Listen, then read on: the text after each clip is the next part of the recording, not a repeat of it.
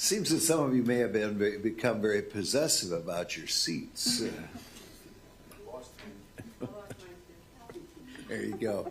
All right, ladies and gentlemen, last night before I dismissed you, I gave you some instructions that you should not discuss the case with anyone, that you should not search any social media, you should not listen to any news reports, listen to radio. Did anybody violate those instructions? If you did, put your hand up. Nobody did. Hey, I got some fantastic news for you folks. My new mixer, which was anticipated to be delivered on Monday, is coming on Friday, which means there is a very realistic carrot cake possibility on Monday. I have a question. I'm not entirely certain you get to ask questions. Is our name listed somewhere that we're on a jury? No, absolutely not. I met somebody last night that knew I was on this. He's a retired officer, and he said he knew I was on it. Unless he was someone who came into the courtroom who made observation of you, another officer perhaps. As you know, there's been many officers coming and going through this, but your names have not been used. That's why, if you recall, numbers have been used. The camera that has been streaming this has not been allowed to capture the jury box, and they've been very, very meticulous about it. So how that information would have gotten out, I have no idea. But other than somebody who comes into the courtroom could have seen you and communicated it. I'm not worried about it, but it's... Okay. All right. Well, there you go. I thought you were going to ask about the cake. Be careful. All right. Carrot cake on Monday, assuming and there may, I don't know, does anybody like peanut butter? All right, I started some peanut butter balls last night, Buckeyes. So those may be, if my wife dips them tonight, we'll have some of those for you tomorrow. There you go. All right, our cake update is completed, and we can get back to the meat of this matter. Call your next witness, please. State calls Trevor Nallett.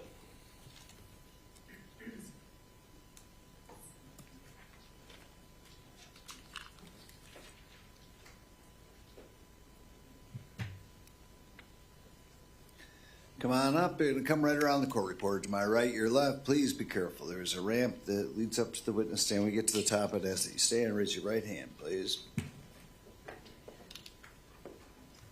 you swear to tell the truth, the whole truth, and nothing but the truth, so help you God? I do. Be seated.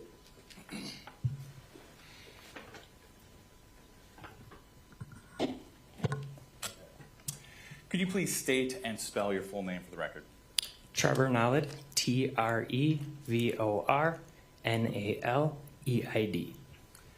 And where are you employed? I'm employed by the Wisconsin Department of Justice at the State Crime Laboratory in Madison. And what is your position with the crime lab? My main job is a senior forensic scientist in the DNA analysis unit, and I'm also a crime scene response team leader. And how long have you been employed there? 15 years. Can you just tell us briefly a little bit about your educational background? Sure. I received my bachelor's degree from the University of Wisconsin-La Crosse in biochemistry, and I have a master's degree from the University of Florida in forensic DNA and serology. And how many cases approximately have you worked in this capacity? I've worked over 550 DNA cases and roughly 55 crime scene response cases as a team lead.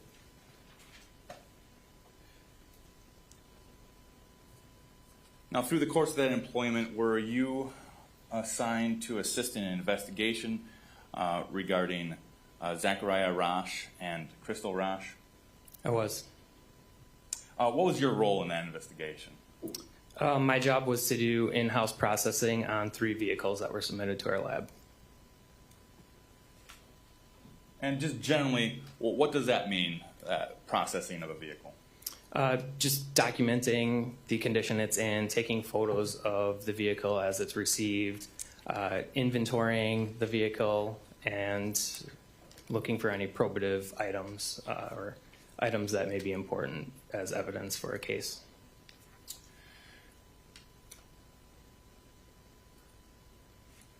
And did you process 3 vehicles involved in this case? Yes, I did. Do you recall what those vehicles were? I do. Can you please tell us? Sure. The first vehicle I looked at was a 2023 Mitsubishi Eclipse crossover, silver in color. Second vehicle was a 2002 blue Dodge Ram truck. And the third vehicle was a 2005 Chevy Cobalt, red in color. And how did the lab receive those vehicles? They were driven down to the lab by law enforcement. Typically, they come in on a flatbed, escorted by a squad car. And in this case, were these vehicles escorted by a representative from the Dodge County Sheriff's Office? I believe they all were, yes. What was the first vehicle that you processed? The first vehicle I looked at was the 2023 Mitsubishi Eclipse. And could you just walk us through the process that you, generally the process that you took in processing that vehicle? Sure. The first thing we'll do is take intake photos. So while the truck's typically still on the flatbed or just inside of our garage, we'll do overall photos. So photos from all angles going around the vehicle from a distance. The next step will be doing individual areas of the car. So we'll open the driver's door, take pictures of the door, the seat. Then we'll do the rear driver's side, the trunk, the right rear passenger, the right front passenger, and then the under the hood if it's necessary. After those photos are taken, we'll inventory everything. So we put out white sheets. We'll write front driver's side, and then anything that's found in that vicinity will get put on the white pieces of paper. Notes will be taken on what was collected, and then photos of the white sheet are taken. And then any testing for evidentiary value, screening tests for blood typically will be completed, and then those items will be collected and packaged up as evidence if found.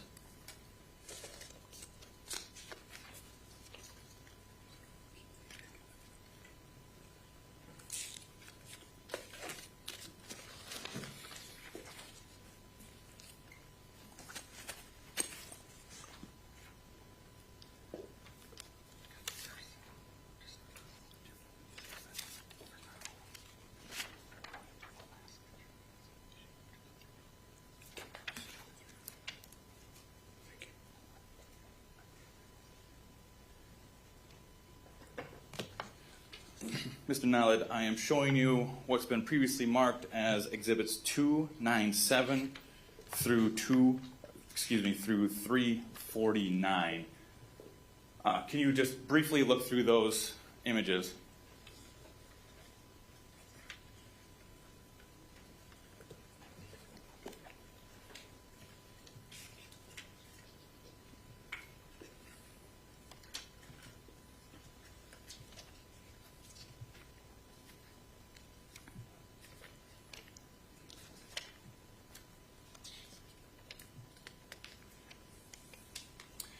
And do you recognize what I just handed you?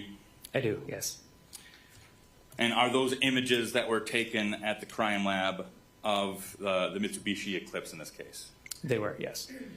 And are those all true and accurate representations of your observations of the Eclipse?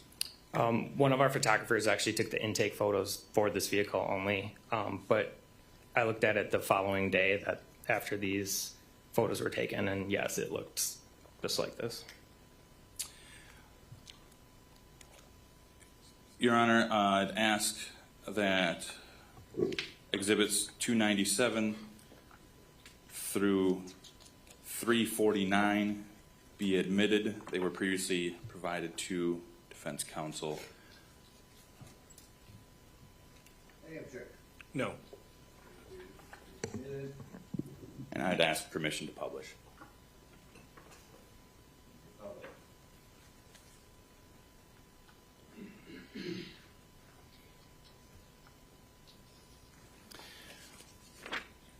All right, directing your attention to the screen, is this the same image as Exhibit 297 in front of you?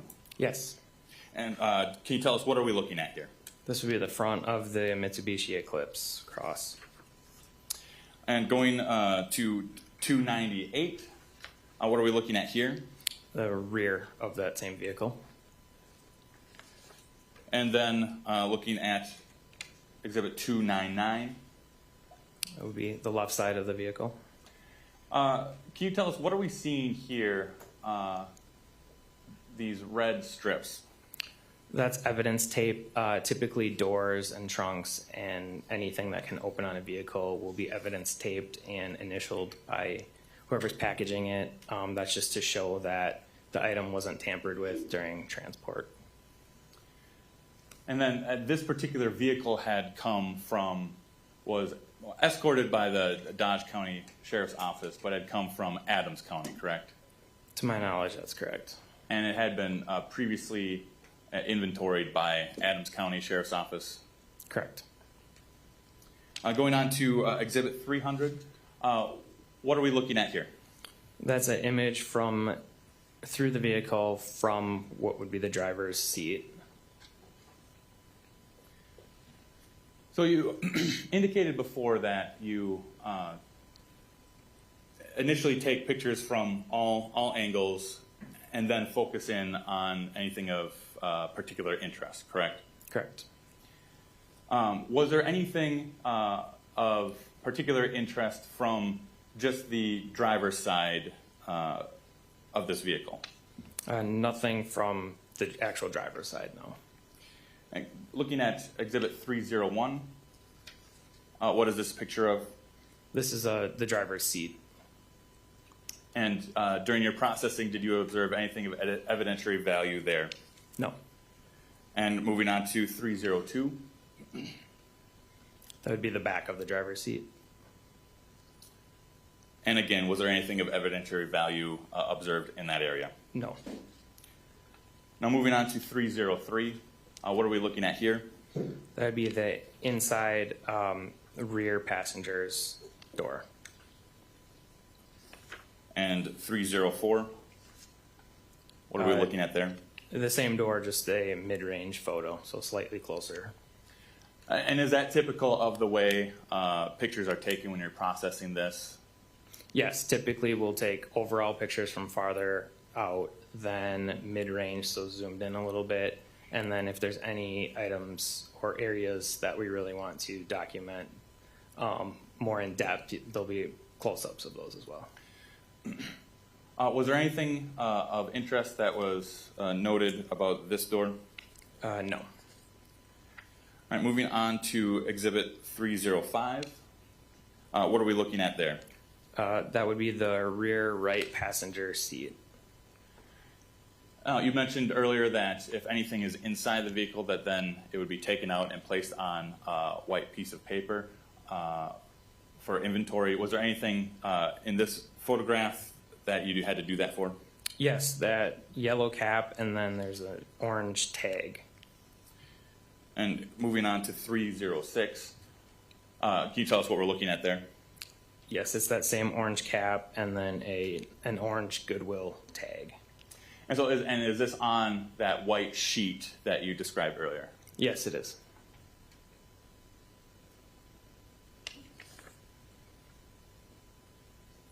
Moving on to 307. What is this an image of? This would be the trunk with the door open. Was there anything of interest in this area? There's an air freshener hanging from the rear hook there. Am I circling that air freshener now? Yes, you are. When you first were processing the vehicle, did you make any observations about it as you opened and got into the vehicle? There was a pretty significant scent of decomposition. And what do you mean by significant? It's hard to describe the smell. Once you smell it once, you'll recognize it every time after. I don't know what else to say. Was it difficult to detect that odor? No, not at all. All right, moving on to 308. What perspective do we have here? This would be inside the front passenger's door. So at this point in the processing, are you simply just opening the door and then taking a picture of how it just as you observe it? Is that right? Yes, without touching anything. Going on to 309. What do we have here? Just a slightly different angle of the previous image. There's a frog stuffed animal in the front passenger seat, and an ice scraper is angled. Moving on to 310. What are we looking at here? Those two items removed from the vehicle and put on the white sheet and photographed as previously explained. Moving on to 311. That's just a close-up of that frog stuffed animal, and there's some reddish brown staining on it. And Your Honor, could we dim the lights for this photo?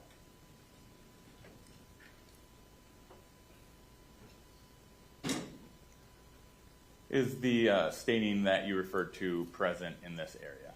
Yes. And then 312, please. And I just want to confirm that the image that we're looking at is the same as is marked 312, 312 in front of you. Correct, yes. Okay. What are we looking at here? The same image of that frog stuffed animal just flipped over. And then moving on to 313. What are we looking at here? A zoomed in image of that same frog stuffed animal.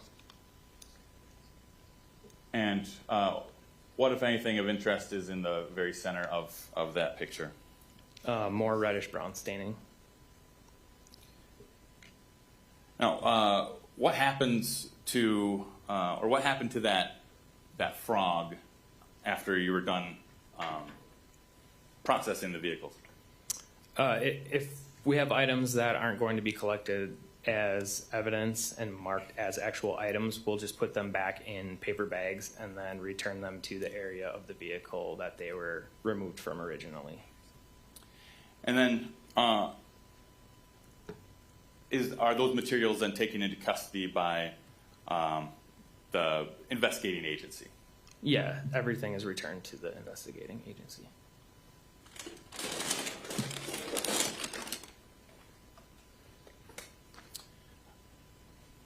Mr. Nallad, are there gloves in front of you?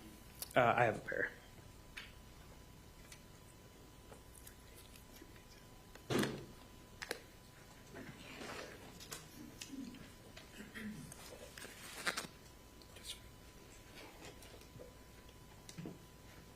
And Mr. Nallad, do you have scissors in front of you? I do not see scissors. All right. Well, I've brought to you what's been marked as Exhibit 380.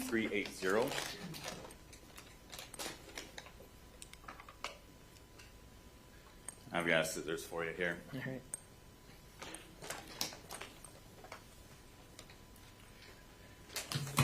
Is Exhibit 380 currently in an evidence bag? It's in a large paper bag. And is that sealed with evidence tape? Yes, it is. Could you please open that bag?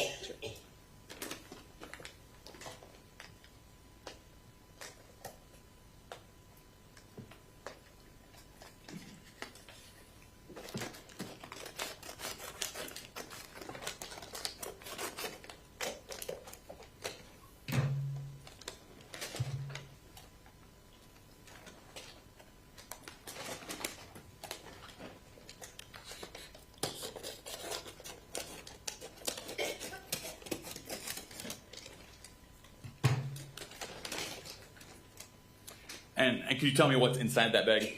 It appears to be, excuse me, it appears to be that same frog stuffed animal.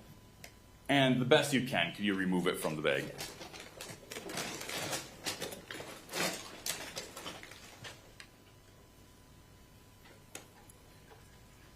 And if you wouldn't just mind standing and holding it up.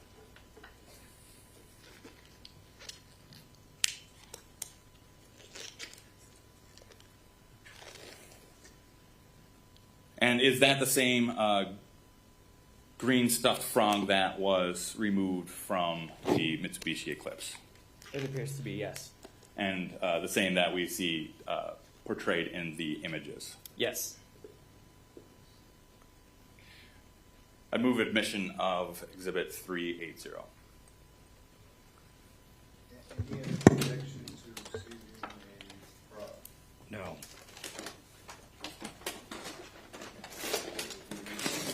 The very first time In 18 years, I'm receiving a fraud into the record.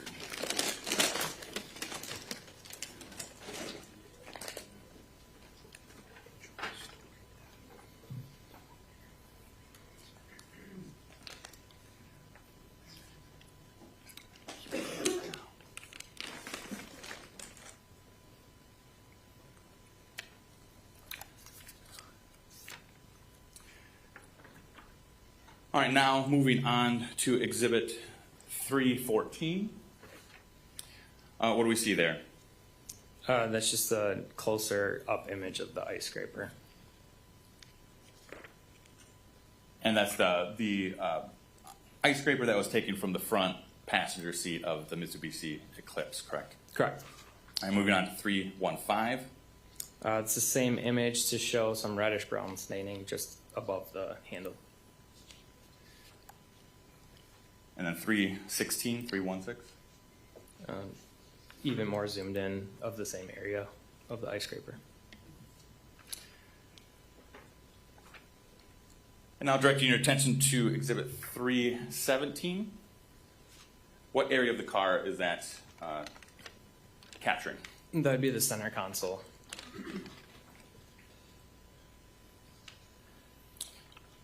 And then 318. Also the center console. And what do we see in that picture in the center console? Those are two vapes. And again, were those removed? Yes, they were. And can we take a look at Exhibit 319? What are we looking at here? Those items, as well as 3 pens that were also in the center console, removed and photographed on the white sheet of paper.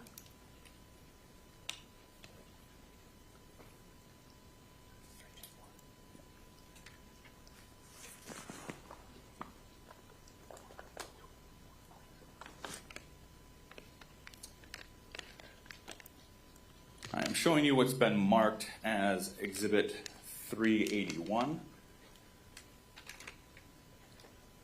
Can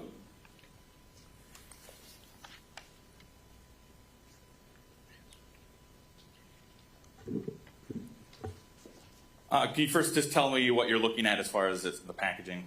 Sure. This is packaging that I packaged on July 1st, 2024. It's labeled with our case number, marker 5, red and black, Oni, I'm not sure how to pronounce it, ONEE stick, Smart 25K strawberry vape. And has that bag been opened? After packaging, yes, it was opened by the DNA analyst in this case. And then is it opened in front of you? Is there a slit on the top? Yes, it is. Okay. And then can you remove the item from inside? And does that appear to be the same vape that was recovered from the Mitsubishi Eclipse? Yes, it does. And when you processed that, then where did that go? What was the next step for that vape? After packaging it, I brought it up to the evidence unit, and then when a DNA analyst takes the case, they'll pick up the evidence from our evidence technicians. I'd move admission of Exhibit 381. No objection. Be received.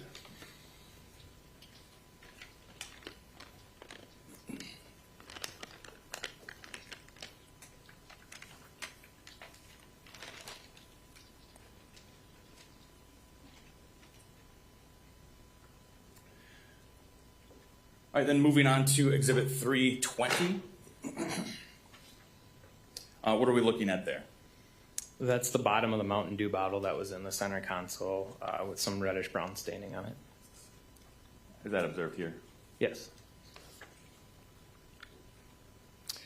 All right, now turning to Exhibit 321.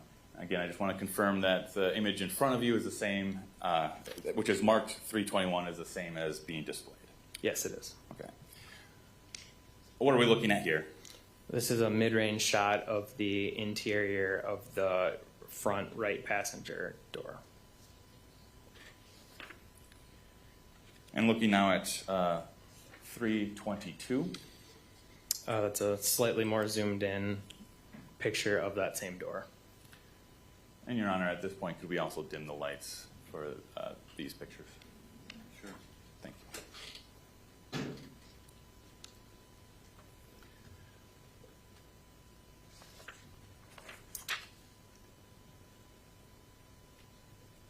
I want to direct your attention to this area here right in the middle. Can you, at this point, just tell us what we're looking at there? Sure. It's hard to see in the picture, but there's some reddish brown staining in that area. And moving on to Exhibit 323, can you tell us what we're looking at there? A zoomed in image of that same area to show the size of any staining. Sometimes we'll put a scale on there, which is what that white sticker is. So when we start seeing these stickers, does that signify that that was part of that next process in processing the car?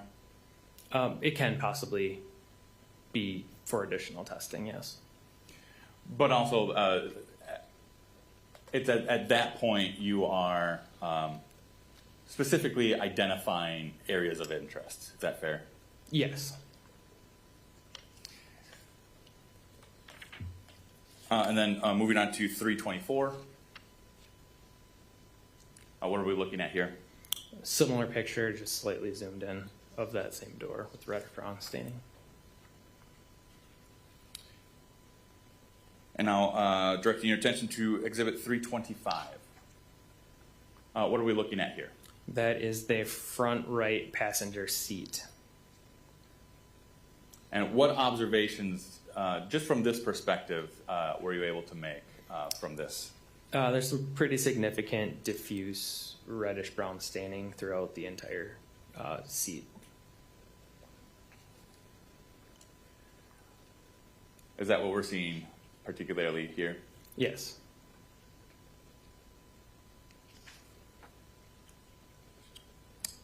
Moving on to 326. What are we looking at here? Basically the same image, just slightly down.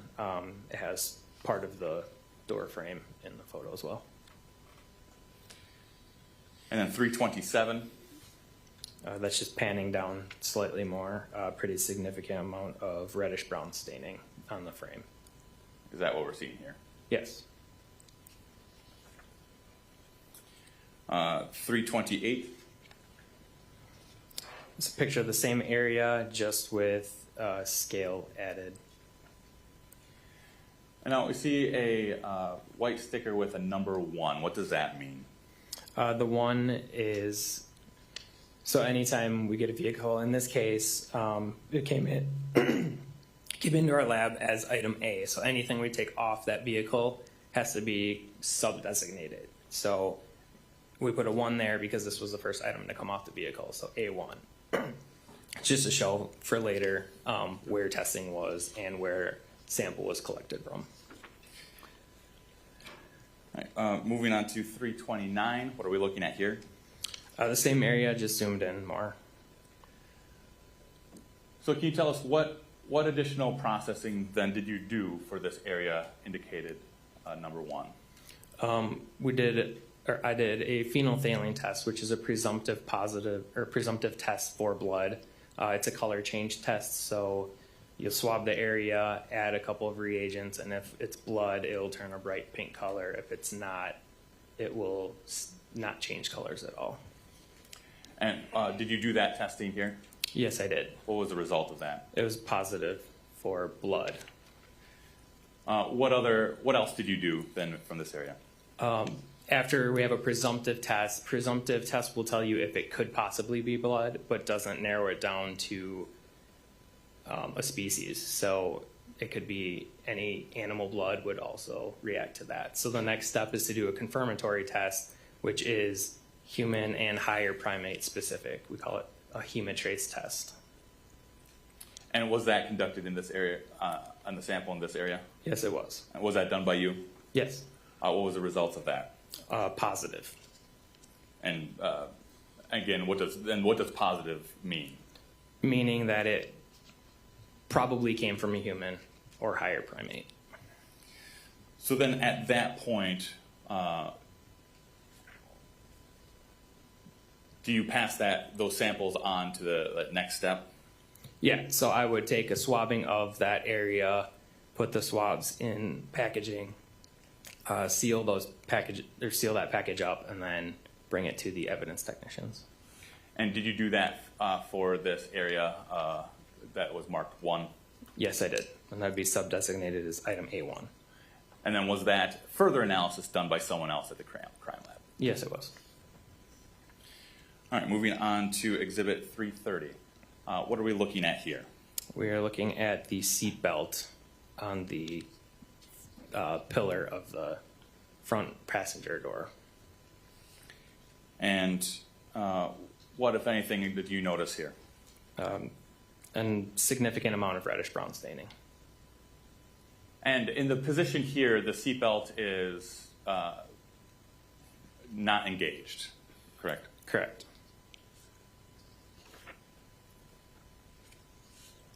Turning now to 331. 331, what are we looking at here?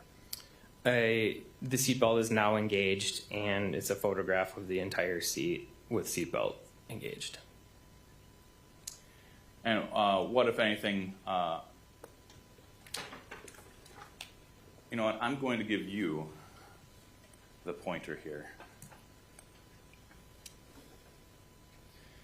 And could you just use that to direct our attention to what you're observing here? And while you're doing that, if you could explain so that there's some kind of record, some kind of reference point to what you are basing, all right? Sure. Okay, so we have pretty significant amount of reddish-brown staining on the seat belt. The main testing that I did was around this area. We take representative samples, so if a test is going to be positive for blood there, we typically assume that areas right around that are also going to be, and that way we're not collecting 100 items from what's probably going to be the same.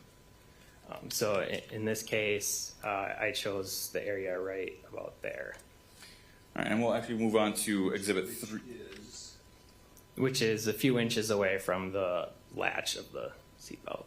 And that's on what we would call the lap belt area. Correct.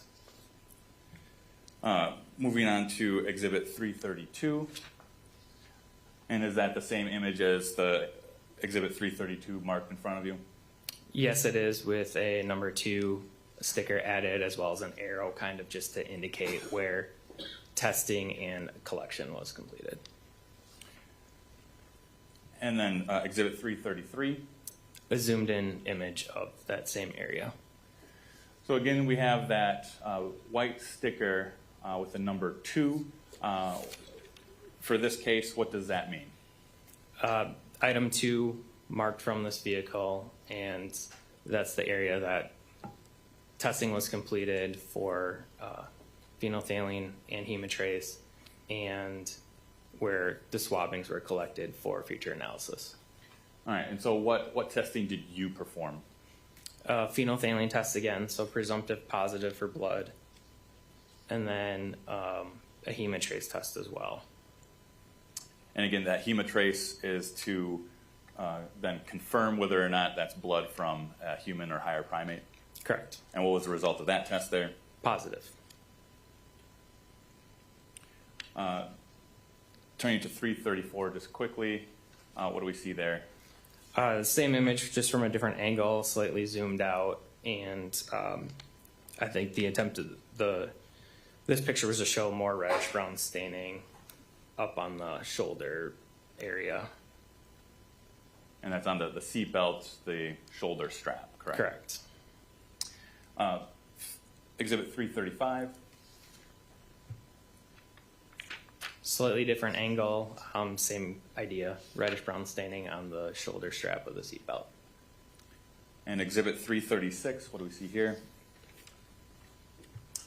Slightly different angle, that's where the seatbelt retracts to. All right, and now moving on to Exhibit 337. What portion of the vehicle is this? This is a vent on the front right passenger dashboard. Now looking at 338, what do we see there? This would be the same area, just with a scale and number 3 sticker added. Looking at 339, is that the same but just zoomed in? Yes, to show reddish brown staining right there. And so there's a small kind of a ruler sticker showing increments 1, 2, and 3. Were you indicating to a reddish stain just above the about 2 mark on that? Yes. All right, so again, we see here we see a sticker number 3. What does that signify for this case? This is the third area that items were collected from. So a swabbing of this area was also completed and packaged up as item A3. Did you do any additional testing in this area? I believe I did a phenolphthalein test, so a presumptive test for blood, and that was positive. And was that all the testing that you did for this area? Yes.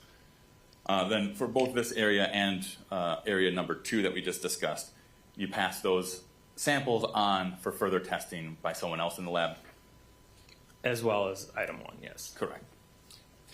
All right, now looking at 340, 340, what are we looking at here? This would be the top of the front right passenger door.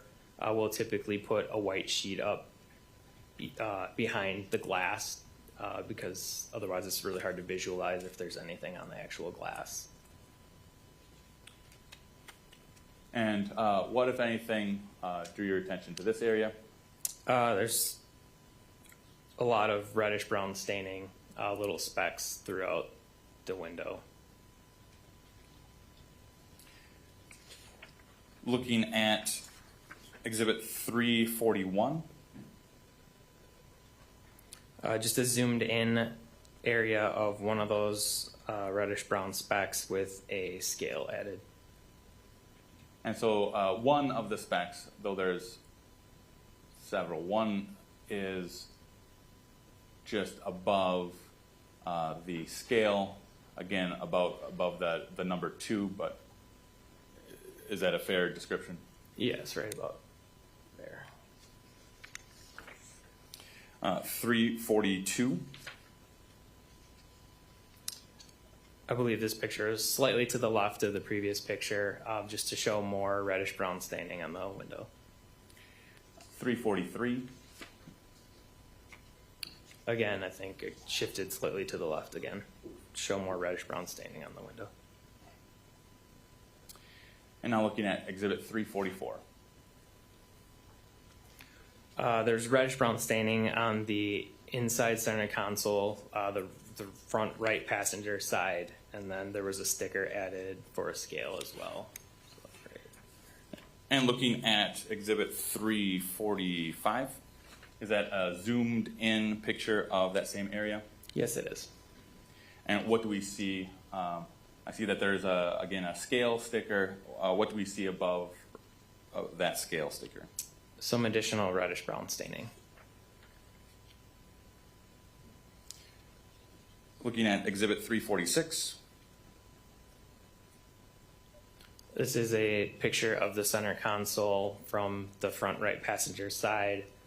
The Mountain Dew bottle would have been removed at this point. Inside the cup holder, there is some additional reddish brown staining, so a scale was placed in there as well. And looking at Exhibit 347, is that a zoomed in picture of that same area we were just looking at? Yes, it is. And then what do we see above, or about the one of that scale sticker? The reddish brown staining that I was talking about, right there. And then Exhibit 348. That's underneath the front right passenger glove box. There is some reddish brown staining, and there's a scale placed there as well. And then 349. It's difficult to see, but is that a zoomed in image of the last image that we saw? It appears to be, yes.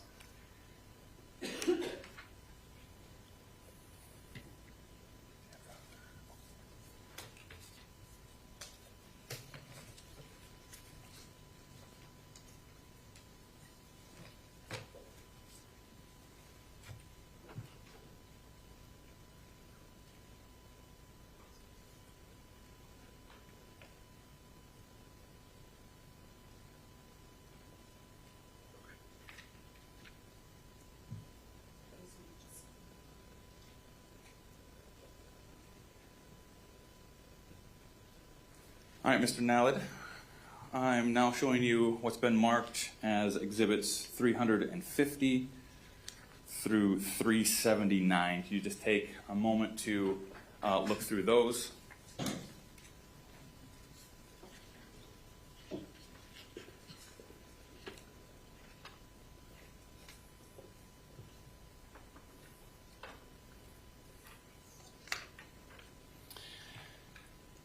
Do you recognize those images? Yes, I do. And what are they? These are the images of the second vehicle that I photographed. It's the 2002 blue Dodge Ram 1500. And then just directing your attention to exhibits, specifically 3, 6, 7, and following. Are those images from the third vehicle?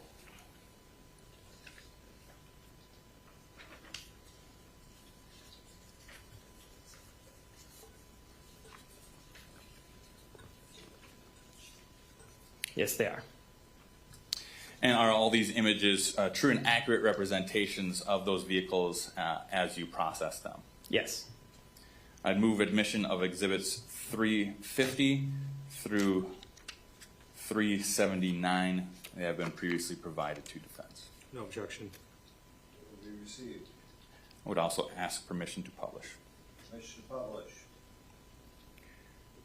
All right, now directing your attention to exhibit 350, 350, is that image that's displayed the same as the image that's been marked as 350? Yes, it is. All right, and what do we see there? This is an image of the vehicle on a flatbed truck right outside our garage at the Madison Crime Lab. And so is this the way that the vehicles would be transported to the crime lab? Yeah, it's common for them to arrive like this. And in this case, we see yellow tape. along the seams of the doors. Can you tell us about that? Sure, it's the same idea as the evidence tape. Basically, it's just to show that the item wasn't tampered with during transport. All right, moving on to Exhibit 351. What are we looking at here? This is the rear of the truck. And then looking at Exhibit 352. What are we looking at there? This is what was in the bed of the truck with the tailgate down.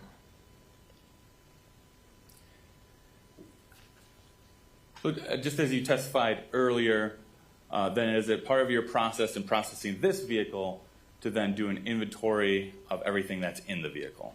Yes. Looking now at Exhibit 353. What perspective of the back of the trunk does that show us there? This is a zoomed in image of the left side of the truck bed.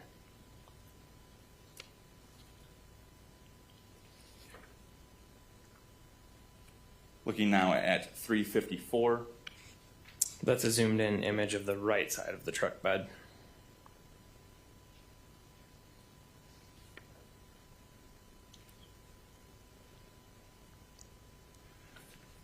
Looking at 355. This is items removed and put onto the white paper for photographing.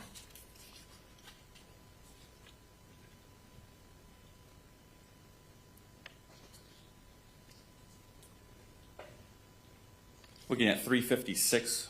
What are we looking at there? It's the OxyClean Arm & Hammer stain fighter, and there's some reddish brown staining on the handle.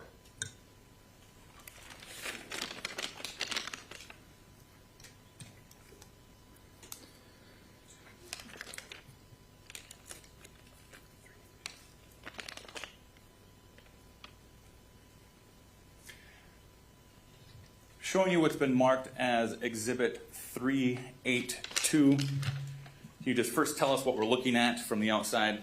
Sure.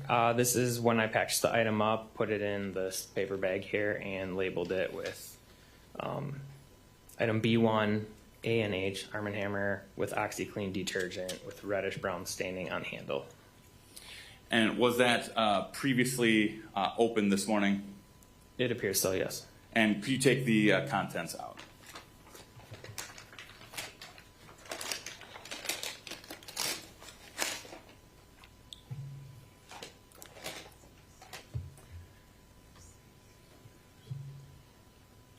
Now, is that the same, does that appear to be the same Arm & Hammer detergent that was retrieved from the back of the Dodge Ram? Yes. And so then, what happens to that after you're done with it, I guess? After I'm done with it and it goes to the evidence technicians, the DNA analyst would pick it up and typically would swab the area in question of the reddish brown staining in this instance.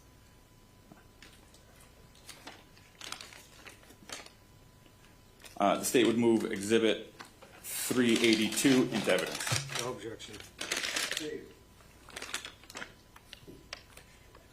And so then in this case, this physical item is passed on to other analysts at the lab, correct? Correct.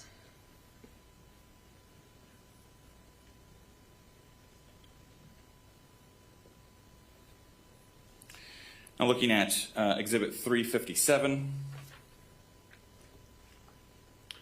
what do we see in this picture? This is like Bissell, I believe is Bissell, carpet cleaner, I believe, and a few other things. Gas can. And to your knowledge, is well, can you tell us where the gas can is in this picture? The top right of the image. So in the top right, there's a dark red canister. Is that what you're indicating? Right there, yep.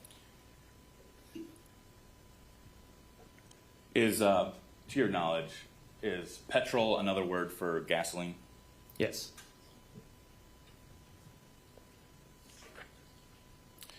Turning to 358, what is that? This is an attachment for that carpet cleaner. There's reddish brown staining on it. And looking at 359, Also appears to be part of that carpet cleaner with reddish brown staining.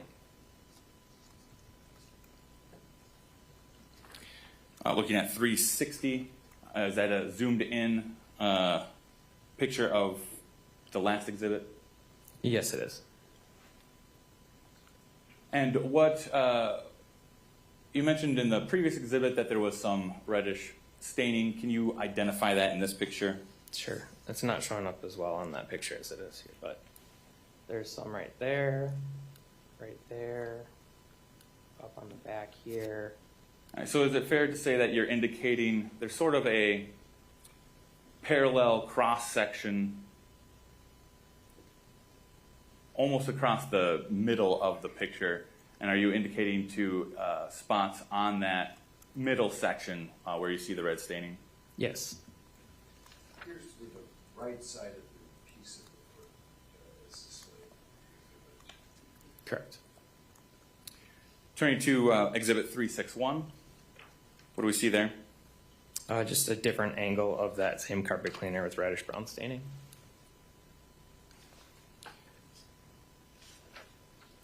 Exhibit 362. Again, another angle with reddish brown staining on the handle. And is that at the very, there's a distinct white portion of that handle, and are you indicating to the bottom of that white handle portion? Yes.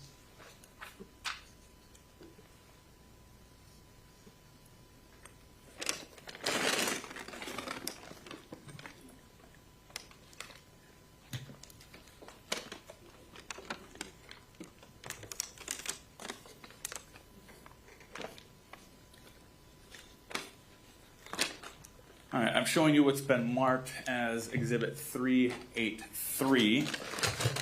Can you first tell me what you're looking at there just based on the packaging? Yep, this is a brown paper bag that I packaged the item in on July 3rd, 2024. I labeled it item B2, Hoover carpet cleaner with reddish brown staining.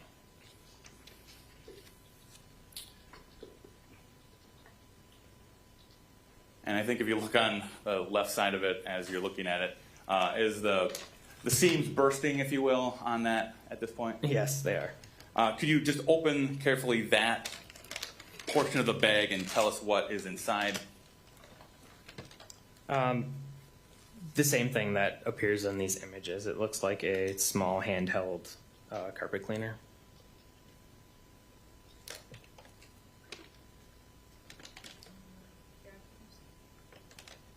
All right, and I know there's multiple pieces within, but could you remove, best you can, the item?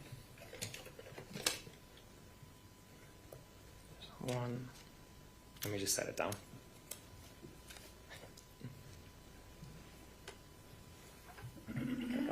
Yes.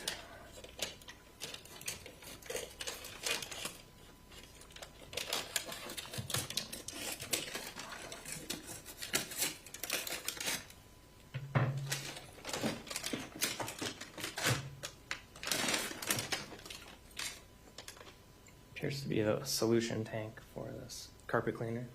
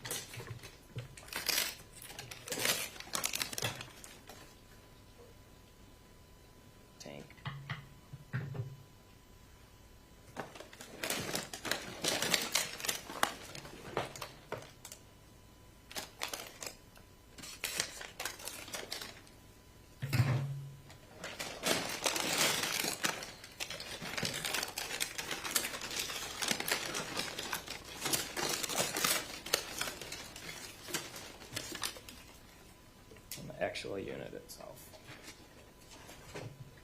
So then, this appeared to be the unit that you removed from that Dodge Ram. Correct. And so, walk us through just briefly then the process when you take that item. I just packaged it up as is, labeled what it was, and sent it to the evidence technicians. At this point, I looked at the previous vehicle and had those positive heme trace results, so the confirmatory test for blood. At this point, I was comfortable not screening it and collecting it. If it ended up not being blood later, that would be for the DNA analyst to determine. And so then, after this is processed and collected by you, you pass that on to another person at the crime lab for further analysis. Correct. Brought it to the evidence technicians, who would then pass it on to the DNA analysts whenever they were assigned. All right, I would move admission of Exhibit 383. No objection. Say it.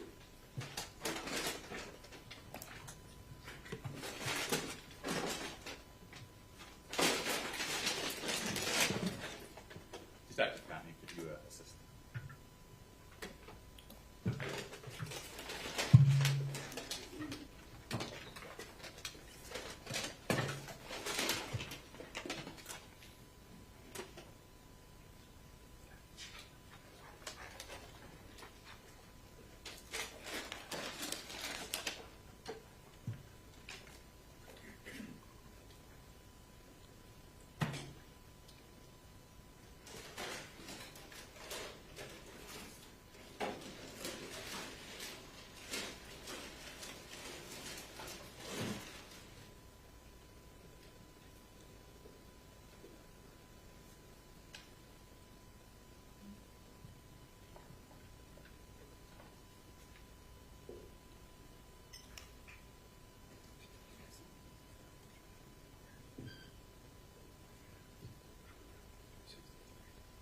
All right, moving on to Exhibit 363.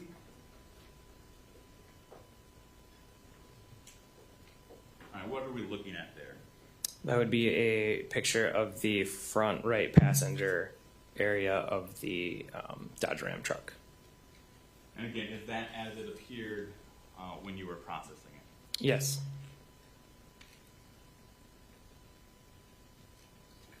Looking at 364, what do we have here? A pile of paperwork, various receipts, envelopes. Now again, you take all those items and then inventory them and lay them out on the white sheet of paper. Correct. All right, looking at 365, what do you see there? A couple of CDs and a Walmart receipt.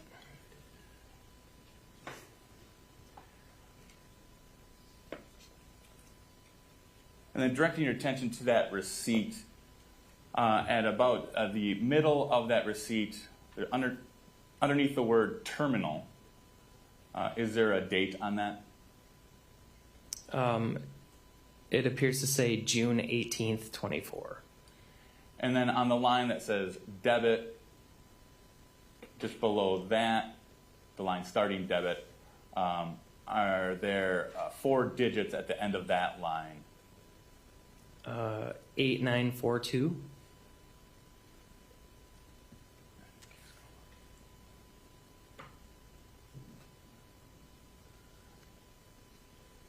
And just looking at the items on that receipt, do you see the words tire fee and new tire? Yes. All right, turning now to Exhibit 366. Was this an item also found in the Dodge Ram? Yes, in the front right passenger area. And just looking at that, what does that look like to you? Wisconsin registration for a vehicle.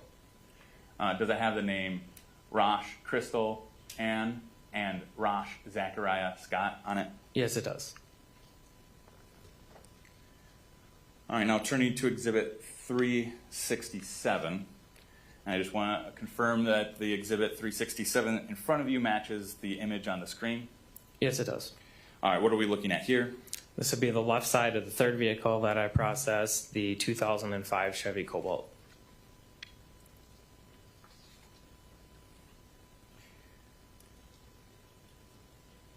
368. The right side of that same vehicle. And then 369. That is a picture of the front of that same vehicle. Exhibit 370, what's that there? 370 is a picture of the Cobalt from the rear with the trunk open and doors open as well. 372. I believe that's 371. Yep. So, all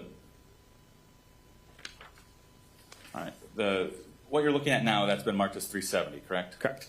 All right. And then 371. 371 is the trunk contents of the Chevy Cobalt. And then 372. Also, more trunk contents of the Cobalt. Exhibit 373. That's with the items removed and placed on white paper and photographed. And just starting at this picture here, at the top of the laid out sheet, just to the left of the word trunk, can you tell us what those two items are there? Those appear to be receipts. Looking at Exhibit 374.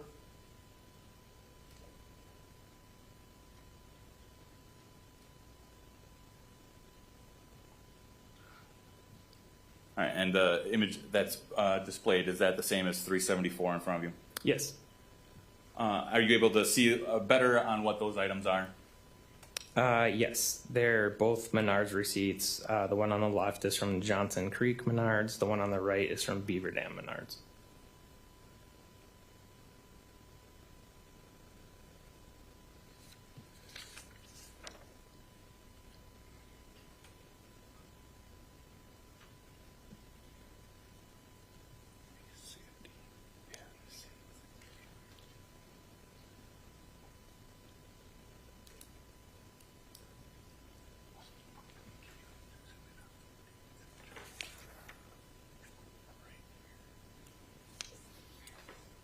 All right, I just want to start on the one on the left as we're looking at the screen.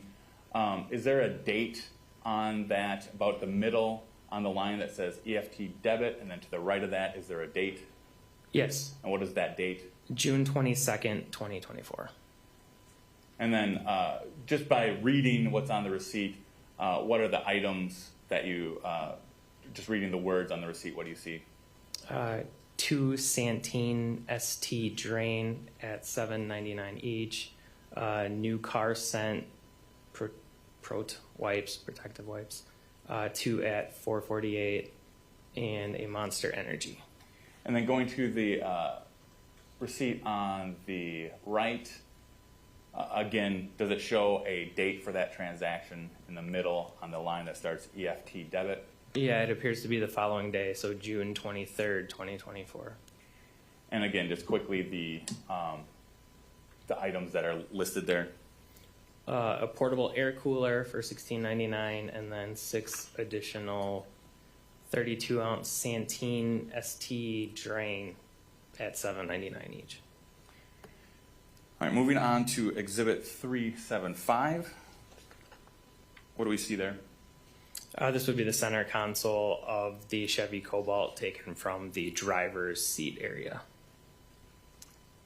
Exhibit 376. Picture of the same area, just from a slightly different angle. And again, this is all these items then you would take out in inventory. Correct. Moving on to 377. That is the items removed from the vehicle and photographed on the white paper. 378. Is that a close-up of one of the items? Yes, this was the phone charger that was plugged into the cigarette outlet. And then Exhibit 379. This is a zoomed-in image of that charger that was plugged in. There was some reddish-brown staining. And it appears in the very center of the image, two wires almost make an X. They intersect But is that where you're indicating the red stain? Yes.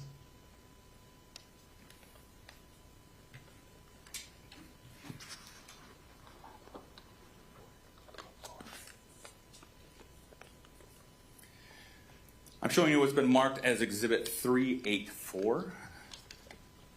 Take a look at that, please.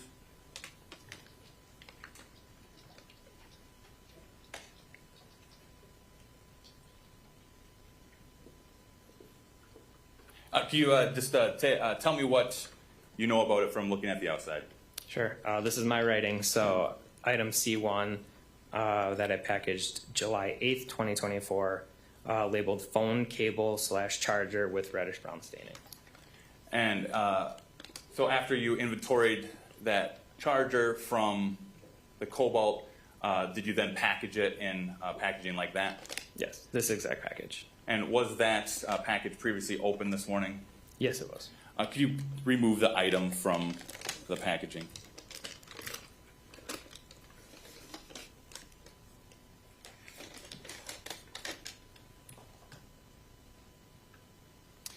And does that appear to be the phone charging cable that you removed from the Chevy Cobalt? Yes, it does. And again, then did you pass that item on to other members of your lab for further analysis? Yes. After I packaged it and sealed it up, I brought it to the evidence technicians, which eventually passed it on to the DNA analyst. All right, could you replace the item into the bag?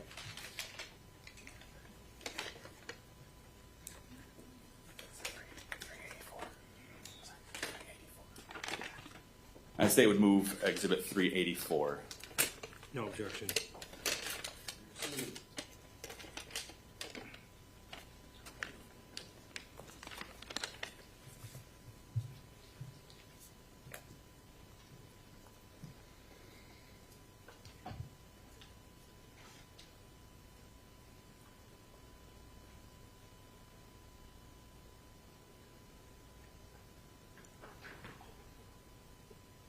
I have no further questions. Thank you.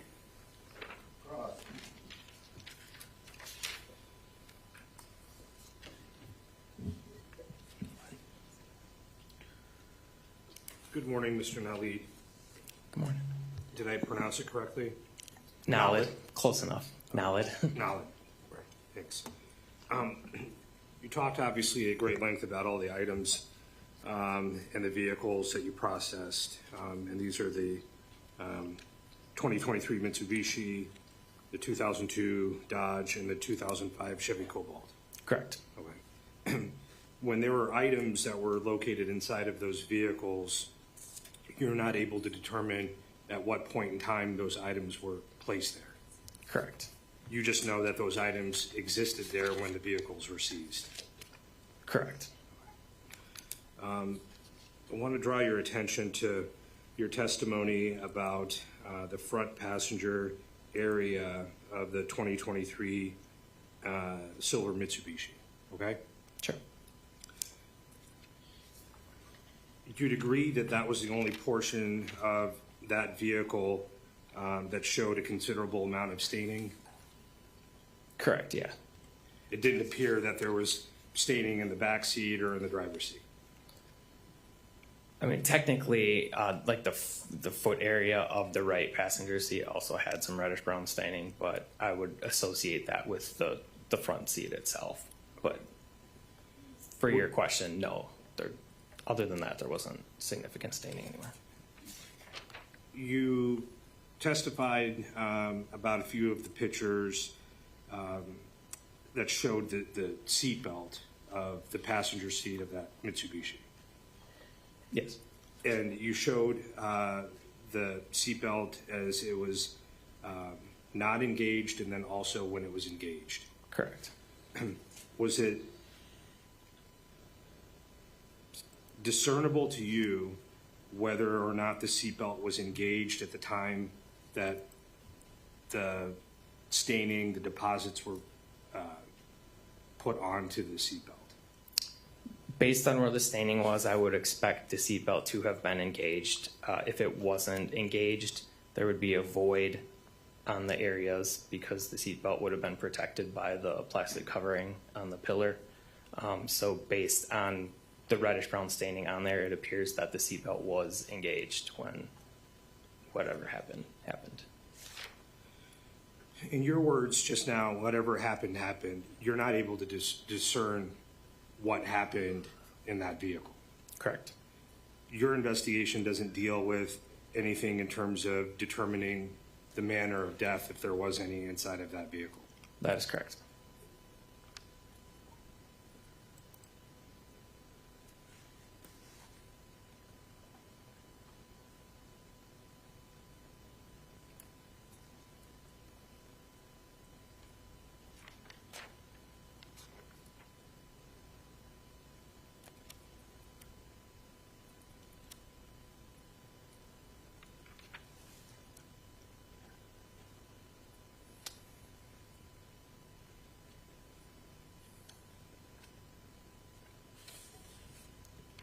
I don't have anything further, Judge. Thank you, Mr. Allen. Redirect. No redirect, thank you. All right, you can step down. All right, ladies and gentlemen, I think at that point, or this point, we'll take our 15-minute morning break.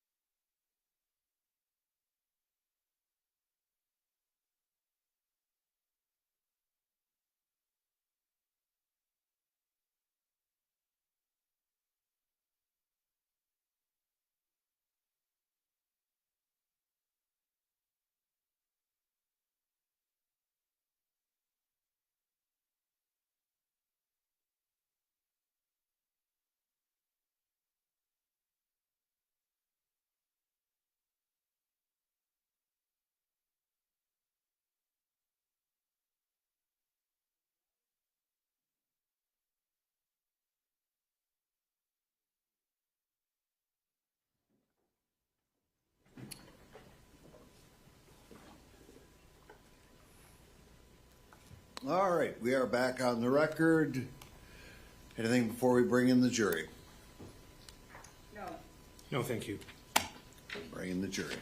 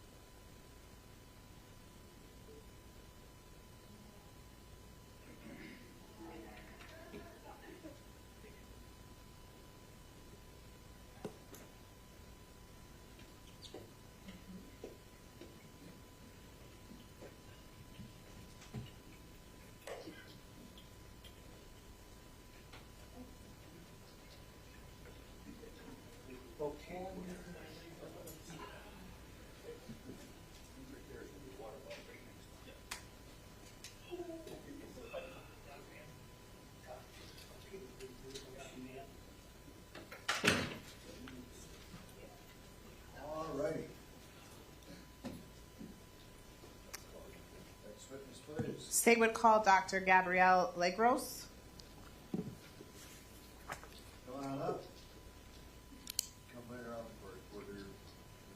There's the ramp there. When you get to the top, stand and raise your right hand, please. Do you swear to tell the truth, the whole truth, and nothing but the truth, so help you God? I do. You may be seated.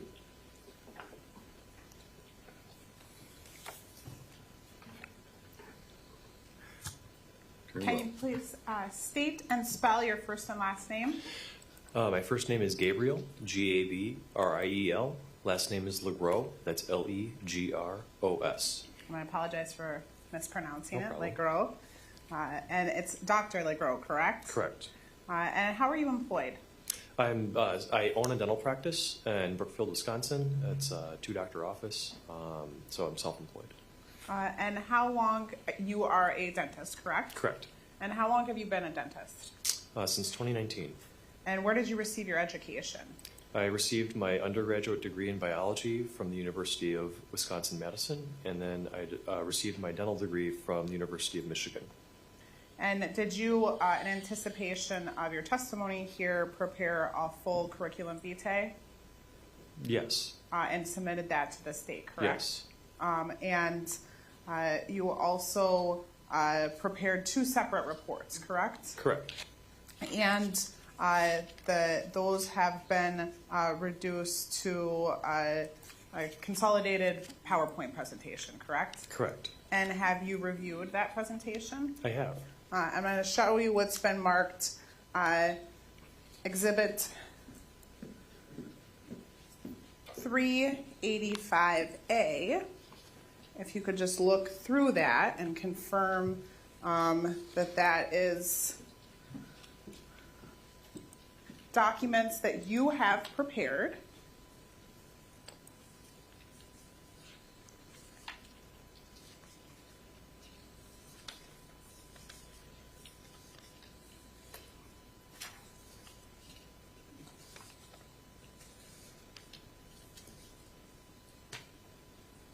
Yes. And at this point, I would move 385 into evidence, which is the PowerPoint presentation, as well as 385A, which is the paper PowerPoint presentation, and permission to publish 385 to the jury. No Any objection? No, sir. They will be received and can be published. So I'm just going to go to the first page of that PowerPoint. And what are we looking at here? That is just my CV that details my educational background and work experience. And your CV is much longer than this one page, correct? Correct. And now, are you also what one would consider a forensic dentist? Yes. And what is forensic dentistry? Forensic dentistry is generally boils down to the identification of somebody via dental records. There are other circumstances where sometimes my expertise will be asked, but the vast majority of cases is me comparing antemortem dental records to postmortem dental records that I take myself personally. With the antemortems, being obtained from a dental practice, dental office. And what, did you receive some special education for that, or what type of training goes into becoming a forensic dentist? To become a forensic dentist, you typically need to have a relationship with law enforcement or an existing forensic dentist and work with them. There's no official education that you can attend aside from going to dental school. You can go for board licensure in forensic odontology. That's a bit more rare, but for many forensic dentists, it's something where they correspond and work with local law enforcement to assist. And in my case, I worked with two board licensed forensic odontologists, Dr. Gary Berman out of Wayne County in Detroit while I was in dental school. I'm sorry, Dr. Berman, could you spell his last name for me? Berman, and it would be under internship experience from 2016 to 2019 on page 1, that CV. And then when I moved back to Wisconsin in 2019, I shadowed and worked with Dr. Don Simley and shadowed many cases with him. And Simile is also Correct. on there. Listed underneath Dr. Gary Berman. And that's Simley, is that correct? Correct. And now, do you basically work on your own as a forensic dentist? Correct. And do you consult with law enforcement here in the state of Wisconsin? Yes. Say, in the past 5 years, approximately how many cases do you think you've consulted on? 70, 80, maybe? And do you always have to testify? No. In fact, how many times have you testified? Counting this one? One. Yes. One? One. And why don't you always testify? What are the circumstances sometimes when you... Well, a lot of the cases that I'll identify are like a car fire, for example, or a house fire, or where someone passes away and there's no criminal case necessary. So I work on cases, someone drowns or someone passes away and they're no longer visually identifiable. So can you repeat your question? I want to make sure I answer that properly. How many times have you testified as a forensic dentist? This is the first time. Yeah. But you've consulted with law enforcement on many cases. Yes, and typically my correspondence is through the medical examiner a lot of times. It's sometimes law enforcement will contact me, but a lot of times it'll be a medical examiner or a pathologist that'll reach out. And when you are asked to consult, do you sometimes go directly to the crime scene to do your consultation? Sometimes, yes. And then sometimes are you just sent the tooth or the full jaw if that is available? I promised my wife I would never do dental ID at our home, so I go to the medical examiner to do that. So typically remains are located at the medical examiner's office, and I will go to the medical examiner. Direct you to a scene that occurred in Dodge County in June of 2024. So I think starting on June 26th of 2024, were you contacted by the medical examiner's office in a case in Dodge County? Yes. And did you actually go to the scene in that case? I did. And while on scene, do you remember the approximate location of that scene? I just recall it being, I believe, in red granite, I think. Is it Or- in Kleiman, Wisconsin, on Or Wood Kleiman. Road? I, with my ADHD, I don't have a great sense of direction, but I do remember the burn pit, and I remember a doghouse next to the burn pit in the backyard. And were there any teeth located on scene when you were present? No. Were you later advised that they had located a tooth on scene? Yes. And were you sent that tooth? I was not sent the tooth directly. I came to here, or the medical examiner's office, I think, right next door, and that's where I examined the tooth. So I'm going to show you some pictures that have been previously marked. So Exhibit 47, 48, and 49.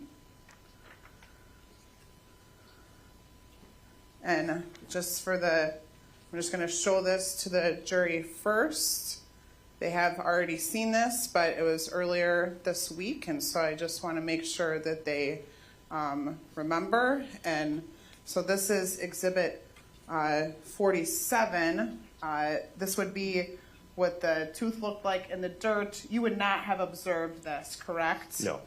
But then I'm going to show you 48 and 49. Is this about what the tooth looked like when you received it? Yes. So again, we're going to go old-fashioned showing of photos of the jury, just walking right by them. We've previously seen these earlier this week on the overhead. So you get this tooth. Well, you come to Dodge County to look at this tooth.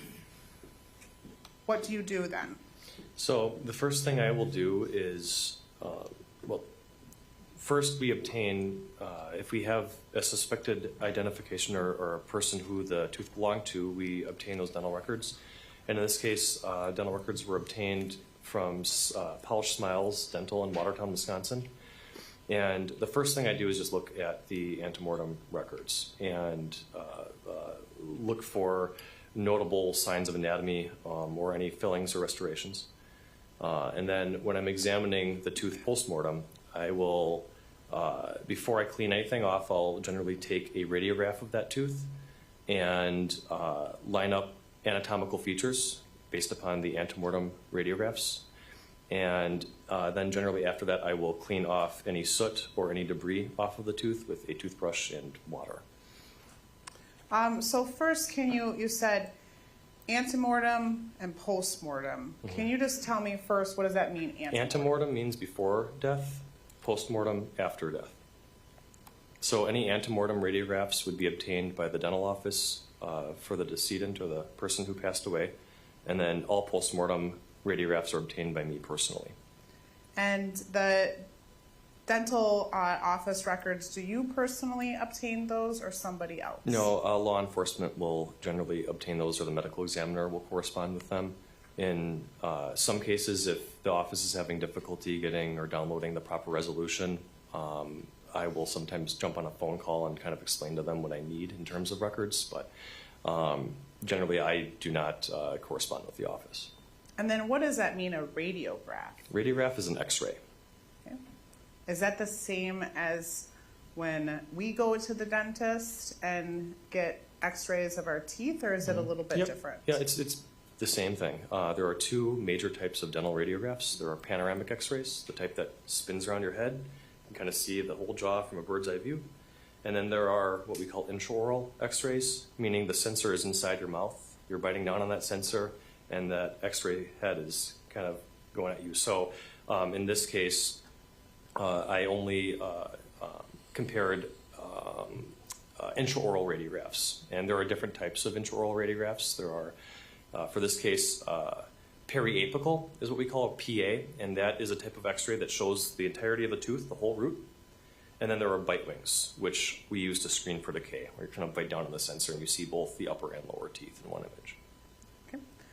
So I'm going to go to now slide 2 of Exhibit 385. What are we looking at here? This is the cover letter for the first report that I wrote when I examined tooth number 15, which is an upper left second molar, back So- tooth. So we'll just zoom in just a little bit on this, and this letter tells us a couple things. It tells us first how many radiographs were taken, correct? The Yes. total post-mortem Correct. radiographs. Mhm. And how many post-mortem radiographs did you take in this case? In this case, 28. And then you testified to it already, but this letter tells us where we obtained the dental records from, correct? Correct. And then you note in the letter who you obtained the dental records of. So who our suspected victim is, basically, correct? Correct. And who was that suspected victim? The suspected victim was Crystal Rasch. And you confirmed her date of birth as well in Correct. this letter. Yeah, which is August 17th, 1986. Okay, and then how many total pre-death radiographs did you have from her dental office that you used to compare? You know, I would have to look. I only compared the relevant radiographs. Generally, when I get them, sometimes it'll be 4 bite wings sometimes. Most adults, when they go to the dentist, will have 2 x-rays on each side taken. In this case, the only tooth that I had to compare to was the upper left far back tooth. So for this report, I was only comparing 3 images. So I couldn't tell you how many exactly I got from the office 2 years ago, but the relevant antemortem images were 3 of them, which are all detailed here. Okay, so now going to the next slide. What are we looking at here? So this is an image of a periapical x-ray, or a PA is what we call it sometimes. That's the type of x-ray where you see the entirety of the tooth, the whole crown and the root. And the image on the left-hand side of the screen, where a little 15 is pointing, an arrow is pointing. Oh, yep, Would you have it your be laser helpful if I pointer did right this? there. So if you could just Okay, use so this is tooth number 15, the upper left far back tooth. And just for the purposes of comparison, what I will do is I will crop and zoom in on the relevant tooth. So that's what this is up here. On the left-hand side are the antemortem images, meaning before death. On the right-hand side are the postmortem images, the ones that I took. Now, on the top and the bottom, these are the same images. The only difference is the top, I have drawn out the relevant areas of anatomic similarities. The bottom images are just so that anybody can kind of look and see without any obstruction on either image. So when you looked at the antemortem image and the postmortem image, were you able to determine whether or not that was the same tooth? Yes, it is my professional opinion that this is the same tooth, both antemortem and postmortem. If you would like, I can talk through each dotted line. If you could, please, yes. Absolutely. And it's just so it's clear at the bottom of this page, you do talk about what each dotted line is, but yes, if you could just outline that Correct. For each dotted line. Sure. Would it be helpful if we zoomed in on that a little bit more? Yes, please. So just the 4 images together if you scroll up. So the yellow dotted line indicates the buccal or cheek side roots. You have a mesial and distal buccal root. And I should also say the reason I took 28 radiographs and you don't see 28 radiographs on the report is because I take as many radiographs as I need to perfectly replicate the angulation that the antemortem before death x-ray was taken at, so that I could theoretically superimpose the images over one another. And in this case, it just took me 28 tries to get the images that I needed. So the root anatomy, yellow dotted lines, that was very consistent. And then above that, the orange dotted lines detail the canal space for the cheek side roots, the distal buccal and mesiobuccal roots. The magenta or pink dotted line in the middle just outlines the pulp or the nerve of the tooth. And that is actually a pretty unique shape, so that was very consistent. The red circle and green circle both point out what we call incipient decay, or decay that was just starting on either side of that tooth, so cavity. And then the blue dotted line is the topography of the cemento-enamel junction, which is just the junction between the two different minerals of the tooth. You got your enamel around the outside. If you were to strip all the enamel off of a tooth, what you're left with is something called dentin. And that junction between the dentin and the enamel, you can trace and track along, and that was also very consistent. So, and you said that this is tooth number 15 in the left upper. So what does that mean when we're Yes, so thinking about our own jaw? Where is that tooth located? your average adult human being will have 32 teeth. That's counting wisdom teeth.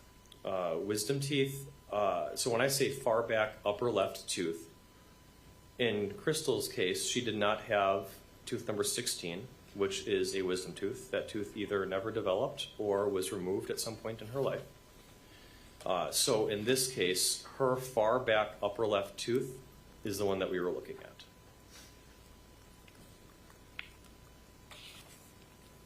Now going to the next slide on your presentation, what are we looking at here? So this is very similar to the first page, but the image that I'm comparing to, the antemortem image, was a bite wing rather than a periapical image, meaning that those x-rays were taken at a different angle, so different anatomy. The tooth itself is skewed in different ways depending on the type of image you take. So in this bite wing, I just replicated that angle and lined up the anatomy as well. So walking through those dotted lines, the yellow dotted line just shows unique root anatomy that lined up. On the this side right here, this details a root concavity. That's what we call it, a little concavity on that side of the root.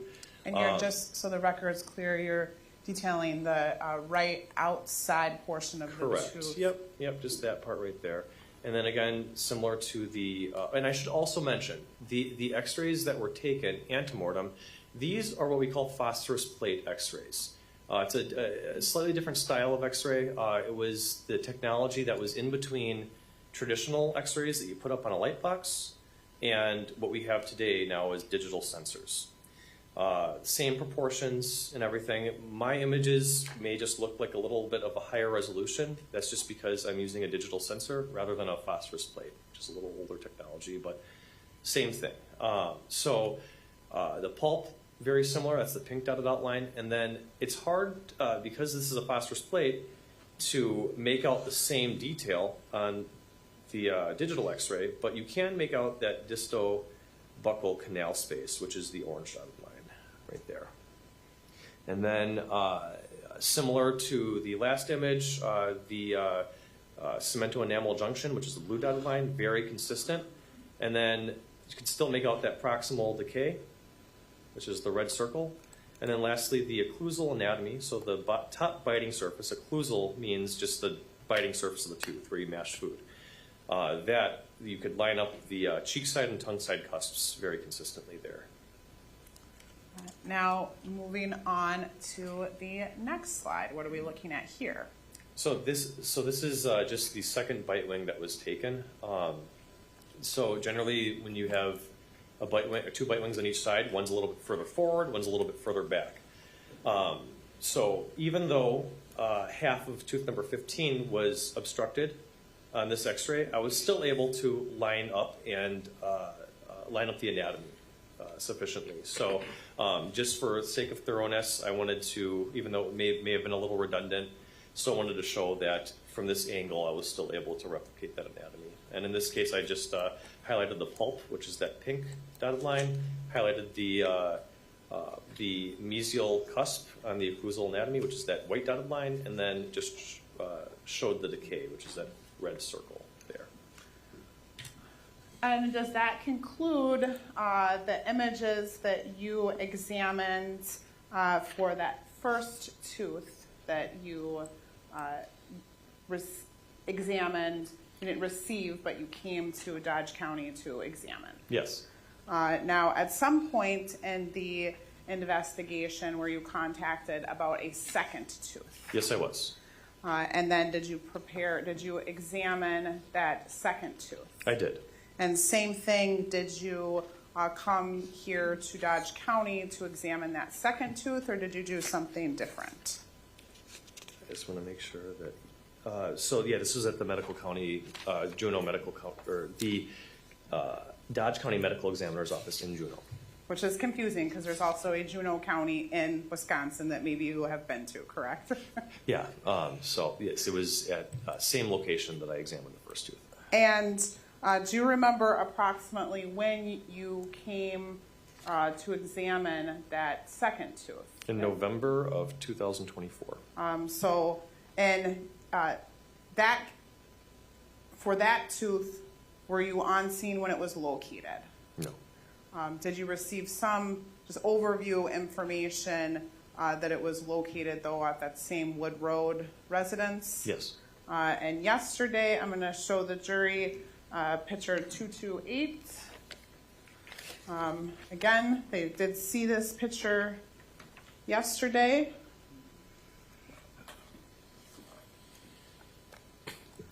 But I will show it to you. That's picture 228.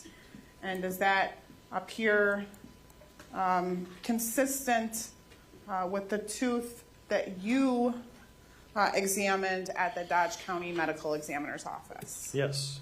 And obviously 228, it's surrounded by leaves.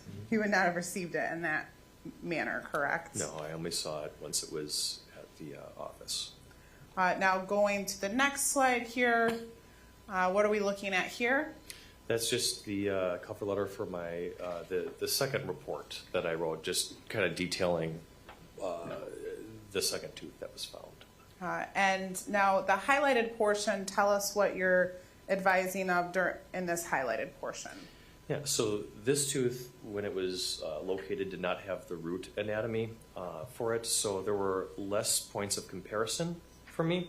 That being said, there were still enough points of anatomy on the remaining occlusal portion that was still existing where I was able to comfortably line up anatomical features from the antemortem radiographs. Did you use the same dental records that you had received from March of 2023 from the Watertown Polished Smiles. Polished Smiles Dental Clinic? Yes. And walk us through the process that you used for this second tooth that you received. Sure. Would it be helpful if we went to the next slide? Yes, it would be helpful. Okay. So coincidentally, this is tooth number 2, and that is the mirrored tooth to tooth number 15. So us human beings are symmetric creatures. So the anatomy for that tooth is just inverted. So comparing on this lower right here, this is tooth number 15, the first tooth that I evaluated. This is tooth number 2, the second tooth I looked at. And you can actually see, like this right here is the transverse groove. You can see that right here. So anatomically, tooth number 2 and 15 looked very, very similar, just inverted. And I took then just a cropped image of, this is the antemortem radiograph that was taken. And I'm sorry if it's a little confusing. The other report had my image on the right-hand side. So the postmortem was on the right-hand side on the other report. And this one, I had it flipped around, so I apologize for that. But this is the image that I took, and as you can see, there's no root structure on this tooth. However, I was able to point out and see consistencies within the cemento-enamel junction and then the occlusal anatomy. And that combined with the first report, enough points of comparison for me to feel comfortable stating that this tooth belonged to Crystal Rasch. And can you just tell me a little bit more what you mean by mirrored tooth? Where would that be located in the jaw? Yeah, so mirrored tooth. So if tooth number 15 for Crystal was her far back upper left tooth, tooth number 2, assuming she didn't have the wisdom tooth there would be the far back upper right tooth. Okay. So just the opposite side, same tooth.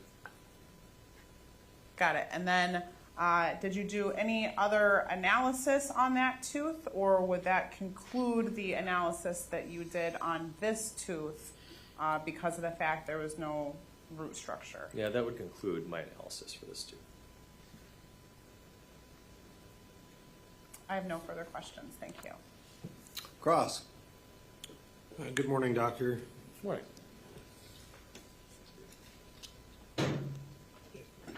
In your role as a forensic dentist, essentially you testified that your job is to examine the ante-mortem and post-mortem radiographs, correct? Correct. And then the primary task that you're assigned to do is to see if you can make an identification of these teeth and hopefully connect it with an individual who is deceased. Correct. With the the only way I will definitively, positively ID somebody is if I'm personally the one taking the postmortem images. I don't trust any other operator for that. So if they want a definitive ID, I have to be the one taking those X-rays. Sure, but identification is the primary task that you're charged with. Correct. In your work, to do the identification, you're not equipped, or your expertise does not lie in manner of death. Correct. No other questions? Redirect.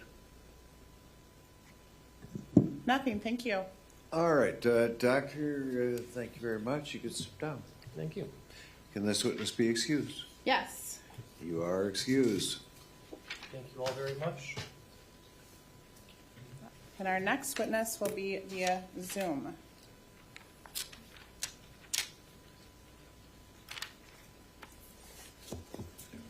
Thank you.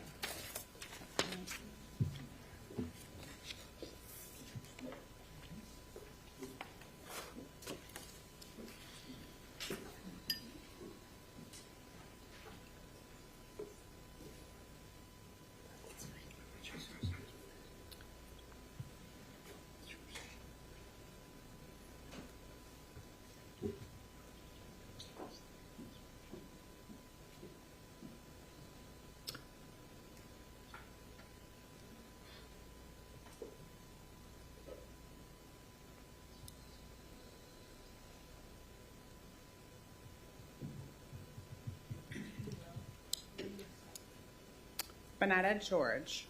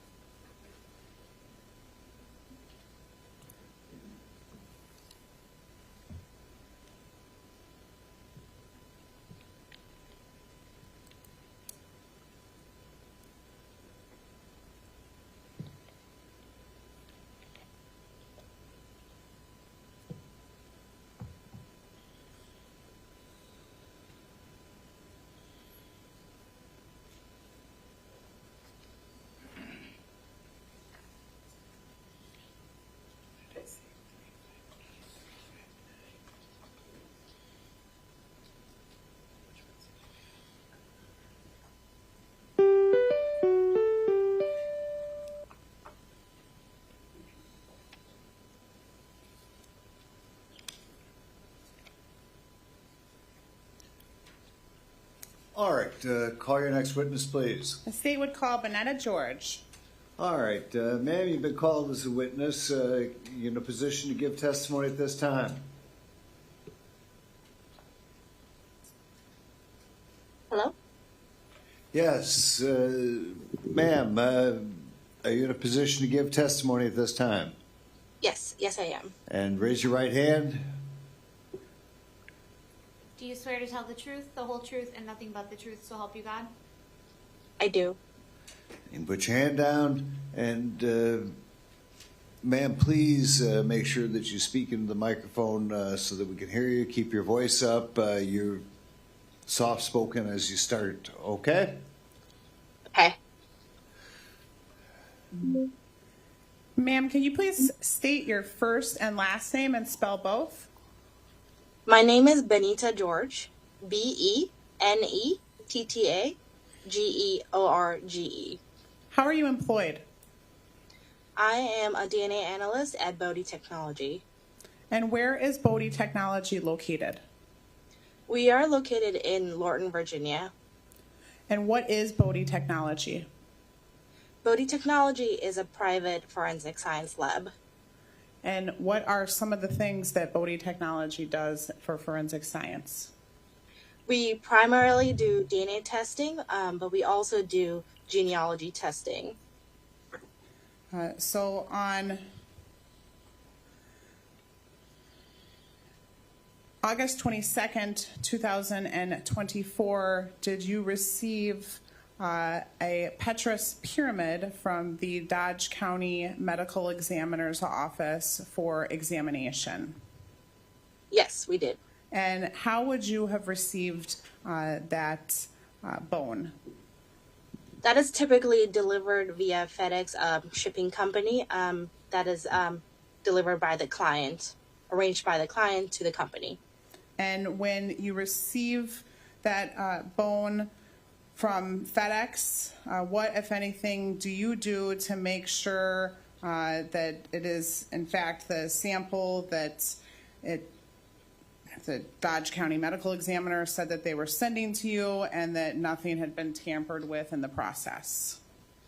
As soon as the evidence is submitted to Bodie Technology, we have a procedure for intake. A team called Bodie Service is our intake team, and they have a form that lists out the evidence that's being submitted, the description of the evidence, any numbers associated with it. And once we receive it, it goes through our first process called accessioning, which is done by our evidence team. So we look at the packaging on the outside. Was it sealed? Did it have any tampering on it? And we begin our chain of custody at this moment as soon as FedEx submits the evidence. And once that's done, the evidence team looks for the numbers that are on the evidence paperwork, and if there's anything on the packaging to confirm these are the same numbers, and then they align. And that's how we confirm at the first stage that we received the items that we were told that we would receive.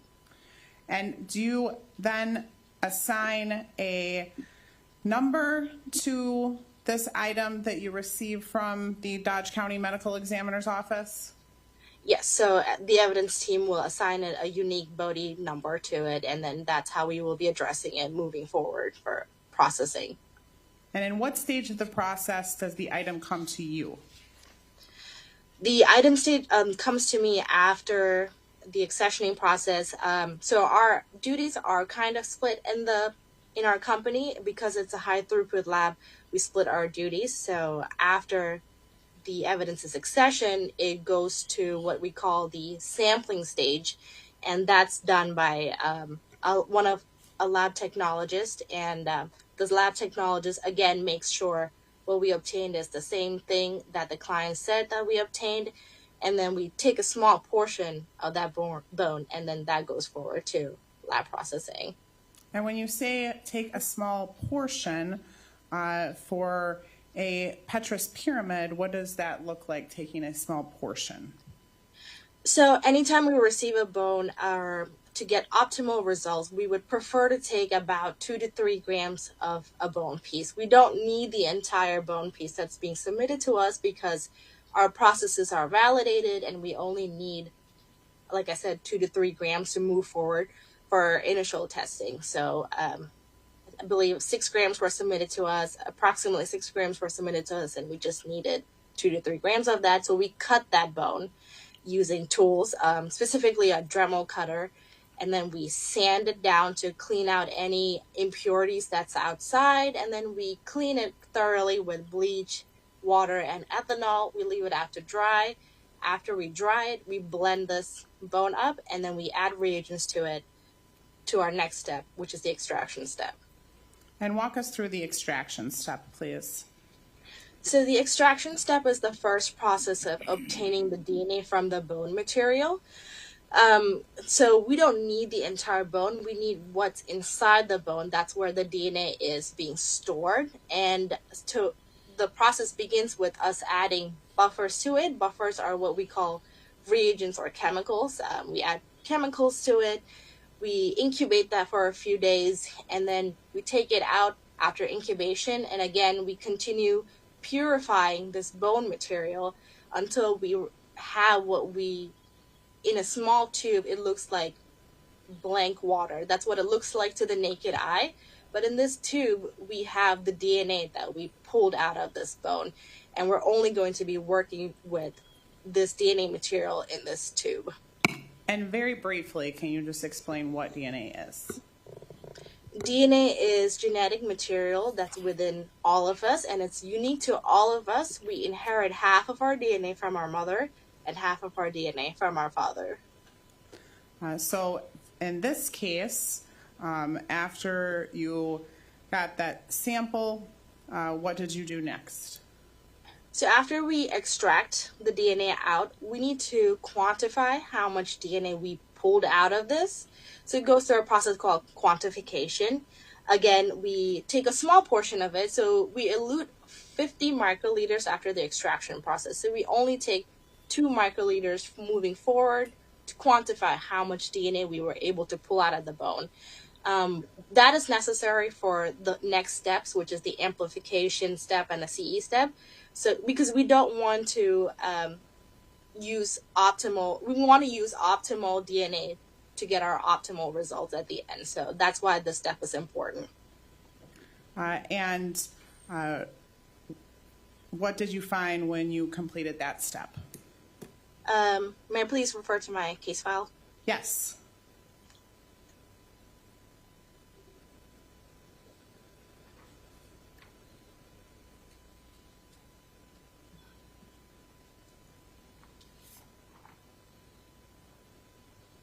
So after the quantification results, our results were 24.3 nanograms per microliters, which is a pretty large amount to be containing in a 50 microliter. So we just need a portion of it to move forward because it quantified really good. And then at some point, do you do something to try to create a DNA profile? So after the quantification, we decided how much we are able to take forward to create the DNA profile. So we only need to take, again, 2 microliters. Because it quantified really well, we only needed to take 2 microliters forward again. And the next step is called amplification. This is the step where we, again, add reagents to our 2 microliters, and the DNA that's in this tube gets multiplied to thousands and thousands of copies. This is needed for our next step, which is called the capillary electrophoresis. This is where an instrument comes in, and this amplified DNA that contains numerous copies of the DNA that we originally had goes through the machine, and then it generates what we call an electropherogram. An electropherogram is basically a graph that contains various peaks in it. And these peaks look like numbers to the naked eye, but these peaks are unique to every single individual. And that's what we call a DNA profile. And you said an electropherogram, is that correct? Yes. And could you just spell that for me? ELECTROPHEROGRAM. And ultimately, were you able to create then a profile that was sent to the Dodge County Medical Examiner? That is correct. We were able to develop a partial profile. And when you say partial, what does that mean in this case? Partial just means, I'm not sure if anybody can see the allele table in there, or... I don't have that. We have more witnesses, but if you could just generally, or in this case, how many markers did we have matching for the DNA? So we typically we want 24 locations. If we get all of these 24 locations, that's what we call a full profile. But sometimes there are times we don't get that full profile, and there might be one location that's not visible for various number of reasons. There might be an inhibitor, there was some bacteria in the soil, bacteria in the bone. That will stop something from showing up, or it was a degraded bone material, so there's various factors that affected, and that will cause some certain locations to not be visible to us, and we call that a partial profile because we didn't obtain all 24 locations. And so in this case, of those 24 locations, do you know how many locations we obtained?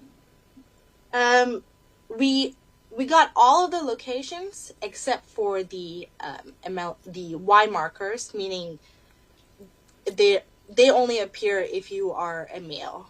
They don't appear if you are female.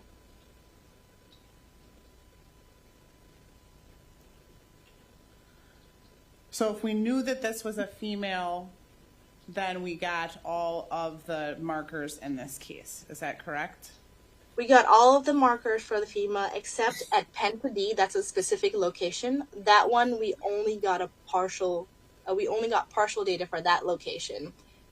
That one would be both male and females would have that location. So for a female in this case, if our victim was a female, one of the markers we only had a partial profile, all other markers we had a full profile, correct? That is all except one location had a partial, yes. And then once you develop that profile, what did you do next in this case? Once I develop a profile, we write a report. The analyst writes the report, and that report is self-reviewed by me, and I put together everything that I've done to this bone. So I put together all the worksheets that includes the inventorying process, the extraction process, quantification, amplification, and CE.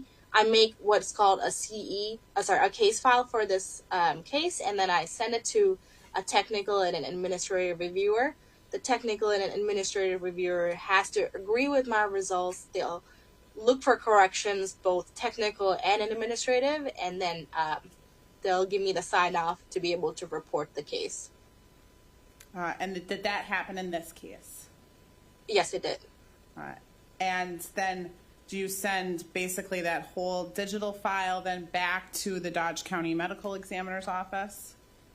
That is correct. And then the Dodge County Medical Examiner's office can send that on to whoever they deem appropriate, correct? Yes, it's the client's property now.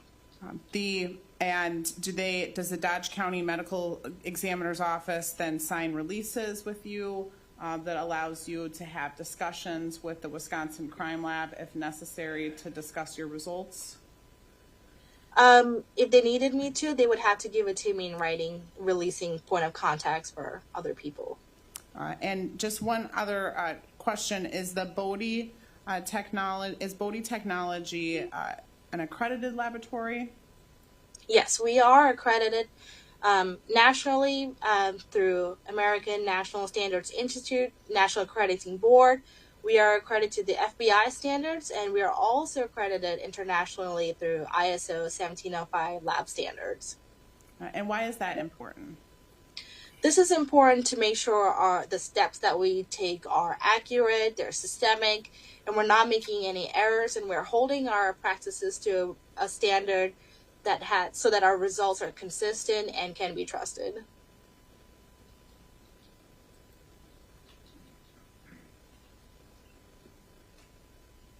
I don't have any other questions. Thank you. Cross. Yes, thank you, Your Honor. Good morning. Good morning. I just wanted to clarify your role in this case. In this case, you were tasked with identification. Is that correct? No, it's just developing a bone profile. Okay, but in the hopes of identifying the Yes, source. in the hopes of submitting it to Dodge County for them to make that identification. Okay, so your role has nothing to do with the manner of death, No, nothing to do with cause of death, no, and nothing to do with how the individual died. no. Thank you. Nothing further. Not redirect. All right, you can disconnect. Next witness. The state would call Kimberly, if I pronounce this one last name correctly, Warbalewski.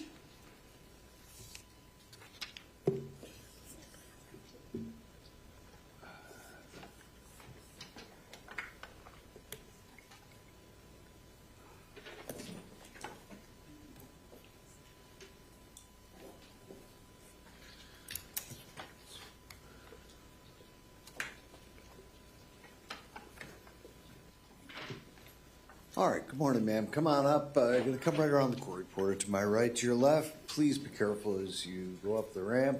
Go all the way around. There you go. And when you get to the top, then I want you to stand and raise your right hand, please.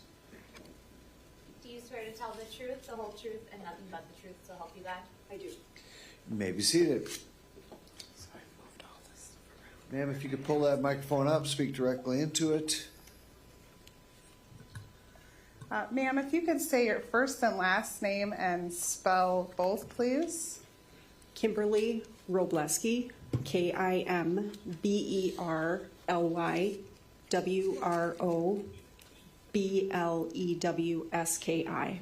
And how are you employed? I work for the Department of Justice at the State Crime Laboratory in Madison. And how long have you been employed there? 24 years.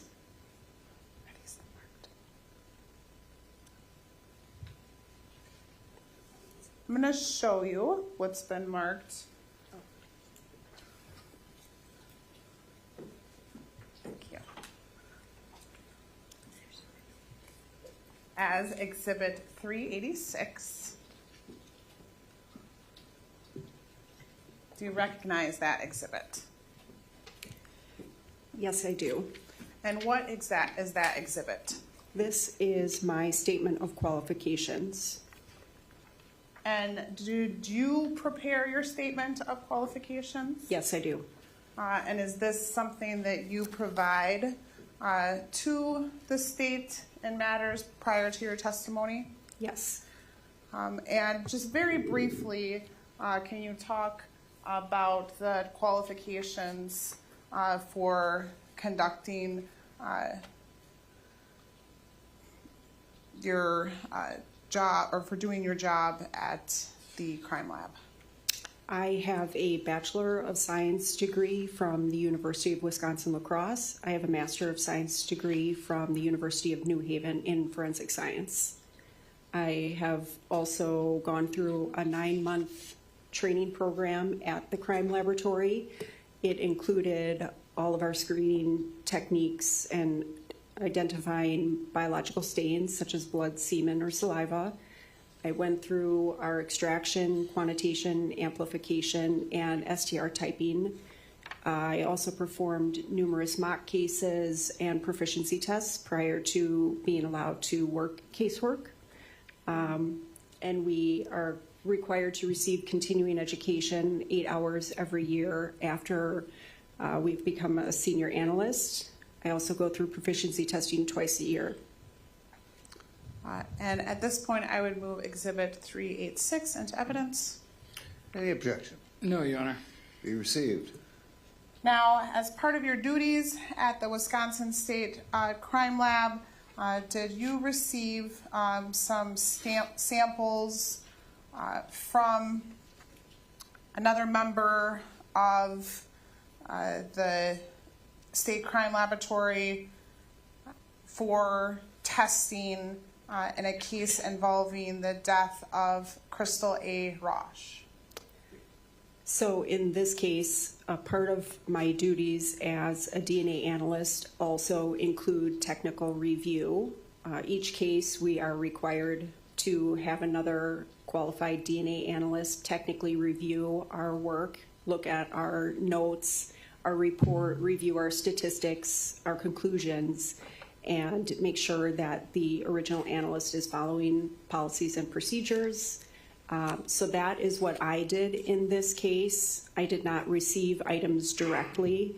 I did technical review for another analyst who did the actual analysis on the items. And who was that other analyst? Kelly Gajewski.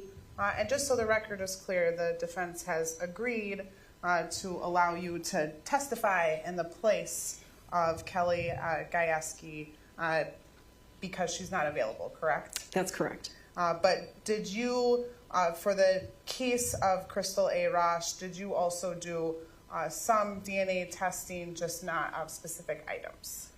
Yes, I did. So I want to first show you exhibits 387 through 393.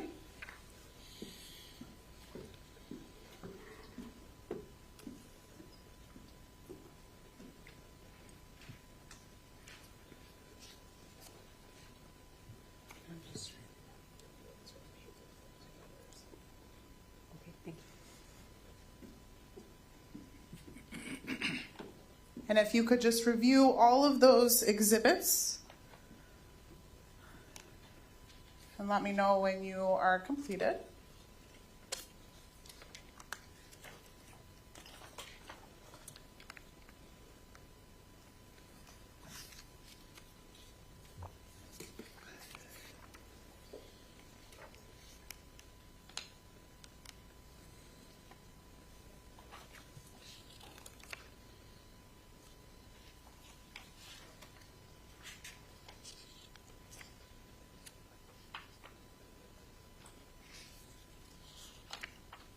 Okay, yes. And do you recognize all of those exhibits? Yes, I do. And what are those exhibits? So exhibit 387. I guess let me ask it generally. Are those a mixture of reports and photos that were prepared by the Wisconsin State Crime Lab? Yes, they are. I would move exhibit 387 through 393 into evidence. Any objection? No, Your Honor. Received. And then permission to publish those. They will be published. And so now we can talk about, we'll start with 387. What is 387? That is the report that I issued on January 23rd of 2025. So this is actually the most, when we go in date-wise, the sort of old or the newest report, the last report that was issued in this case. I think it was the second to last report. In this case, we first had to develop a DNA profile of the victim, correct? Correct. And how did we develop the DNA profile of the victim, Crystal Rasch, in this case? A toothbrush was submitted, and based on case information, it was reasonable to assume that Crystal used this toothbrush. Kelly subsequently developed a single source female DNA profile from the toothbrush. So it was reasonable to assume that this was her DNA profile, and it was reported that this would be used as her DNA standard for the case. And then did you also later do something secondary to confirm that DNA profile? Yes. And so is that represented here in this report?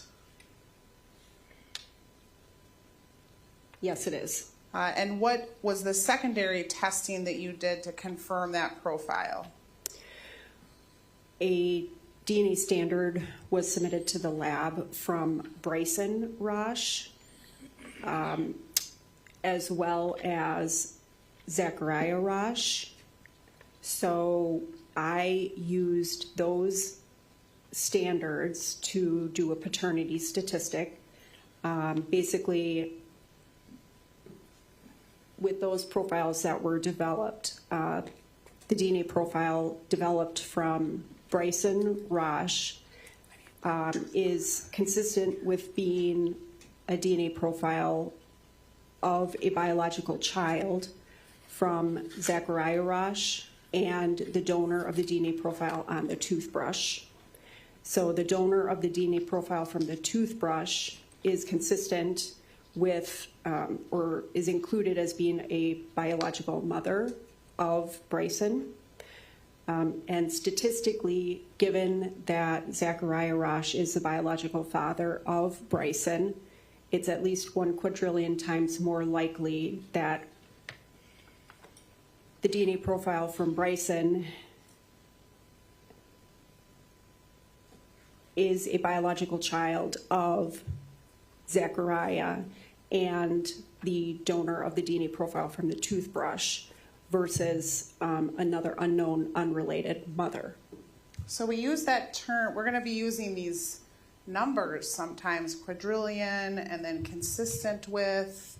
And so when we say quadrillion, how do we get these numbers and statistics when we're talking about DNA?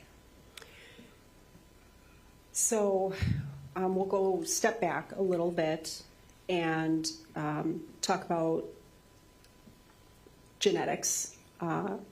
We each have 23 pairs of chromosomes. We inherit half from our mother and half from our father. These chromosomes contain segments of DNA that I look at as a DNA analyst, and this is the DNA that's inherited and passed through the lineage. So when I perform statistics, I am able to look at the number of times that this, the inherited DNA or the DNA profile would be observed in the population. So we perform statistics on each of those inherited segments of DNA and then end up, it compounds on itself and ends up becoming quite a large number. And is it fair to say when we use this term quadrillion times more likely to observe the profile, that that's a very regulated term and statistical analysis by both the crime lab and the DNA community when we can use those statistical terms? Yes. So I'm showing you what's been marked as Exhibit 394. Can you identify that exhibit? Yes, I can. This is a white envelope that has the crime lab pre-printed barcode label with the case number R241767 item N. And does that show that that is the swab that you received in that case for Bryson?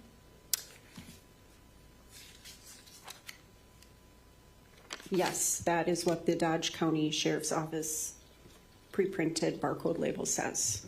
And I did just while you were speaking, cut that open, so it was previously sealed with evidence tape and marked. And I just, is this what it looks like when you get it from the sheriff's office? Yes. And then what's inside of here? I would have to look if there's 1 or 2 swabs. I could refer to Kelly's notes about it, or if you can tell. It looks like if we look through, and there's some gloves too if you want to hold it yourself.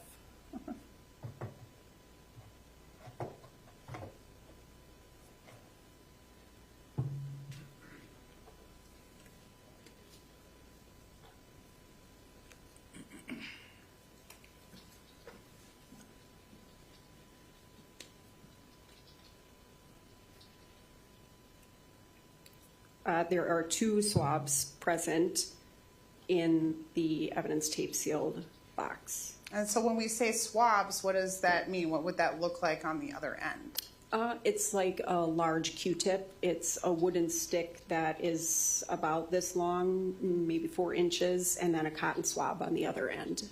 And what do you do then with that cotton swab when you perform analysis? We cut a small sliver of the cotton swab off and place it into a tube. We then add some reagents to the tube to release the DNA and the saliva, the skin cells from the cotton, and then break open the actual cells to allow the DNA to be in the tube. We then clean it using some reagents, and then it goes through the process of quantitation, which determines how much DNA is present in that sample. It then goes on to be amplified if there is enough DNA. So when I was talking about those small segments of DNA, we are looking at a number of those small fractions, and during the amplification process, we make many, many copies of the profile or the DNA that we specifically need to look at. The amplified DNA then goes through the capillary electrophoresis machine, and we get a DNA profile from those samples. So moving on now to, and I would move Exhibit 394 into evidence. Any objection? No, Your Honor. Received. And just to clarify, is that the process that you explained that you did with the swab and 394, is that the same process that you would use receiving a swab from any individual? That same process we carry through for testing of DNA on that swab? Yes, that's correct. So now, and just to be clear on report number 9, which is Exhibit 387, that was a 3-page document, correct? Yes, that's correct.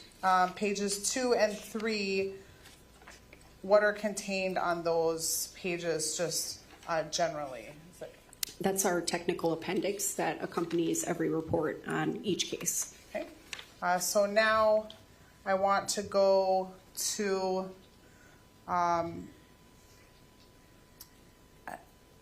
when we talk about the, we'll get to the report about the toothbrush, but when we examined the toothbrush, did we use a similar process as with Bryson's, or how did we do the toothbrush evaluation? So Kelly received the actual toothbrush, and then she used a swab to swab the end of the bristle end that would go into your mouth, and then collected the DNA sample that way. And what did she use to compare that swab from the toothbrush to? And I think if we could just go there, that's Exhibit 391.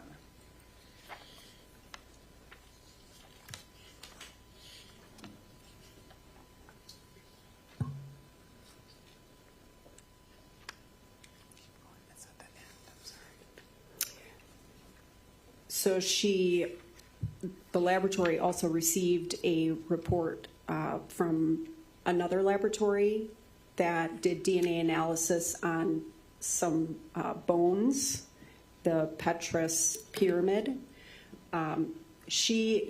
Kelly, our laboratory analyst, used the DNA profile that she developed from the toothbrush and compared that to the DNA profile developed by Bodie from the bones. And I'm going to show you what has been marked Exhibit 88. And you probably want me to, I'll let you open it because you want to use different gloves each time, correct? I do. I'll do that too. And why is that important to use different gloves every time? We want to make sure that we don't transfer DNA from one item of evidence to another item of evidence. We want to make sure that we're looking at each one with fresh veg paper. We've cleaned all of our tools, and we're using fresh gloves. Okay. So in 88, what are we looking there in evidence 80? number 88. State's evidence number 88.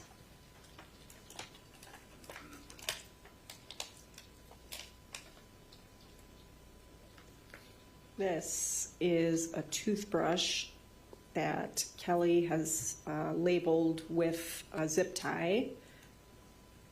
The case R24-1767, item L. And so she would give that zip tie, what is that an indication of? So we also label each item of evidence that we examine so we can identify it in court if necessary, sometimes at a much later date. In this case, she did not want to write on the actual toothbrush, so she used a zip tie as a method of labeling it.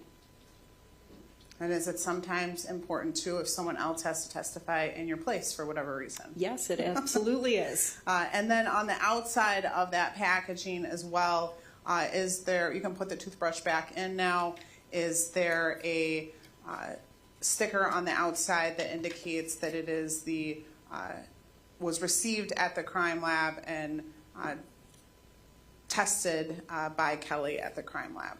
Yes, it has our pre-printed case label, barcode label with the case number R24-1767, and Kelly's initials are on the label as well. And does that, all of those numbers match up with the information that we see in Exhibit 391? Yes. And again, when we matched up the profile developed from the toothbrush, matching that up with the profile developed from the bone sample received from Bodie Technologies, were we able to say that we had developed a profile consistent with Crystal Rasch? Yes, the profile from the bones does state that it was a partial profile, but a single source, female, and that it was consistent with the DNA profile developed from the toothbrush. And the fact that it was a partial profile, is that another reason why we did that secondary family testing, just to make sure that there were no issues down the line in this case? Yes. Okay, so now if we can move back to, did I take that back from you here?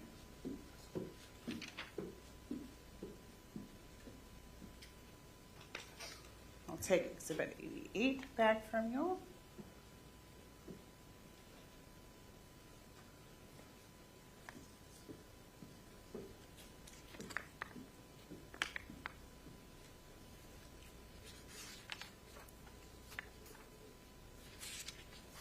And we'll move back to Exhibit 388.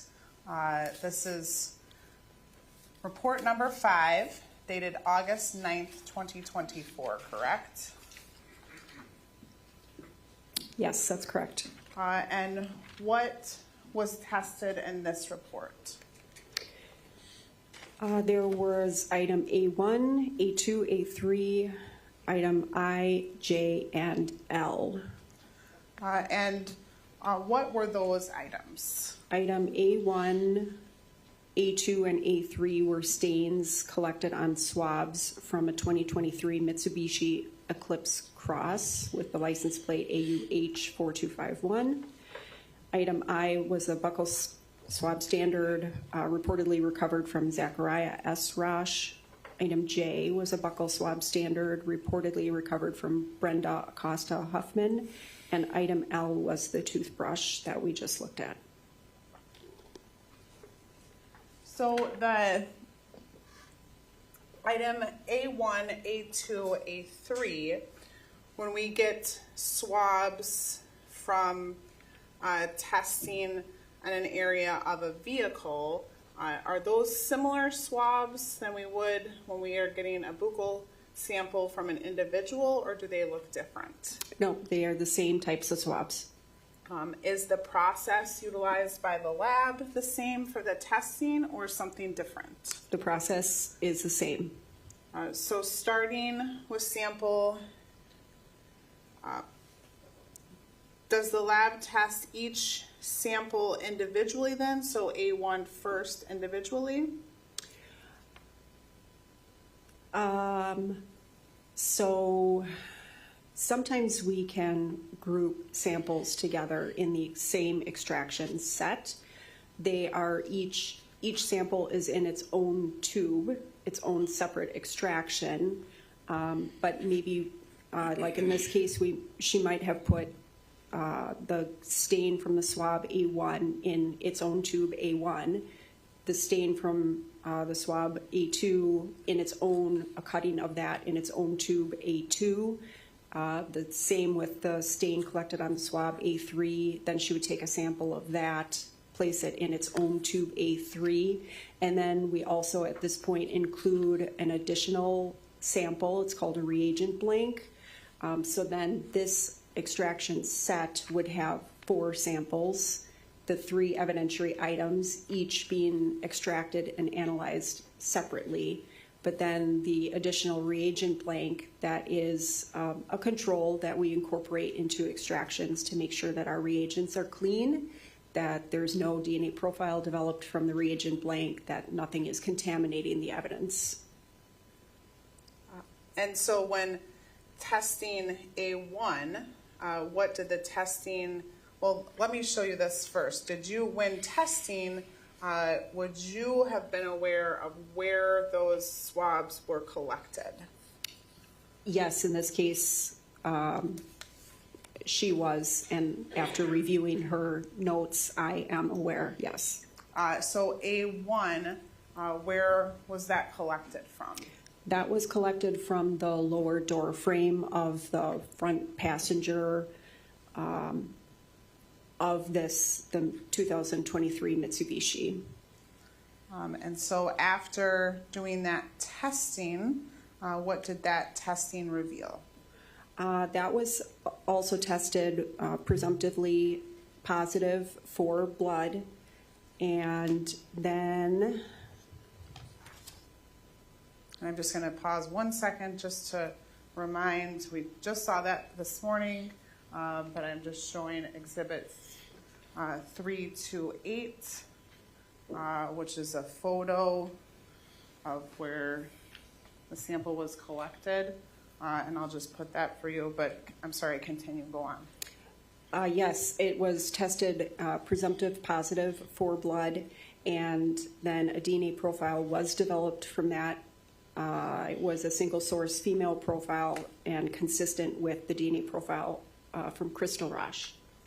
So would you always test for blood in these circumstances, or are there circumstances where you would not test for blood? There are some circumstances that we may not test for blood. If the sample is very limited, if it's a small amount, we don't want to use up some of that sample in presumptive testing for biological stains. Sometimes we just want to save all of it for the DNA analysis. And then in this case, was sample A1, and in the report it's listed as A1A. What does that mean, A1A? So the initial swab that was taken of the staining on the door frame, that swab was A1, but then Kelly took a small cutting of that swab, and then at that point those 2 samples are separated from each other. So they have different chains of custody. The swab, the original swab, gets placed back in the packaging, and that remains item A1. But the cutting then, because that goes, through the robotic process, then it has its own chain of custody. We have to sub-designate it and call it A1A. So was A1A then compared to the profile of Zachariah Rasch? Yes, it was. And did that what were the results of that testing? He was excluded as a donor of that DNA profile. And then it looks like it was also tested against Brenda Acosta Hoffman. Yes. And so why would we compare it to that individual? So once DNA profiles, either evidentiary or standards, are developed, we then use all of the standards to compare back to any of the evidentiary item profiles developed in the case. So she was also eliminated or excluded as a donor of that DNA profile. And then going back to the A1A in the comparison with Crystal Rasch, you stated that it was consistent, correct? Correct. And was there a probability of consistency in this analysis? Yes. Part of our policy is that we can't just say that somebody is included or excluded. If we say that somebody is included as a possible donor, we have to give statistical weight to it to, kind of convey the strength of that inclusion. And so in this case, the probability of randomly selecting the observed profile from a population of unrelated individuals is not more frequent than 1 in 1 quadrillion. Now, when we look at, there's a chart at the top of the page, if we can just move up, it indicates that there is on A1A, there's male DNA present, and then there's an indication that it's limited. So what would that designation mean there?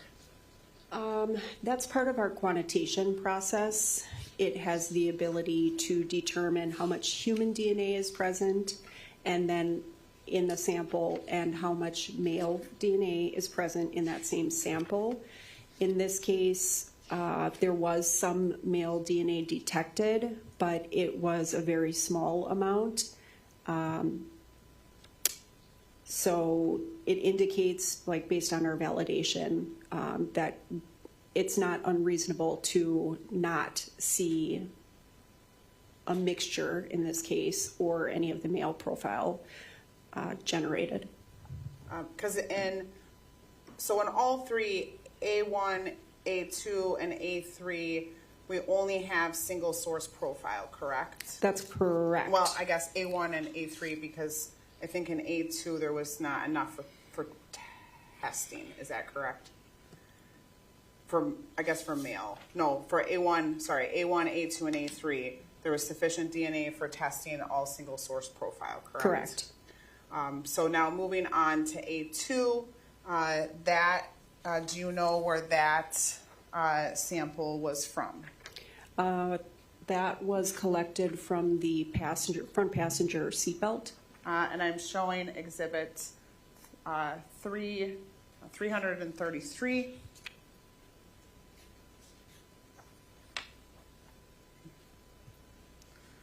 And what did the testing on that reveal? That was also presumptive positive for blood, and the DNA profile developed was a single source female profile consistent with Crystal Rasch.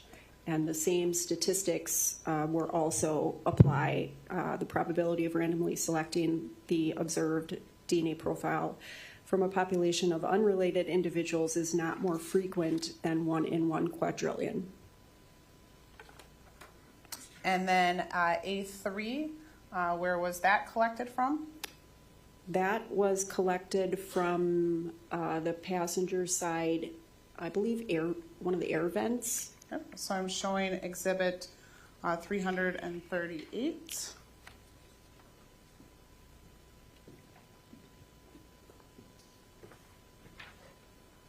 And what did the testing on that sample reveal? Well, as we talked about a little bit ago, sometimes we do not do presumptive testing for the biological fluids. This is an instance that happened. It was the swab that was used to collect the sample was only very faintly stained reddish brown. Kelly decided that she did not want to use any of that sample for the screening of blood. She wanted to save it for DNA analysis. So she didn't do any screening testing on that, but there was a single source female profile developed that is consistent with Crystal Rasch, and the same statistics apply. Would not observe this profile more frequently than 1 in 1 quadrillion. With respect to report number 5, dated August 9th, 2024, any other DNA testing reflected within this report? No.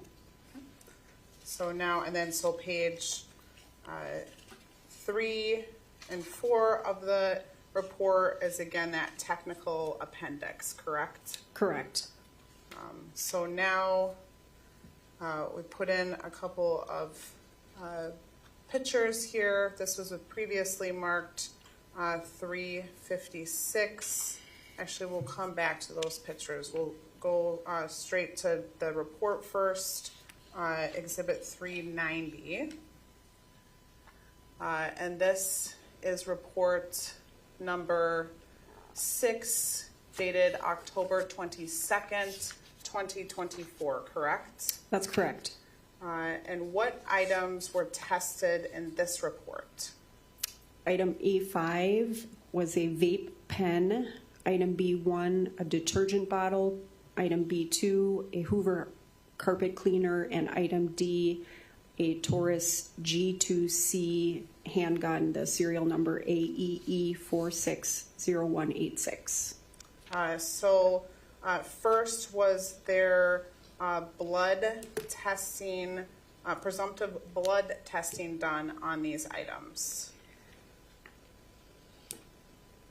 On some of the items. So what items was presumptive blood testing done on? The Taurus handgun, and blood was not detected on that item.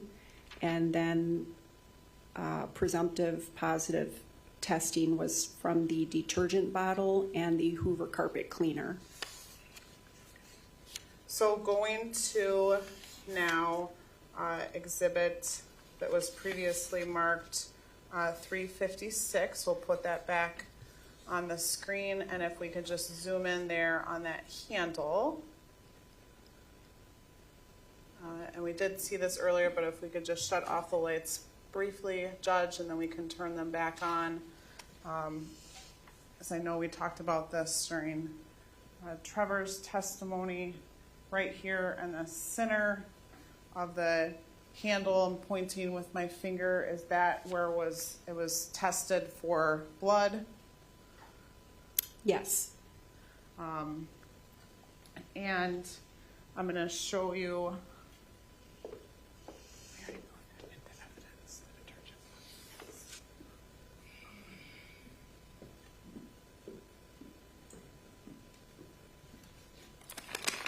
What's marked as 382.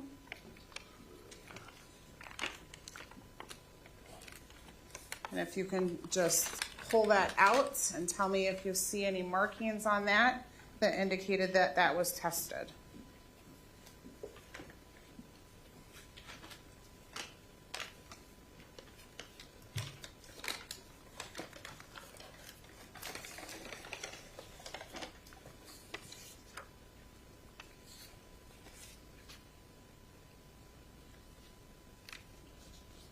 Yes, it does have the case R24-1767, item B1, dated and initialed by Kelly on the bottom of the bottle. And then does it show, is there any writing on the handle, or? There is not any writing on the handle. Did her notes reflect where she swabbed? Yes. Okay, and the notes reflect where was the swabbing done based on the notes? The notes, she noted that she swabbed the red-brown stain that was present on the handle. I think it was about 3/4 of an inch long by only a couple of millimeters wide. And You can see that red-brown staining in the photo, correct? Yes.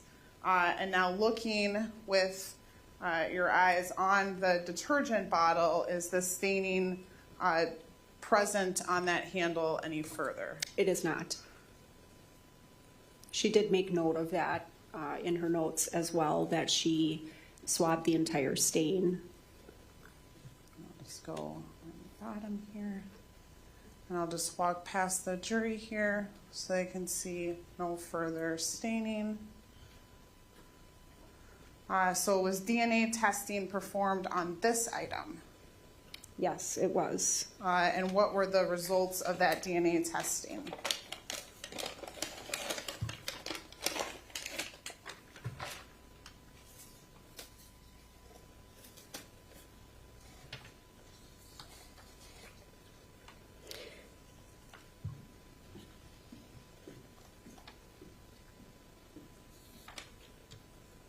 So this would be item B1, correct? Yes, and then the swab was B1A. So she did attempt to extract the DNA from that red-brown stain, and then she did quantitation on it, and it yielded a present amount of human DNA, but it was very limited. And then the male DNA was determined to be inconclusive. So it was below our threshold. It was basically determined to be unsuitable for any DNA typing. So what types of things can impact the ability to get a suitable amount of DNA? I guess I should say, what types of things can break down DNA? There's a number of things, environmental factors such as heat, direct sunlight, enzymes present in soil, the physical washing of an item and water running over. Another thing would be detergent. We actually use, that's part of our reagents that we use to clean and break down the DNA, are very mild detergents. So that is some of the items or some of the things that can cause the breakdown of DNA. So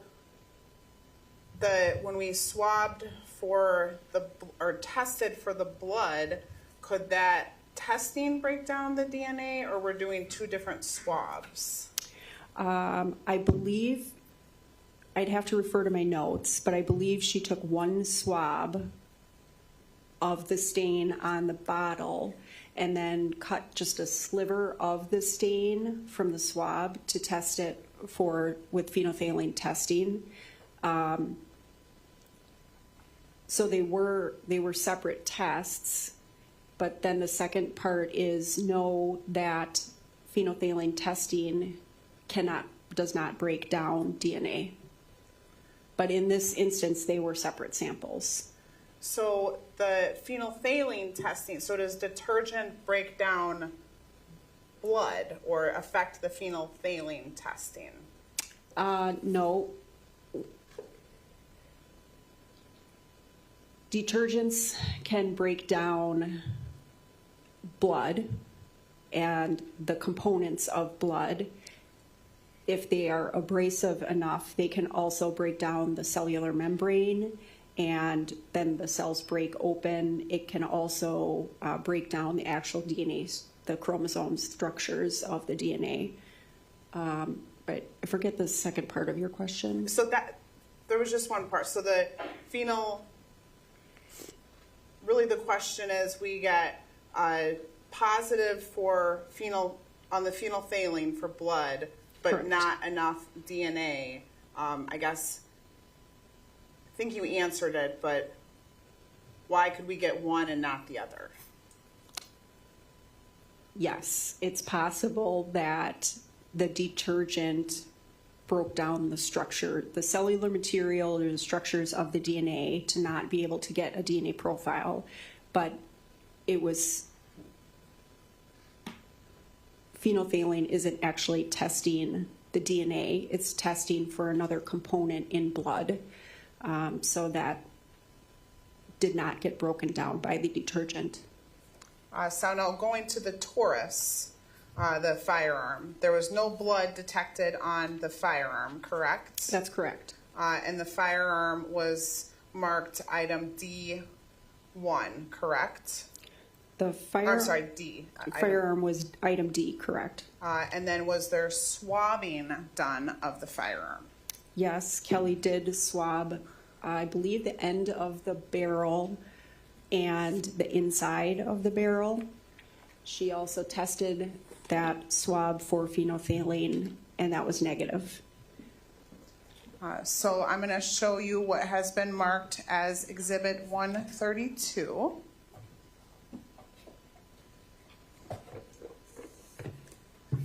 And is there looks like there's a Milwaukee Crime Lab sticker on this, correct? Correct. And you work for the Madison Crime Lab, correct? Correct.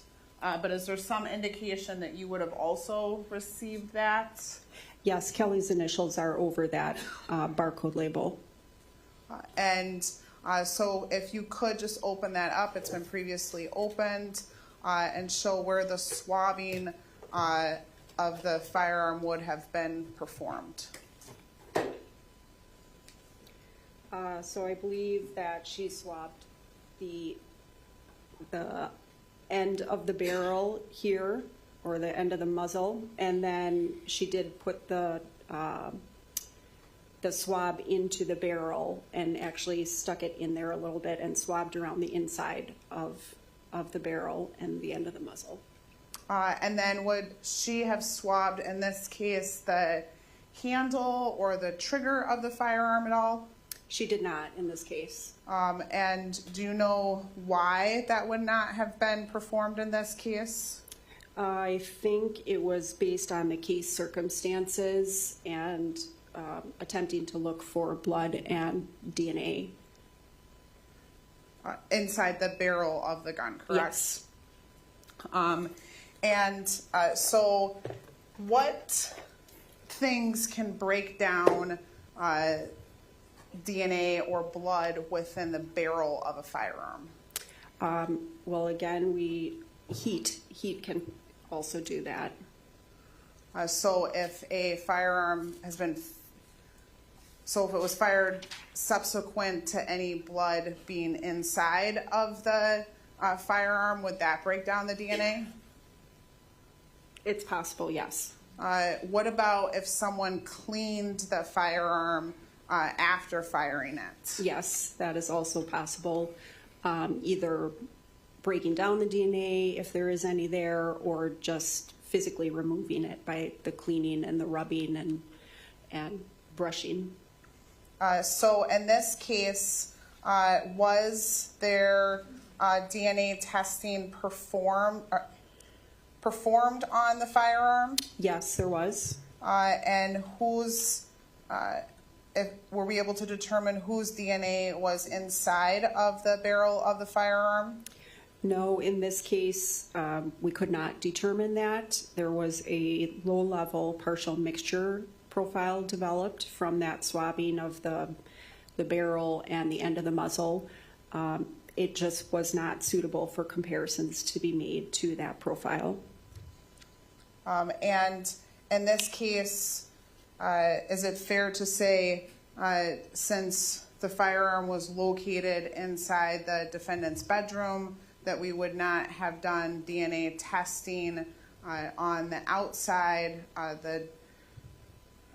the trigger and the handle portion of the firearm, or the external portion of the firearm, because there's an assumption that the defendant's DNA would be on the firearm in those circumstances, correct? That's correct. And does the crime lab have restrictions on the amount of DNA testing that can be performed, generally speaking? Yes. So we try to be judicious in what we test for DNA. Objection leading. The judge said overruled, so you can answer. Yes, that's correct. So now I want to go to we'll start with the vape pen. So I'll show you Exhibit 389.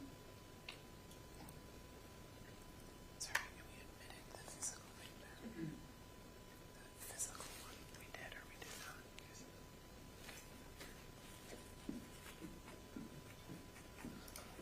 And is that appear to be in Exhibit 389, does that appear to be a red vape pen in that photo? Yes, it does. And does it appear also to be a crime lab number consistent with is used in crime lab cases? Yes.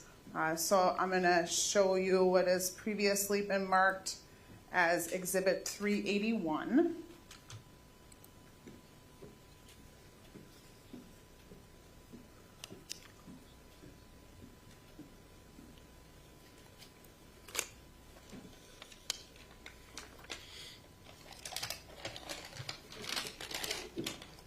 And that was previously opened.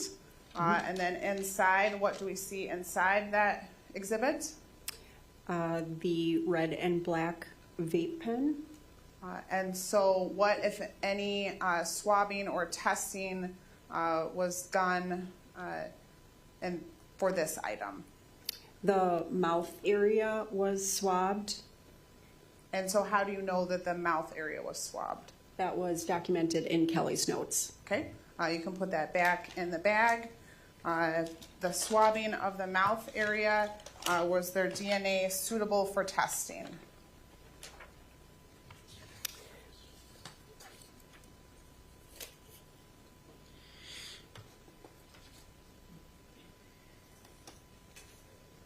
Yes, there was. And that ended up being a mixture of DNA from 2 individuals and at least 1 male. And were we able to compare that with either of our known subjects? Yes.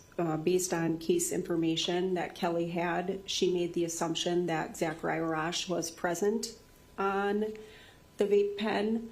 So the statistics that were performed are a little bit different than what I have presented up to this point, since this is a mixture of DNA. It was assumed that Zachariah was present, and then we try to determine who the other person of interest is present in the mixture. So the likelihood ratio is set up that H1 is Zachariah Rasch and the person of interest versus H2 being Zachariah Rasch and an unknown, unrelated individual. So we use 2 people of interest in this case, Crystal Rasch. That statistic was greater than 1 in 1 quadrillion. That shows very strong support for inclusion, that she is included in this mixture. And statistically, we can say it's at least 1 quadrillion times more likely to observe this DNA mixture if it results from Zachariah Rasch and Crystal Rasch than if it's a mixture resulting from Zachariah Rasch and an unknown, unrelated individual. The other person of interest that was compared was Brenda Acosta Huffman. That likelihood ratio ended up being 0. She is excluded as a possible contributor to this profile, and it is not possible to observe this DNA mixture if she was in H1. So now going to item maybe B2, what item is that? Going back to the first page. Sure. B2 was the Hoover carpet cleaner. And then did you receive that physical item? I guess I would say Kelly, but did the crime lab receive that physical item for testing? Yes. So first I'm going to go back and show some overview pictures.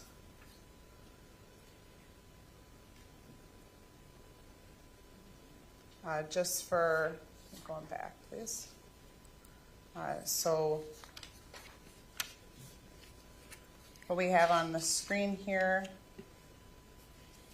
is Exhibit 357. That's an overview after it was removed from the trunk, then going to the next exhibit, 358. Do you know what that is on the screen?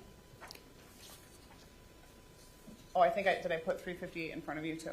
It is not in front of me, but that looks like the, I forget how Kelly worded it, the housing.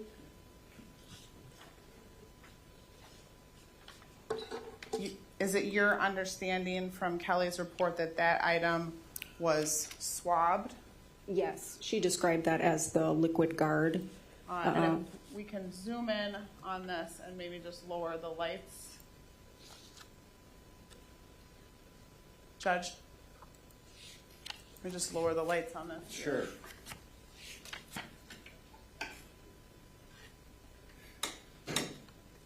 Do you see any brown reddish substance there in that photo? I actually cannot see any. Okay, that's Light didn't help.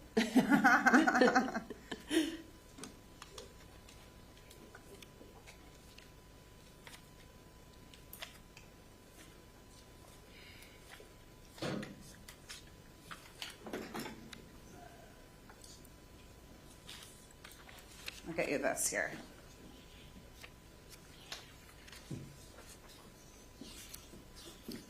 And you see it in that photo? Yes, I can. So that's the physical printout of the photo, correct? Correct. Ed, can you see some red brownish substance in the photo? And where is that most concentrated? Yes, I can see the red brown staining, and it is. It looks like that would be the part that you would. That would be in contact with whatever you were cleaning, like the little vacuum end. And I'll just show.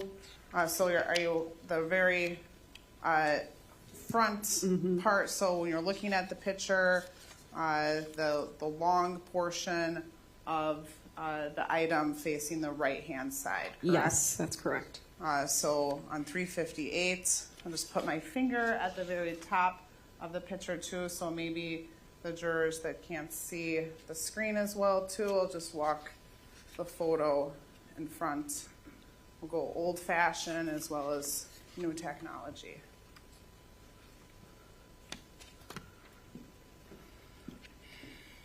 And then what other portions of that Hoover were swabbed based on the notes? The outside of the hose extension, and that was item B2A.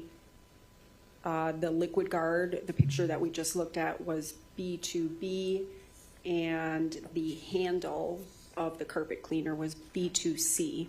And so I'm just going to show you up on the projector what the crime lab documented. 359, 360,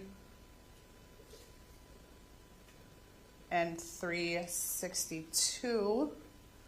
And then we'll zoom in on 362. I don't know if you can see it from all the way back there, that little red spot down there at the bottom. Can you see that from all the way back? Yes. But I think easier, and if I can have my assistant follow me with this chair.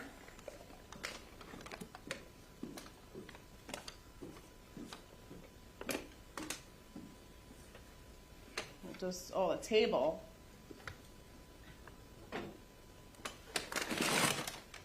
We'll put exhibit 383 down, and I'll some gloves on here because the hose, I think, is not documented great in these.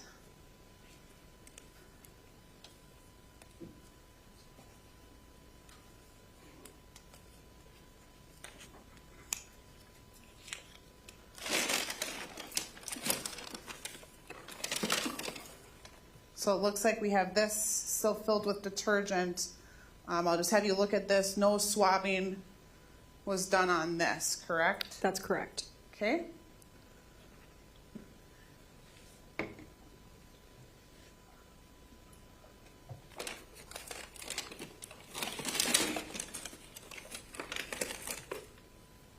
I'll take this item out.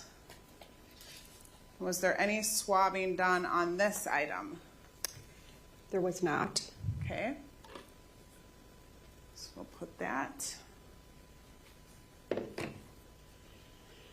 this side here. And there's some brushes in here. I think there's some hair in there, but no swabbing Correct. done on that. I'm just going to put those right back in the bag. So first, take this bottom portion of this out. So can we tell, I don't know if there's something you want me to place it on. Can we tell where this was swabbed at all? They're just from her reports. Let me take a look at it.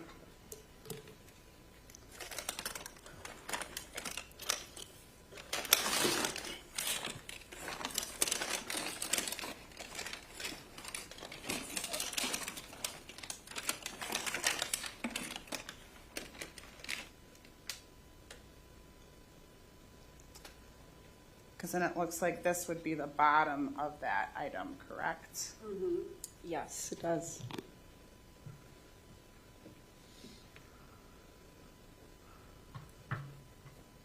So, but that would be the item that was depicted in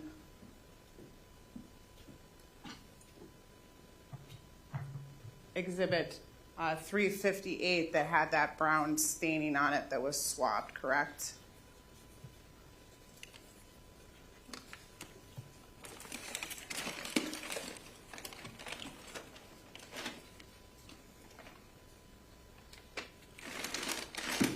I don't have the photo of the exhibit with the exhibit number on it.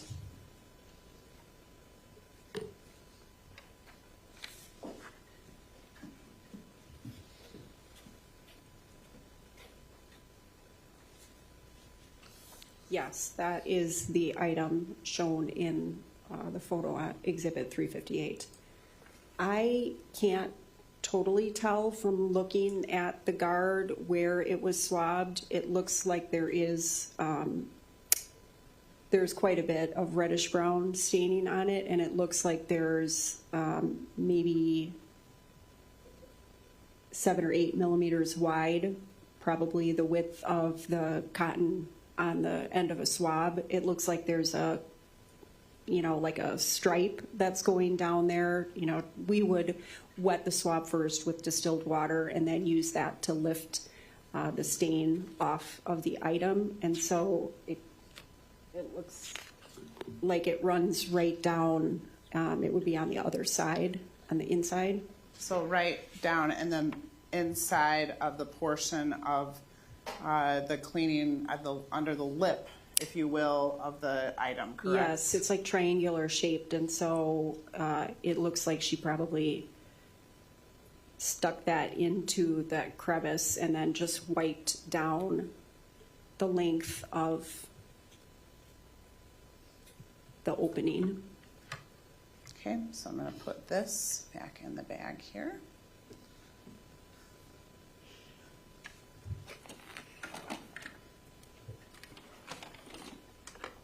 And we'll take out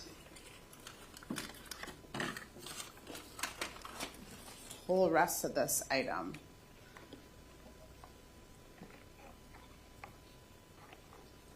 And show the hose here. So we've got, she would have swabbed this handle, correct? Yes. And can you still see anything on the handle? It does actually look like there's still some reddish brown spot of staining there. So I'm just gonna walk this by.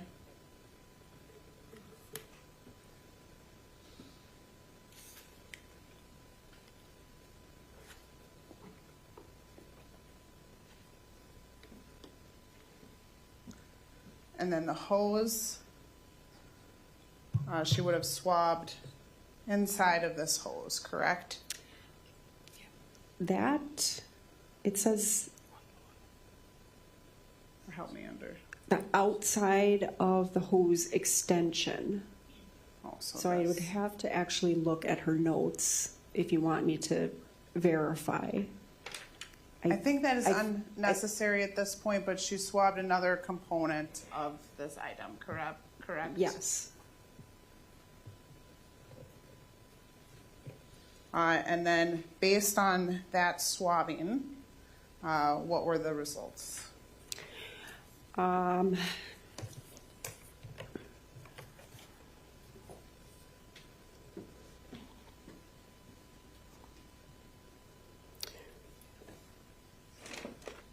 So the swabbing from the outside of the hose extension and the swabbing of the stain on the inside of the liquid guard were single source female profiles that were consistent with each other, and they are also consistent with the profile from Crystal Rasch. Again, statistically very similar. The probability of randomly selecting that observed profile from a population of unrelated individuals is not more frequent than 1 in 1 quadrillion. Zachariah Rasch and Brenda Acosta Huffman were excluded from that profile. But the swabbing from the handle of the carpet cleaner was also a low-level partial mixture that was not suitable to make any comparisons to. So not suitable for Crystal or any other person, correct? Correct, inclusion or exclusion. And what are some of the reasons for that again? There's just not enough genetic information present, or there's a mixture of DNA and it's not completely represented, and so we don't want to use it and make any inclusions or exclusions to it because it's just such limited amount of information. So now, with respect to report number 6, dated October 22nd, 2024, any other DNA results represented, DNA or blood results represented in this report? No, that was it. And then again, page 4 and 5, the technical appendix, correct? That's correct. And then 391, report number 7, dated November 12th, 2024. We already spoke about, that's the toothbrush and STR analysis. So now, going to exhibit 392, we changed format of our reports, correct? Yes, we did. So now we have another DNA report number 6, correct? Correct. But this one is dated, December 16th, 2025, correct? Correct. And what items did we test here? This was item 1, a saw, and item 2, a holster. And so when testing the holster, starting with the saw, was testing performed on that item? She visually examined it and then did some testing, presumptive testing for blood, but none was detected, so then no further analysis was conducted on the saw. Okay. And so what about the holster? The holster was visually examined, no stains were observed, so she used a swab to swab the inside of the holster and determined that there was human DNA and male DNA present. So I'm going to show you first, before we talk about the results, that holster.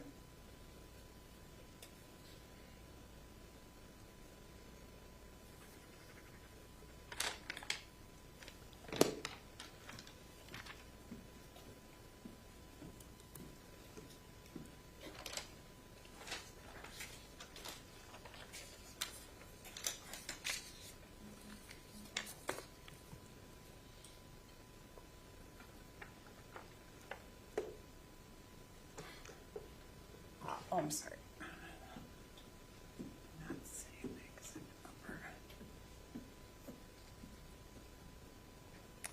And this is exhibit number 133. And then is there a crime lab sticker on the outside of that?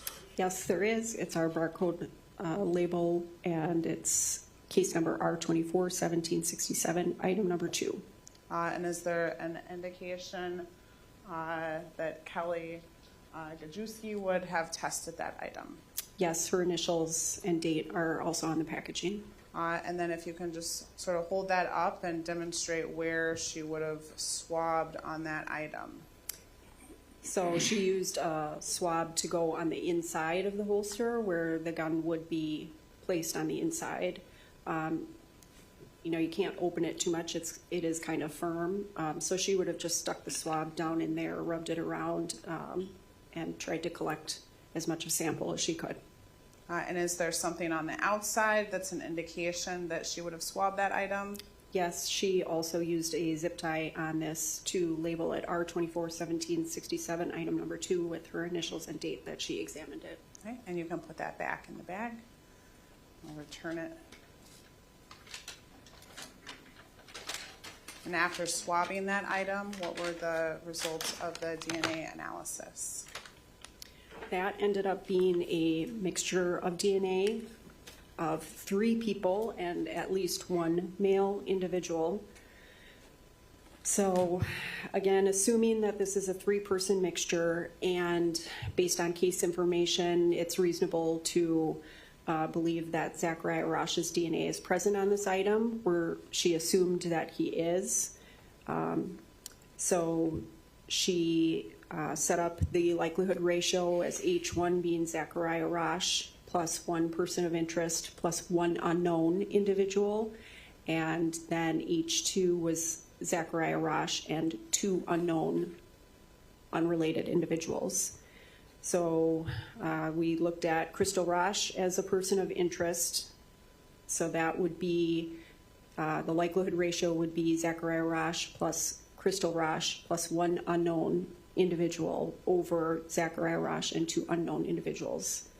The likelihood ratio ended up being 8.65 times 10 to the 9th, being showing very strong support for inclusion of Crystal Rasch. So that means it's at least 8 billion times more likely to observe this DNA profile being from Zachariah Rasch, Crystal Rasch, and 1 unknown individual versus being from Zachariah Rasch and 2 unknown individuals.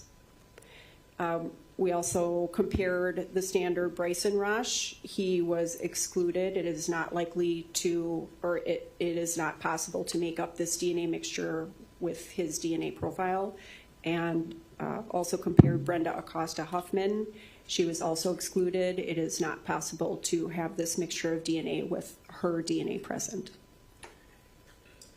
And so the difference, so we saw some other inclusions that said, I think, quadrillion, right? 1 in quadrillion, and this is 1 in 8 billion times more likely. Why would we have those different statistical analysis? So the other ones were single source profiles. There was a mixture of 2 individuals that we looked at, but this is a mixture of 3 individuals, and so there's more DNA types present in the mixture, and we have to take into account all the potential combinations of those types. So naturally the number is not, it can't possibly be as large.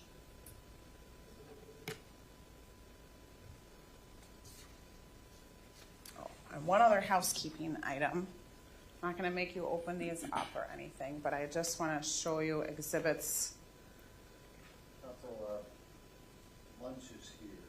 Very quickly. I'm just going to move these in, and then I will be concluded here. They're the swaps from the vehicle.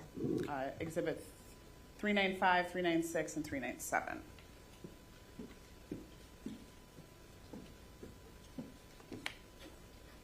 I'm going to show you exhibits 395, 396, and 397. Can you tell me what those are?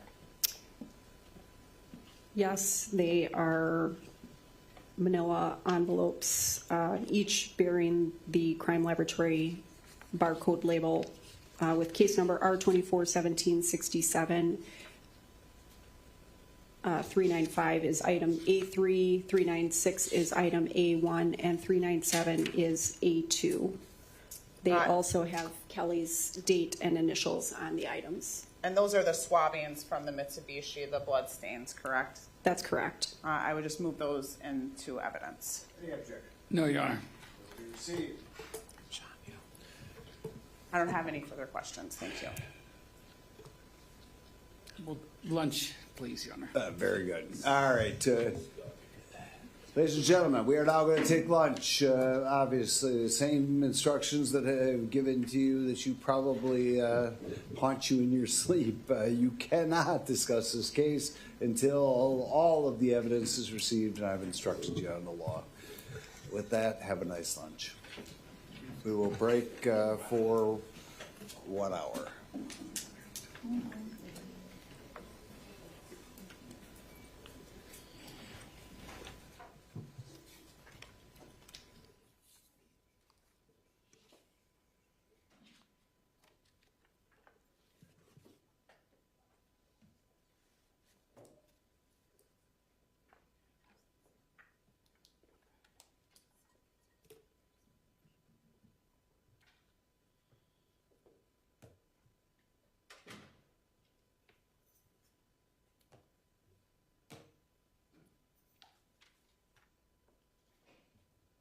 All right, anything before we break? No, thank you, Your Honor. All right. 110.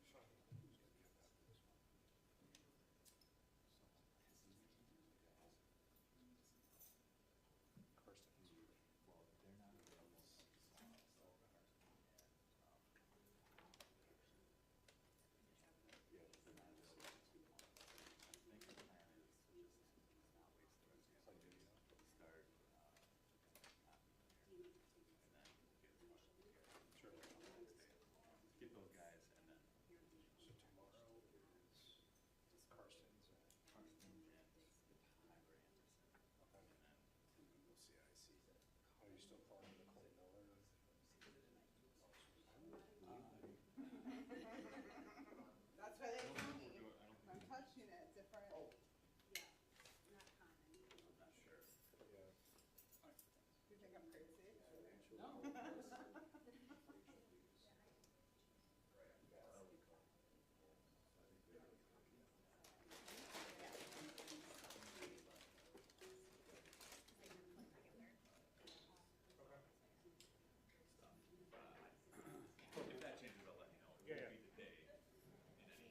Right. Sounds good. Thank you.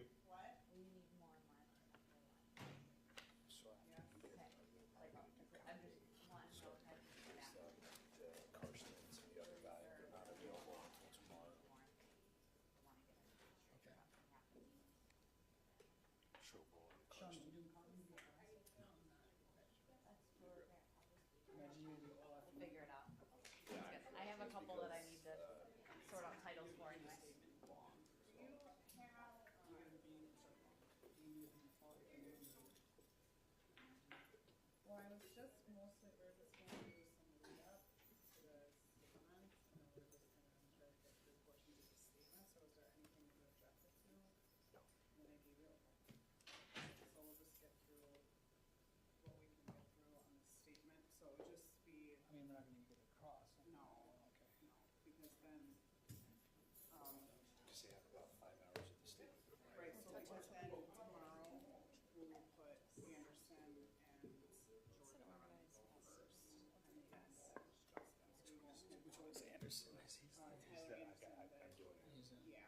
Jordan too, aren't you? Yep.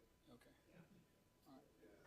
And then Connie, and then Bree. Yeah, then we're done. Yeah, so it's just a cell phone. Do we want to go up there? So, A little bit. I can take it back. It's fine. are you planning on using it? I mean, I would think so. I really should.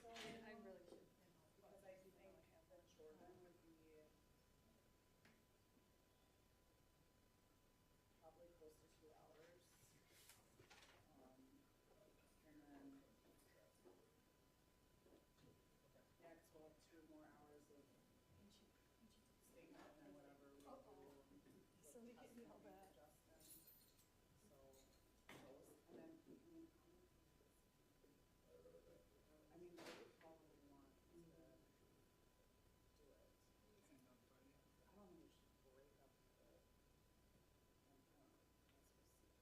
I don't think we should break up the, I don't think we would end before lunch on Friday. I don't see how. Yeah, I would say probably like 2 o'clock or something on Friday.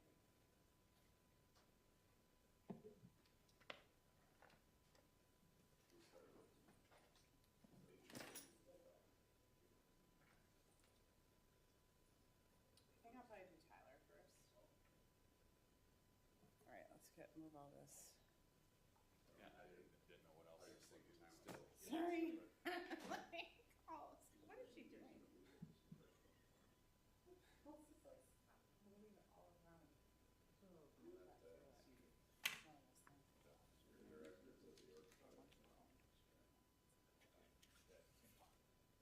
so I was looking for. This, I mean, it doesn't. I would I love guess- it, but I figured it was highly we never can count out miracles and acts of God, but sure, beyond that, no. Okay, that's what I'm hearing, because I'm off tomorrow. Gotcha. Oh, no, you're fine. I was just worried that I'm off and then also we wrapping up on Friday afternoon. So,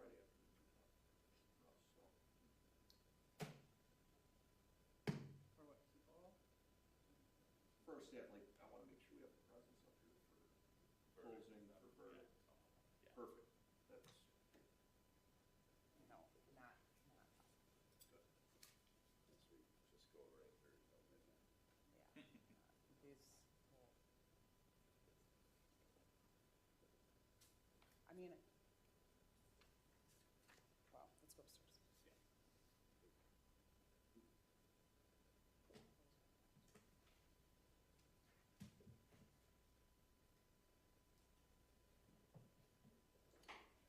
So one thing we do have to do.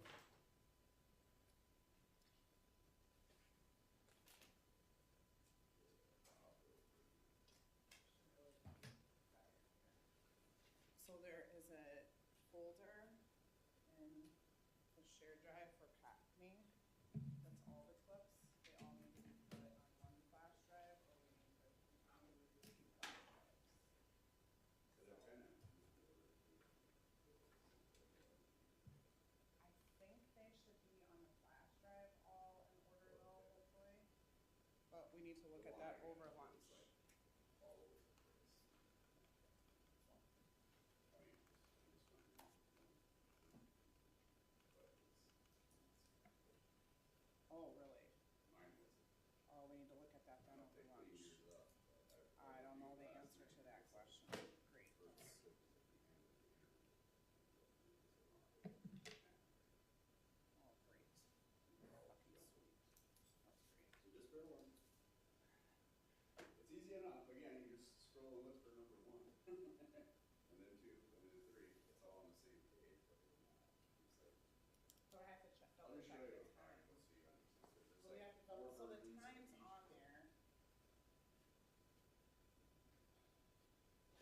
A little bit tedious.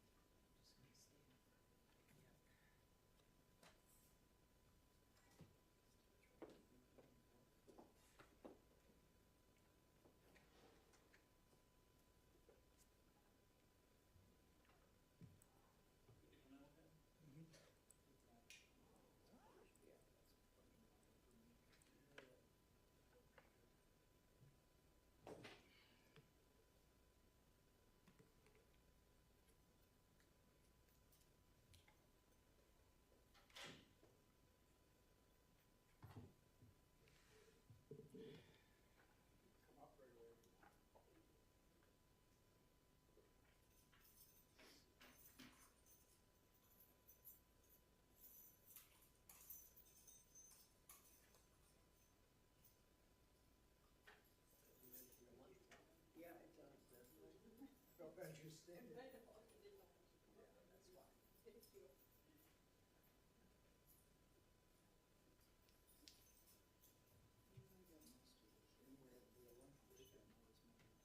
Your day or whatever.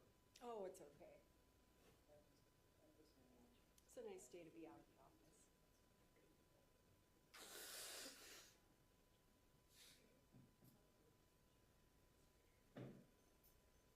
Well, I mean, they're there in your house when you know to Yes. get outside. Yep.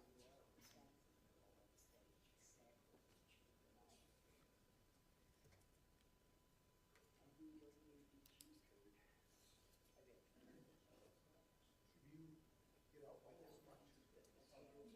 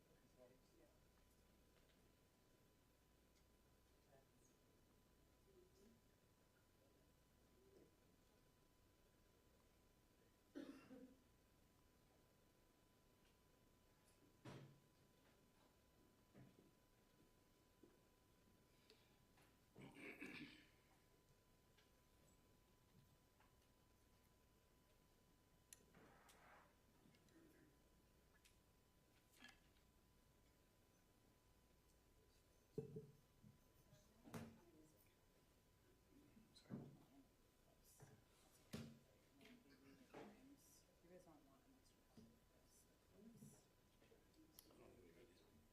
have an extra one, we'll take it. If you don't, then no worries.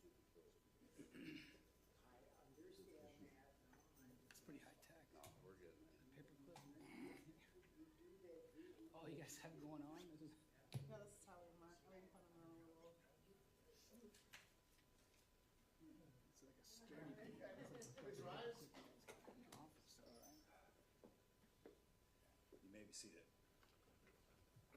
All right, we are back on the record. Appearances are the same. Ma'am, there's been a break in time. Did you recall you're under oath? Do you recall that? Yes, I do.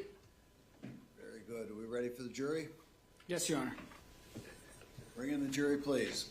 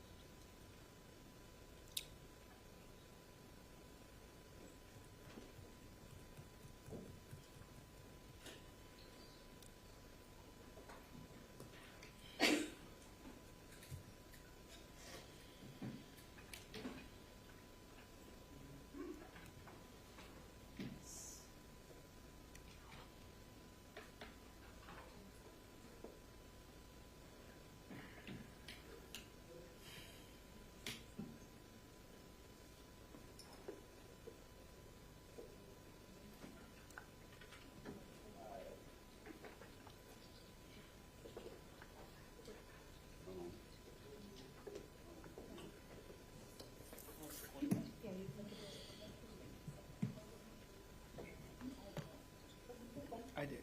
I'm gonna use it. I can move it here.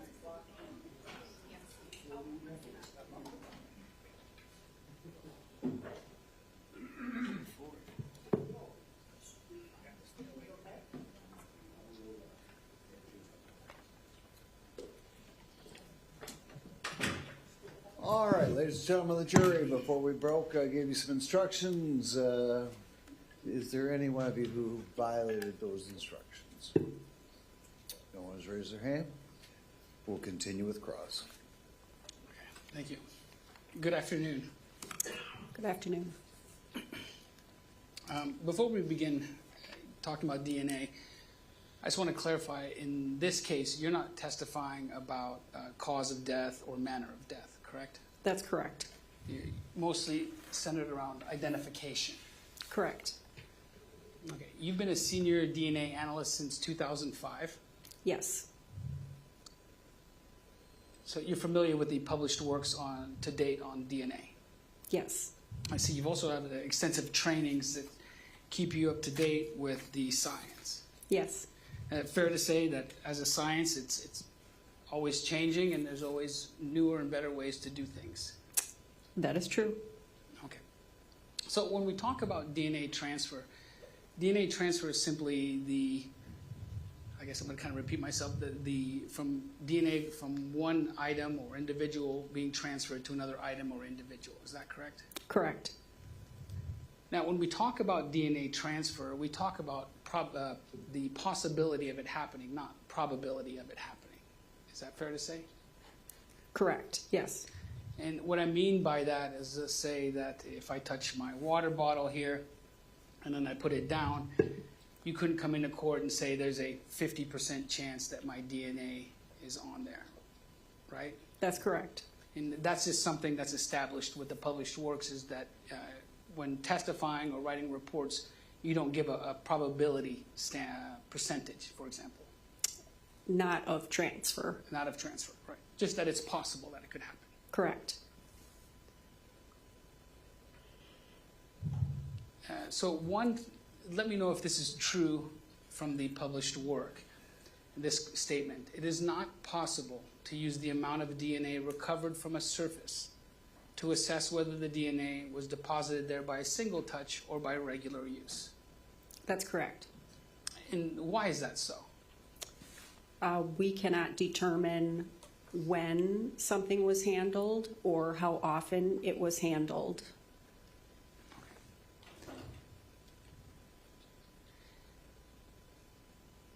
Would you agree with this statement?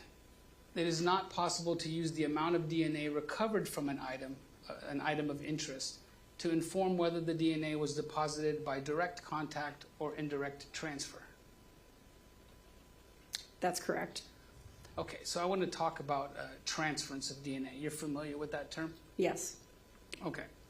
So one of the ways that we can transfer DNA is, I'll use my water bottle example again, is I can touch the water bottle, put it down, and then you swab the water bottle and my DNA shows up in your analysis. Is that correct? That's possible, yes. And that's what we call a primary transfer. Correct. Now, there's also a secondary transfer. Correct.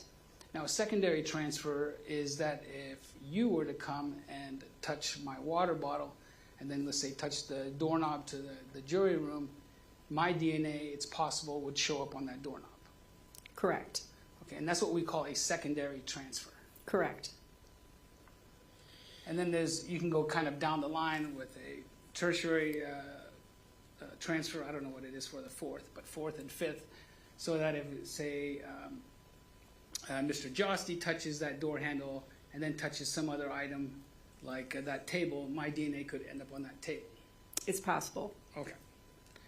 And then again, you can't give percentages or probabilities of it happening. You just, the published work says it's whether it's possible or not. Correct.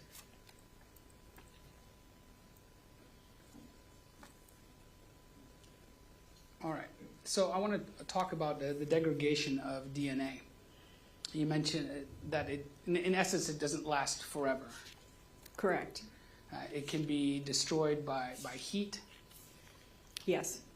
by the biological factors, Yes. chemicals, Yes. the environment, Yep. and cleaning products. Correct. Now, in this case, assuming you analyzed, well, that your lab analyzed the Taurus firearm and also the holster, correct? Correct. Okay, now assuming that the Taurus firearm and holster were found in a home on a shelf, you would agree with me that there is less environmental exposure for degradation. On the firearm, environmental, that's correct, but the firearm is exposed to heat. Okay, internally. Yes. Okay.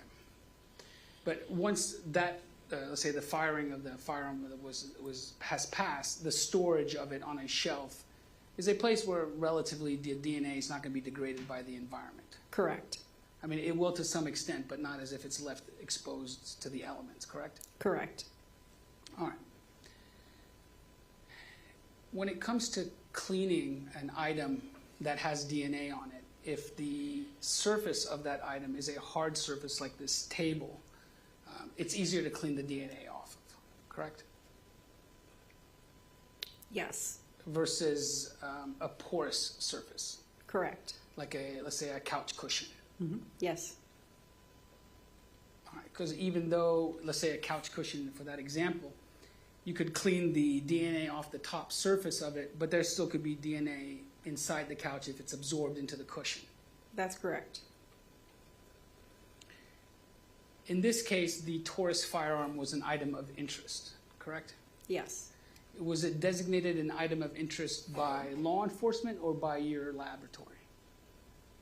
It was submitted to the laboratory by the law enforcement agency, so they determined that.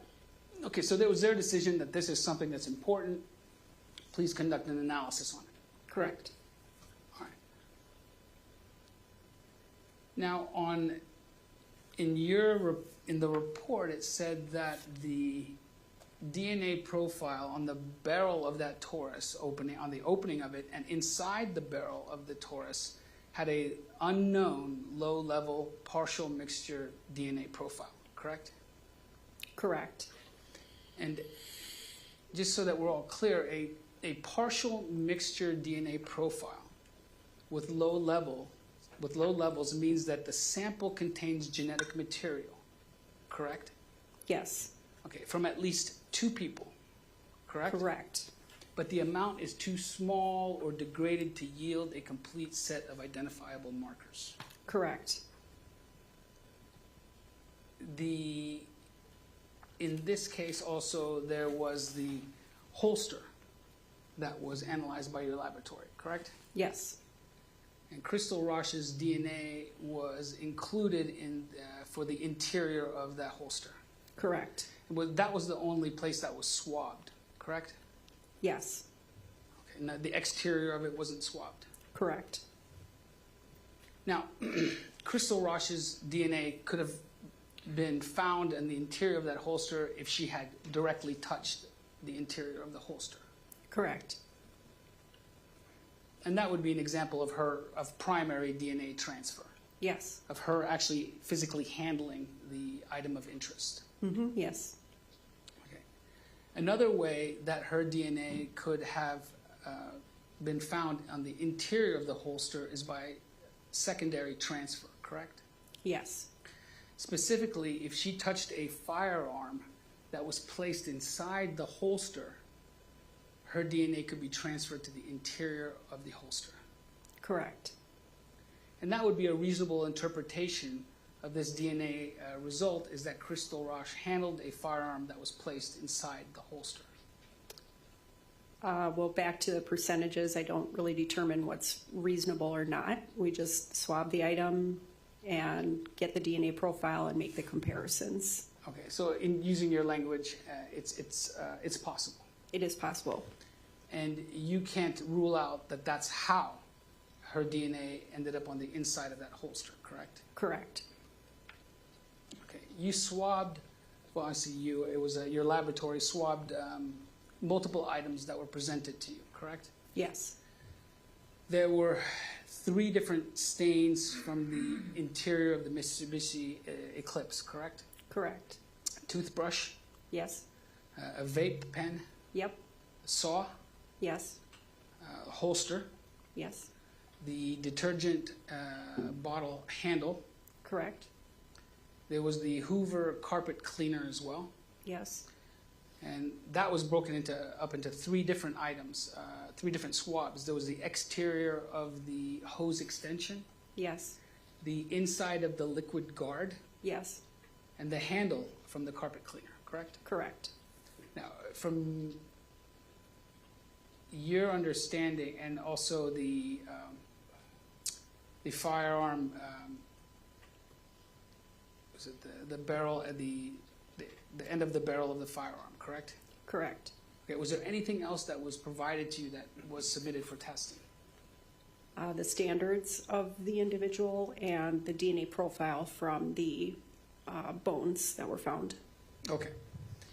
Now, with all those items that were submitted, there was no swabbing of the trigger of the Taurus, correct? Correct.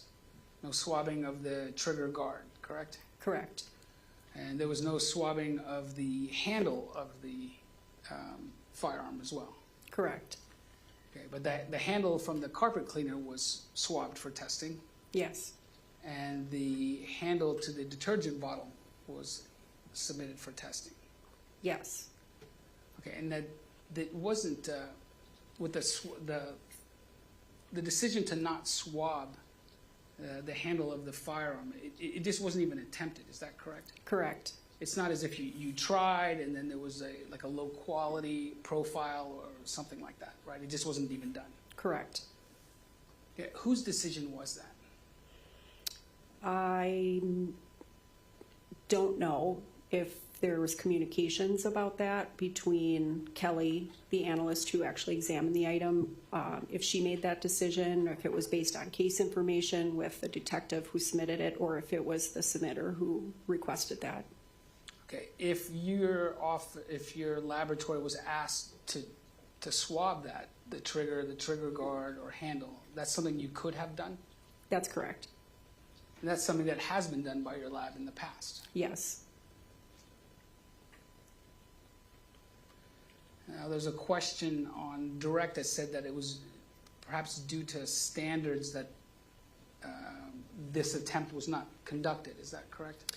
I think she was referring to like submission guidelines and trying to streamline our process or limit the amount of samples that we process per case. It is a quite costly endeavor. Right, so there, like, for some cases, your laboratory won't even conduct DNA analysis, let's say like misdemeanors, is that correct? Correct. All right, but if, and then low-level felonies, and then if it's a more serious offense, then you have more discretion, is that fair to say? Or more ability to do the testing? Yes, our guidelines do allow more items to be submitted on the initial submission for the more severe cases. Okay, it's not like a set number, like you can submit for this type of case, 5 items and that's it, right? We do actually have guidelines that limit the number of items submitted. Okay, but in this case, you could have done the trigger guard, the trigger, and the handle, correct? We could have, yes. Okay, nothing further, thank you. Redirect. If I may, sorry. So can you just clarify on a homicide case, what are the submission guidelines, the number of items that would be initially accepted and tested by the lab? I believe that it is 10 items.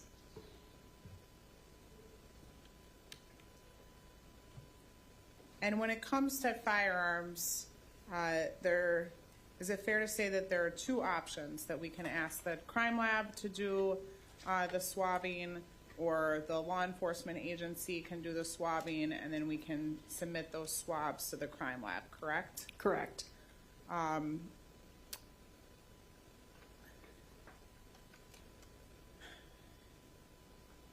In cases where we believe that a firearm has been cleaned, is it possible that there's another approach that is taken to swabbing a firearm to get our best chance at getting DNA from that firearm? Like if we find items suggesting that the firearm has been cleaned since the incident, is it possible that there would be a discussion between the case agent and the crime lab analyst on what type of swabbing should take place on the firearm? Yes.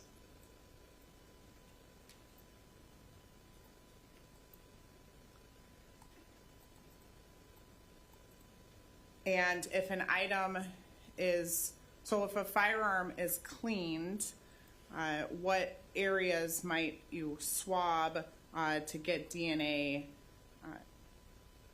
your greatest chance of getting DNA? The locations that would be the least likely to be touched or handled. And what are those locations, typically? The inside of the barrel, or, if the trigger or any buttons or tabs are textured, those might be another place that we would target because they are more difficult. We just try to get into all the nooks and crannies and get what we can.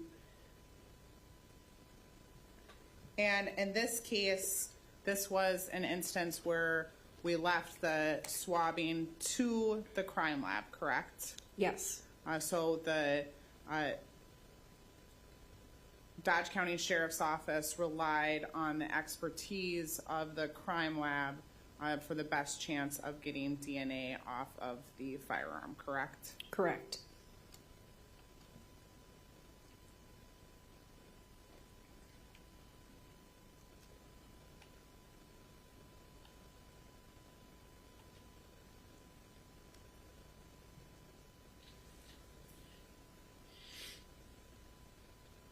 And the firearm was tested for blood first, correct? I don't know if it was tested first or simultaneously. If she took the swab of the end of the muzzle and inside the barrel, and then tested that swab. I believe that's what she did. So she just took one swab. I even think there was no reddish brown staining noted, but she tested it with our screening blood test anyway, and it was negative, and then took the remainder of that swab forward for DNA.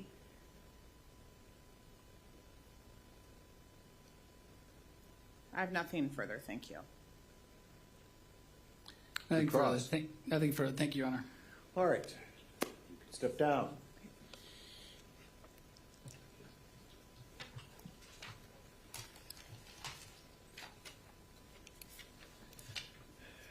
Counsel, if you want to, I don't know if you want to leave all of these exhibits and things up here for your next witness.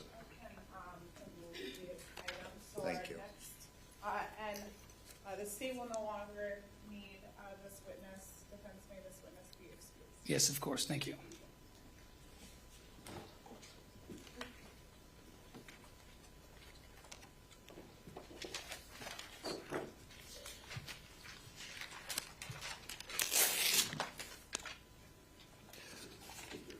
All right, the next witness. The state would call Justin Patney.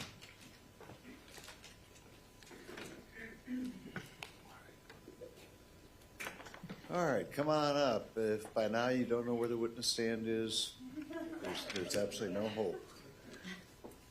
Raise your right hand. Do you swear to tell the truth, the whole truth, and nothing but the truth, so help you God? Yes, I do. Have a seat.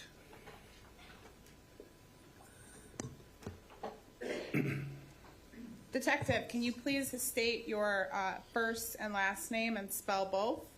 Yes, Justin Cotney, Justin Kontny. How are you employed? I'm a detective with the Dodge County Sheriff's Office. How long have you worked for the Dodge County Sheriff's Office? I started in August of 2010, so going on 16 years. What is your current assignment? I work in investigations as a detective. When did you get assigned to the investigations division? About 2.5 years ago. And prior to that assignment, what was your assignment at the sheriff's office? I started out as a corrections officer in our jail, worked there for about 3 years. I worked in patrol for over a decade in different capacities as both a road deputy and a sergeant. In addition to, well, I'm going to direct your attention to June of 2024. You were working as a detective for the sheriff's office during that time? Correct. And specifically, excuse me, on Tuesday, June 25th, were you working day shift hours at the Dodge County Sheriff's Office? Yes, I was. And at some point, did your Lieutenant Taylor Nails, come and talk to you about a situation that he had been made aware of? He did. What information did you learn? I was informed. I was working on a different case assignment, and I was told there was a missing person complaint that had come in that was followed up on, I believe it was the evening prior, by Deputy Kukan, who you've all heard from earlier. And there were some additional calls that came in, including from Heather Doherty, who you have also heard from, with some increasing concerns, and he wanted me to take a look at it. So where did you start in taking a look at the case? So the first thing I did was reviewed the casework that was already done to see what contacts have been made. And I went through Deputy Kukan's report. I watched the video, again, that you have all seen. And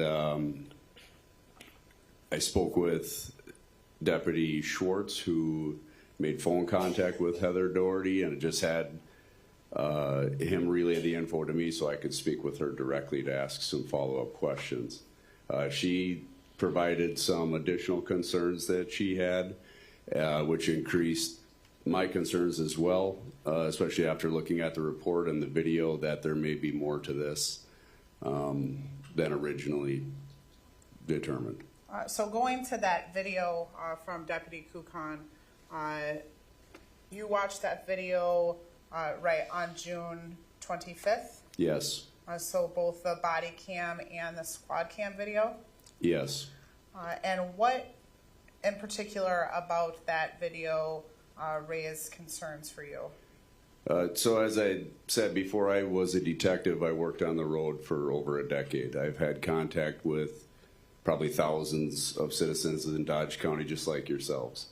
It was abnormal to me for Mr. Rasch, when the deputy made approach in his driveway, not to come up and address the officer showing up at his house. Most of us, if you see a deputy in your driveway and you're standing outside, again, a normal response that I've experienced would be they would address you or ask, "What are you doing here?"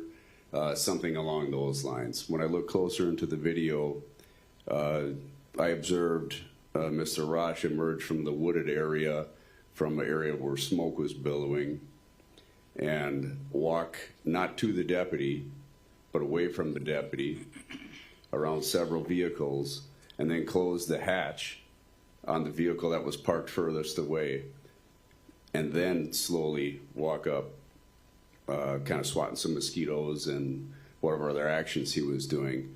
And it just looked to be some habits, again, in my experience with thousands of people, to be unusual, that something else may be going on. So you talked to Heather Doherty, you reviewed the video, you talked to Deputy Schwartz, and just read Deputy Kukan's reports, correct? Correct. He was working evenings, so he wasn't available for me to talk to directly at that time. That's why I relied on the report for the time being. And then what else did you do on June 25th? I spoke with our investigations team and expressed my concerns to the administrators and said that I wanted to go directly to the known residence of Crystal Rasch, which was at 730 Main Street in Kleiman in Dodge County, Wisconsin, and speak with her mother, her biological mother, who resides there, to see if I could determine when she had left, what kind of vehicle, any other info I could gather to determine her whereabouts and well-being. And then anyone go with you? Yes, Detective Andy Rolfs. And so once you went to the house in the village of Kleiman, what happened next? So we went to the house, noticed there were some cameras on the exterior, knocked on the door. Took a little while for someone to come to the door, but eventually we were greeted and invited inside by Crystal Rasch's biological mother, Brenda Acosta.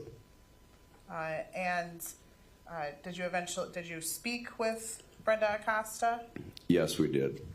And did that relieve your concerns or heighten your concerns? It immediately heightened our concerns. She stated that she also has not heard from Crystal in some time, and had concerns on where she may be, and also regarding her well-being. And then what did you do next? I asked where she thought that Crystal Rasch may be, and she offered a couple options, that there was a potential that she had traveled up north to family members in the Upper Peninsula of Michigan and was staying there, as there was some earlier conversation that she wanted to go visit up there.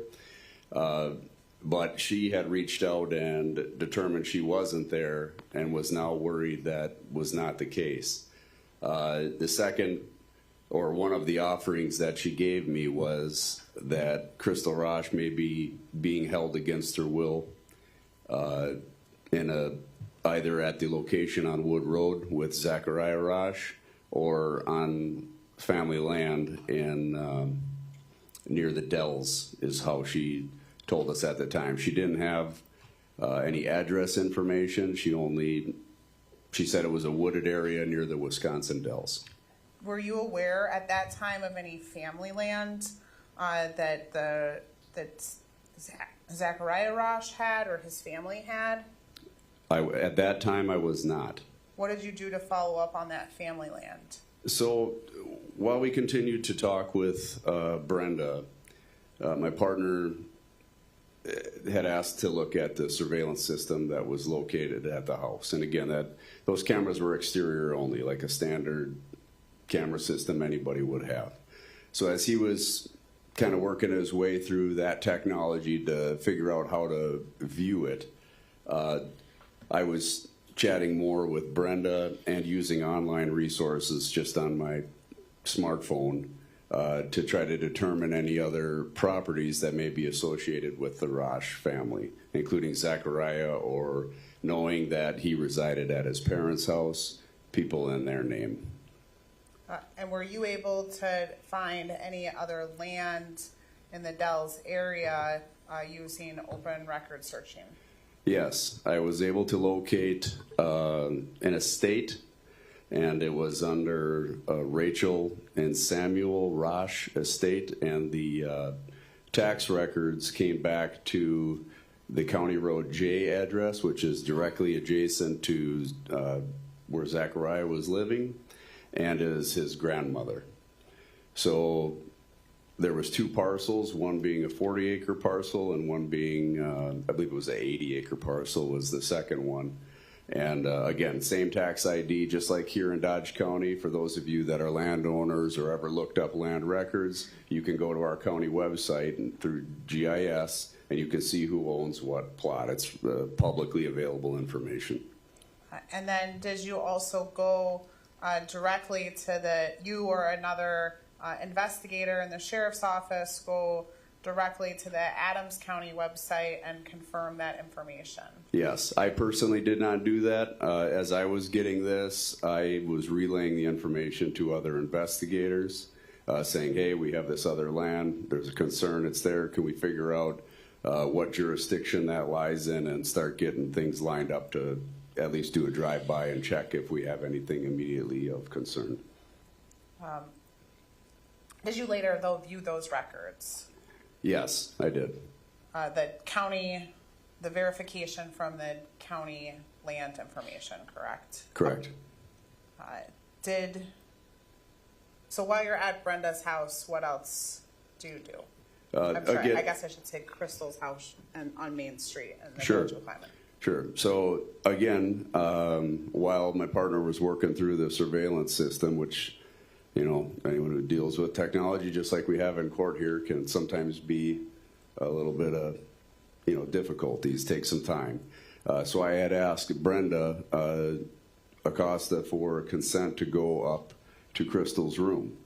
And she offered consent, saying, yes, you can do that. She also noted that she hasn't been up there due to some mobility issues, because where Crystal resided was in the upper level of the house, and her mother primarily stayed at the lower level. And I don't remember the exact issue, but it was just a mobility issue to go up and down. So once that consent was obtained, I went upstairs, and I believe some of the pictures you had seen earlier, I photographed things around the room, and I took notice that there was a cell phone left on her nightstand right away, which I thought was unusual for most people nowadays. You go anywhere, your phone's in your pocket. So again, another concern. I noticed the calendar on the wall. I took photographs of it. I saw checkbooks, banking information for the Bank of Blank Mills. Photograph that, again relaying it back to our other investigators working at the sheriff's office so they could follow up on the financial records. The medications, the missing medications for the days of the week, that it appeared that, and I didn't know Crystal personally, but it appeared she was relatively organized based on her calendar, based on her medications, based on just the way she kind of laid out her personal effects. So the fact that it had now been weeks and there was no return and no contact, again raised additional concerns for further investigation. Anything else that you did while you were at that Main Street address? Other than viewing The video, we did have Brenda attempt to call Crystal's phone number. So just to see if she would answer. We tried it ourselves, but sometimes, you know, as law enforcement officers, when we dial, it can come across people, you know, like most of us again, it's an unknown number or a blocked number, you're not going to answer. So I wanted somebody she knew to give her a call, and I also wanted her to have the ability, if a call came in, to answer and verify and ask where she was. Brenda at that time was using a track phone, and again, because of some mobility issues, had run out of minutes. So we provided her with some additional minutes so we could stay in communication with her as the investigation continued on. When you called Crystal's number from Brenda's phone, was there any answer? No. Did it ring and go straight to voicemail or something else? I don't recall. I wasn't able to make contact, and to be honest, I don't recall if it was myself or Detective Rolfs who made the actual call. But it had been done several times throughout the day, even prior to that, earlier in the office, and then again followed up with while we were there off Brenda's phone. Anything else on that at that Main Street address? No, not that I recall. At some point when you returned back to the sheriff's office, was contact made with Adams County? Yes. And what information did you relay? Did you contact the Adams County Sheriff's Office or a police department? Yeah, the Adams County Sheriff's Office, we were in communication with several of their investigators. I believe our lead over there was Investigator Kayeen Corbett. If you know the spelling of that name, can you? I believe it's Kayeen Corbett.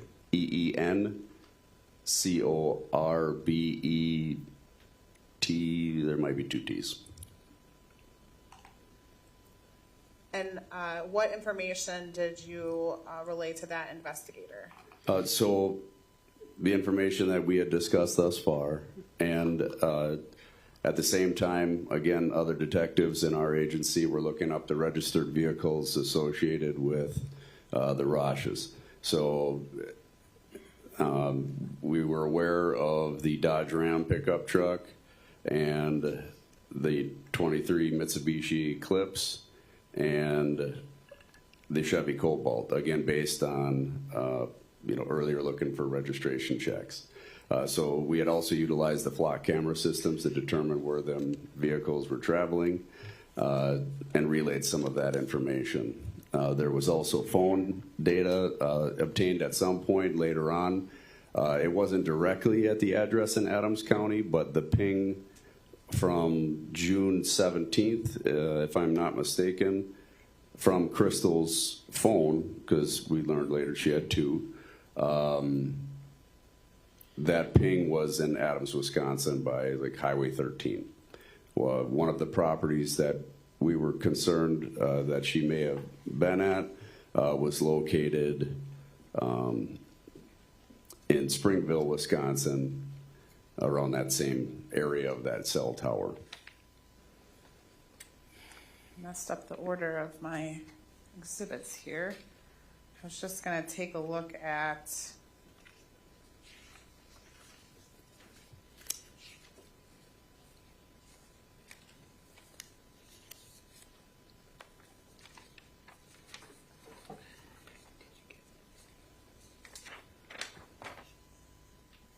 I'm showing you Exhibit 7.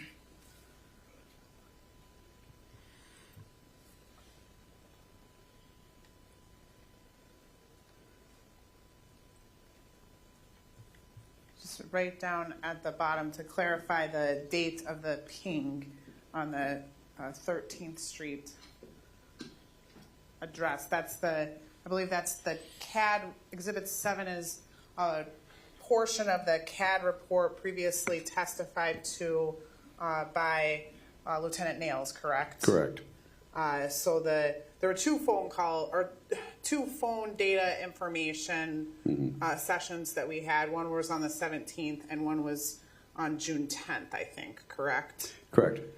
So the one for Highway 13th, which, according to that CAD report, what date was that? The one on the bottom, the last outbound call was June 10th at 10:55 a.m. Local time off 2935 State Highway 13, Adam, Wisconsin Tower in the east-southeast direction, and that's regarding the 8225 number. And we later learned that was an outgoing call on Crystal's phone, correct? That's correct. And who was that to again? That call was made to a 5968 number. And was that the David Gruber? Gruber Law Offices, I believe.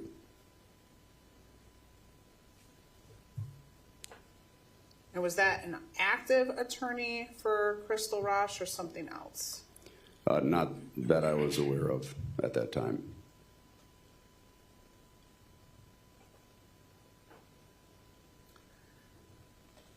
So going back to that day, our knowledge at that day on June 25th. So we had that phone call near Highway 13, contacted the investigator.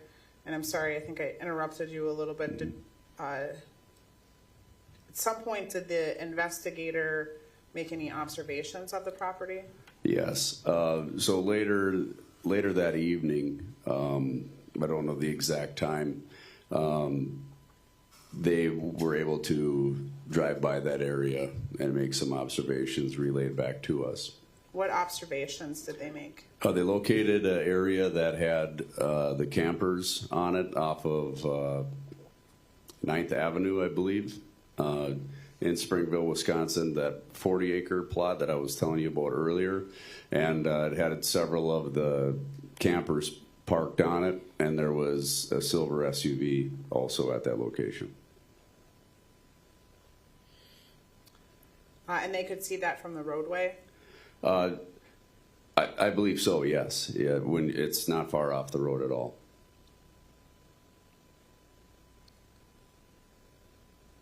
Did that further heighten your concern? Yes, very much so.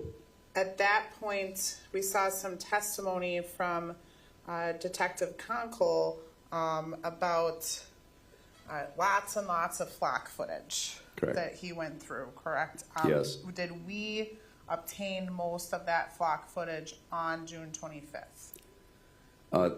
That I can't directly speak to. What I can tell you is we did have enough flock footage to know that there was travel happening in that vehicle and start to determine some of the dates. In fact, did we know that that vehicle had traveled up to the Dells area on June 24th? Yes, that we did know.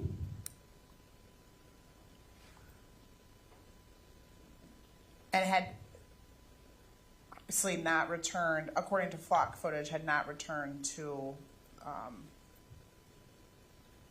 the location of Dodge County, to the Wood Road address. Correct. And as you are all aware, it was a heightened concern due to the contact our deputy had made the day prior when Deputy Kukan went to the house and that vehicle was there. And again, he walked by it, he being Zachariah, and shut the rear hatch. And then the next day after the police contact, that vehicle is parked in a wooded location. So what other factors were important to you on the 25th? So we were reviewing the financial transactions that took place once it was Lieutenant Taylor Nails who obtained that from the Bank of Blank Bills.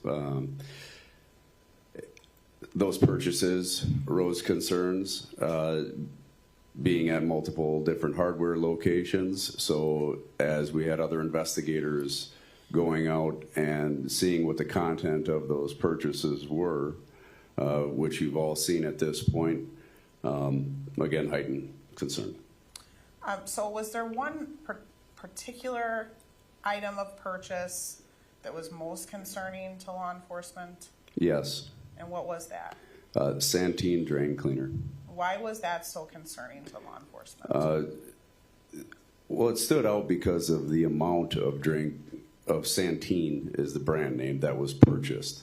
Again, it seems normal. You get a clogged drain, you might need a bottle of it.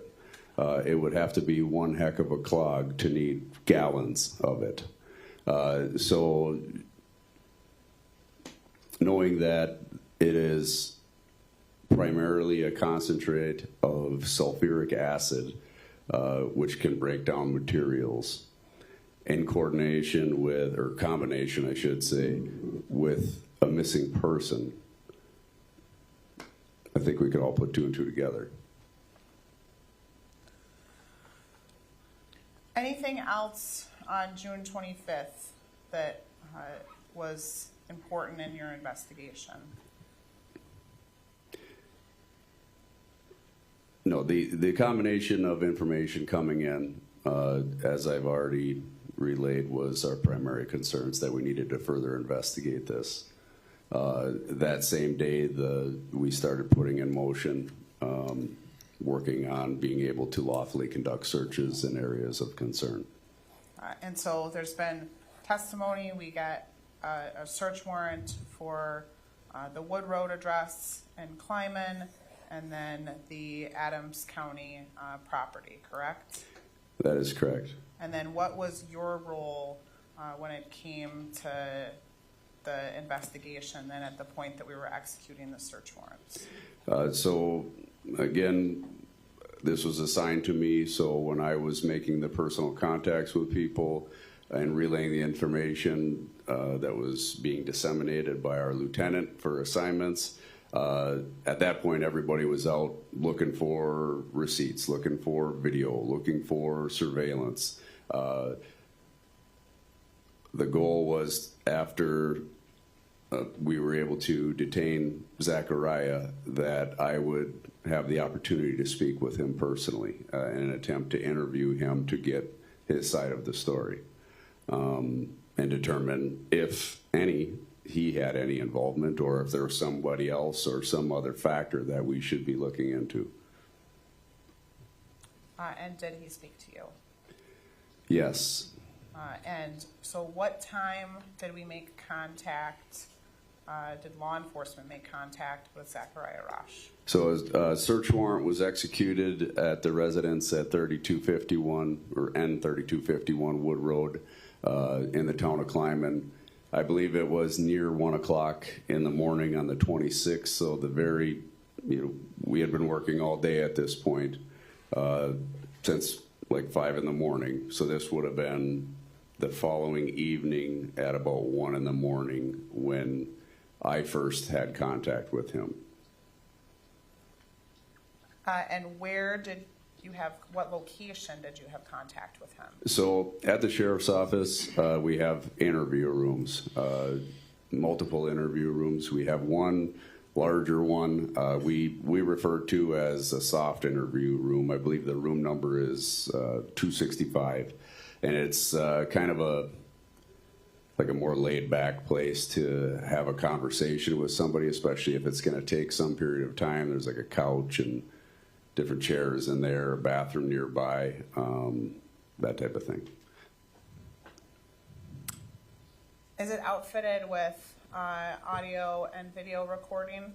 Yes, it is. There's it's called the iRecord system, that the room actually has a camera and audio capabilities. And then we are all equipped, as you can see, even some of the court officers in the room have a body-worn camera system, that Motorola product, and we also utilized it throughout the interview, to be memorialized. The body-worn camera, is it fair to say that that is a more updated system than the iRecord system? Yes, the quality of both capturing sound and video is much better than the old system. A lot of the microphone, and it depending, my voice a lot of times kind of gets echoey in like old recordings, so it's much better with the Motorola. So you utilized both systems to record, sort of like belt and suspenders, right, to make sure that this was recorded, correct? Correct. So it was actually placed, it can be removed from your person, off your belt or mount, and we just set it on the table facing towards where we were talking. And then what was the total length of the interview? So I can't give you an exact, but we spoke for approximately 11 hours. So a pretty long time. And who else was with you during this time? Detective Andy Rolfs was with me throughout the duration of the interview, with the exception of breaks.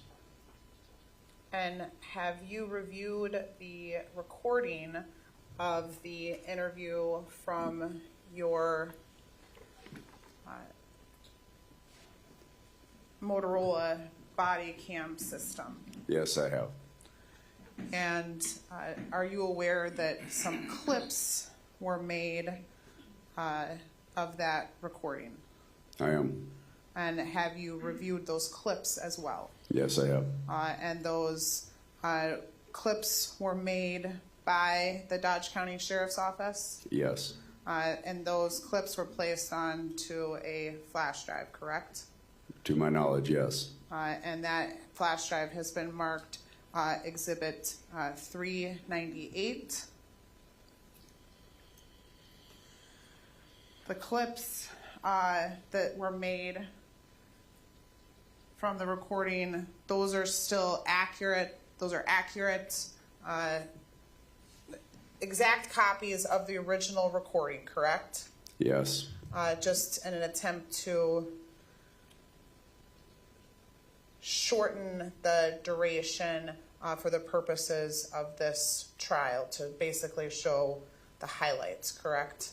Correct. I would say they're excerpts Excerpts, thank you. of the entire conversation. I would now move 398 into evidence and permission to publish to the jury. Any objection? No, Your Honor. Office. So the first clip, They can be published. They'll be received and they can be published. so the first clip that we'll be showing, we'll wait till we start playing it, but this clip will start at 4 minutes and 48 seconds and end at 17 minutes and 32 seconds. So who are we looking at here? That would be Zachariah Rasch, who's seated in front of me in the white dress shirt and blue striped tie. He's not wearing that in the video. He's wearing that now in Correct. the courtroom. Today in front of me, he's wearing the white shirt. In the video, he's wearing the dark shirt. And then where are you in this video? So you can see my hand on the right-hand side of the screen. And where is Detective Andrew Rolfs in the room at this time? Yes, I believe so. And where would he be seated? So Detective Andrew Rolfs would be closer to us, so to my left at the table. It's like a rectangular table. And this room is that soft interview room that you were describing within the sheriff's office, correct? So now we'll start playing at 4 minutes and 48 seconds. Sheriff's office. Okay, so we don't mess around. You know, my partner and I, when it comes to your rights as well, right? We like to know all sides of everything. But before we do that, I gotta read you your rights. Okay, so we're just gonna pull it out, and you have the right to remain silent. Anything you say can and will be used against you in a court of law. You have the right to consult with a lawyer before questioning, and to have a lawyer present with you during questioning. If you cannot afford to hire a lawyer, one will be appointed to represent you at public expense before or during any questioning, if you so wish. If you decide to answer questions now without a lawyer present, you have the right to stop the questioning and remain silent at any time you wish, and the right to ask for and have a lawyer at any time you wish, including during the questioning. Do you understand each of these rights? Yeah. Okay. And realizing that you have these rights, are you now willing to answer questions or make a statement? Sure. Okay. So,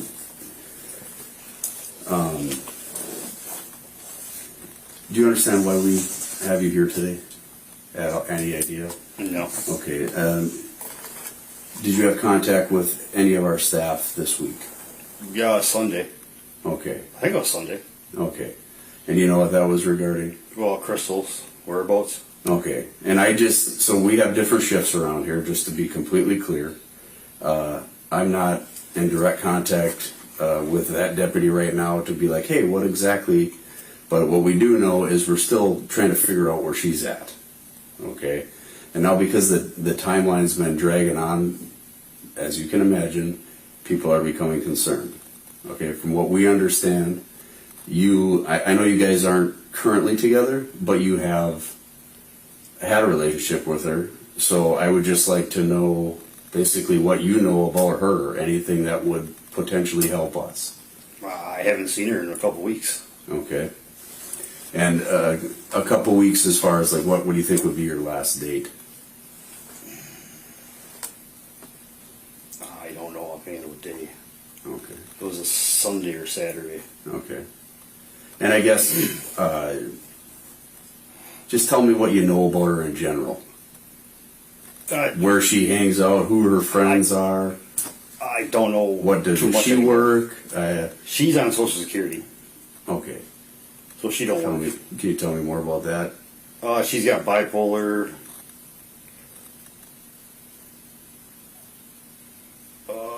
Mental retardation, mild, I think it was. Mm-hmm.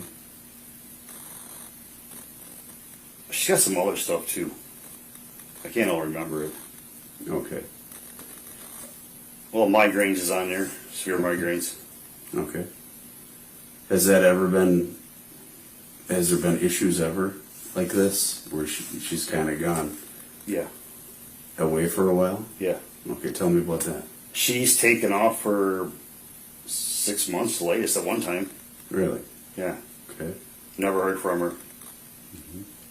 So I just left her be, and she came back. Okay. Well, how long ago was that? A couple years ago. It's every so often she pulls a stunt. And in your opinion, what's the catalyst for this? I don't know. Okay. I just let her be, and she comes back. You know, is when she leaves, does she give you any indicators before? No. Okay. And then how about when she returns? Is there ever an explanation as far as, hey, I left because of this reason or that reason? She just said she needed her time to herself. Okay. So, and again, I know some of this stuff, but again, because it's so important for us to have the tools we need to find her, right? Yeah. So, I don't know her, right? And we don't really know her. She seems like a pretty private person, to be honest. She is. There's Based things she gets on really what we- private. Okay. So, being that you know her, you were with her for a pretty extended period of Yeah. time in her life, I would think you would have a valuable insight that would be beneficial to us. So I guess, again, I don't want you to hold nothing back. Just tell me what you know about her. No, she's just a normal thing for her. Every so often, she just gets a bug up her butt and she takes off. Okay.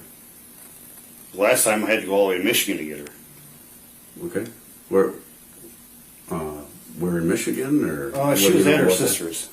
Okay, what's her sister's name? April. Okay, I'm just gonna write that down because I'm not gonna have to go back in the recording for that. So April, and what's April's last name? Lacoste. I think that's what her last name is. Any idea how to spell that? Lacoss, I think. Okay. And do you know her address or where she lives or anything about the town at least? Last time I went and got her, it was. I went through a big town. It was Escanaba I drove through. Northern Michigan. Yeah. Okay. It was out in the country, like in the middle of nowhere. So I remember the road, you drove down it, and it went from pavement to dirt. It was a trailer home that she was in. Okay. And she was there for a little while. Time-wise? I don't remember. Okay. And how long ago? Oh, it was like 3 years ago, maybe more.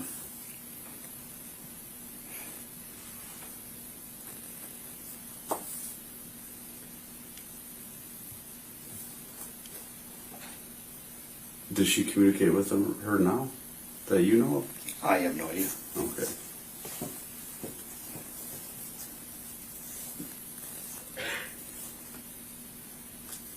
Do you communicate ever with April? No, Okay. Anybody else you can think of? I have no idea. Okay. How about friends? Other family that she's close with? I don't know. Okay. I don't know if her mom does or not. I don't know. Okay. And you said it was a couple weeks when you saw her last? Yeah, And what was the reason for that? we were in the Dells together having fun. Okay. Okay. Just tell me what you're doing. Well, we were just walking the strip, going in and out of stores, and that's about it. Okay. Like, do you know what date that was or ish? No, I don't. I know it was like a couple weeks ago, maybe 2-3 weeks ago, actually. By now. Anywhere specific? No, we just went to all the stores, in and out. Do you guys like buy anything or do anything for food or anything? Yeah, we went to Dairy Queen on that trip. We went to Rosati's. I'm not super familiar with the Dells. I mean, I've been through it, but I'm not a. What is it? What is Rosati's? It's a pizza place. Oh, okay. I All can't right, and remember. continue. I think that's. I'm trying to remember where that was at. I think that was over by closer to Walmart. I think.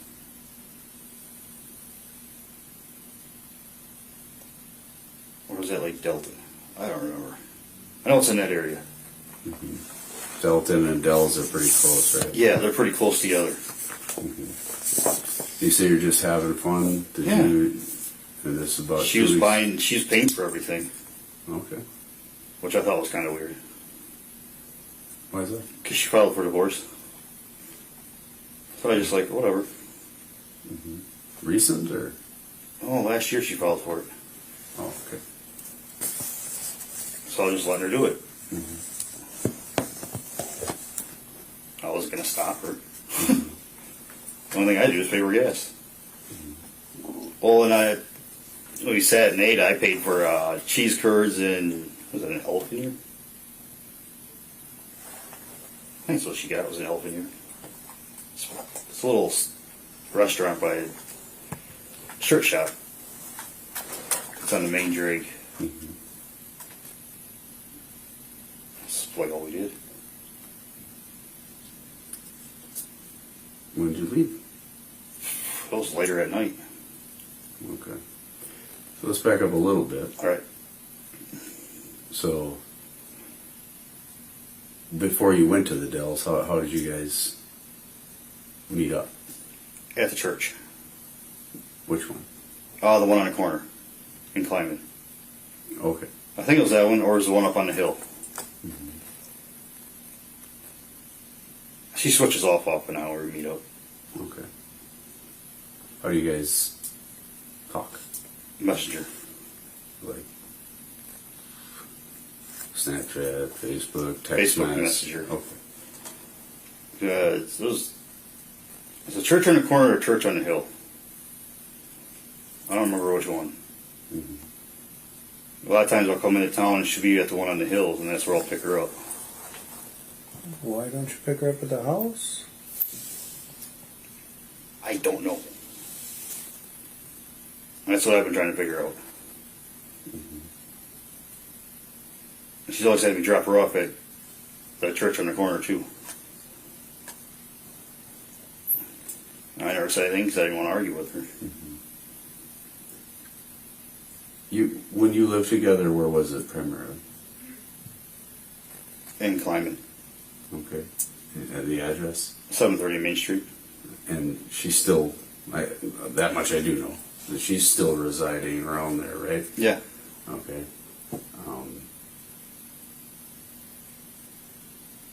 Yeah, it's just, she never offered any reason why she wanted to pick you up that far away from the house? No. Okay. I just never questioned when I should have. Mm-hmm. But I just kind of let it go because I didn't want to fight with her. Okay. And again, not the reason we're here for Well, yeah. for that stuff, but there's not like a order in place, right? Or nothing for you two. No. Like you can be with her, right? Yeah. Yeah. You guys, from what you were telling me before, she had filed for divorce about a year ago. Yeah. Okay. And again, I'm just trying to dig in to get to, I really got to know as much about her as I can. So tell me about that.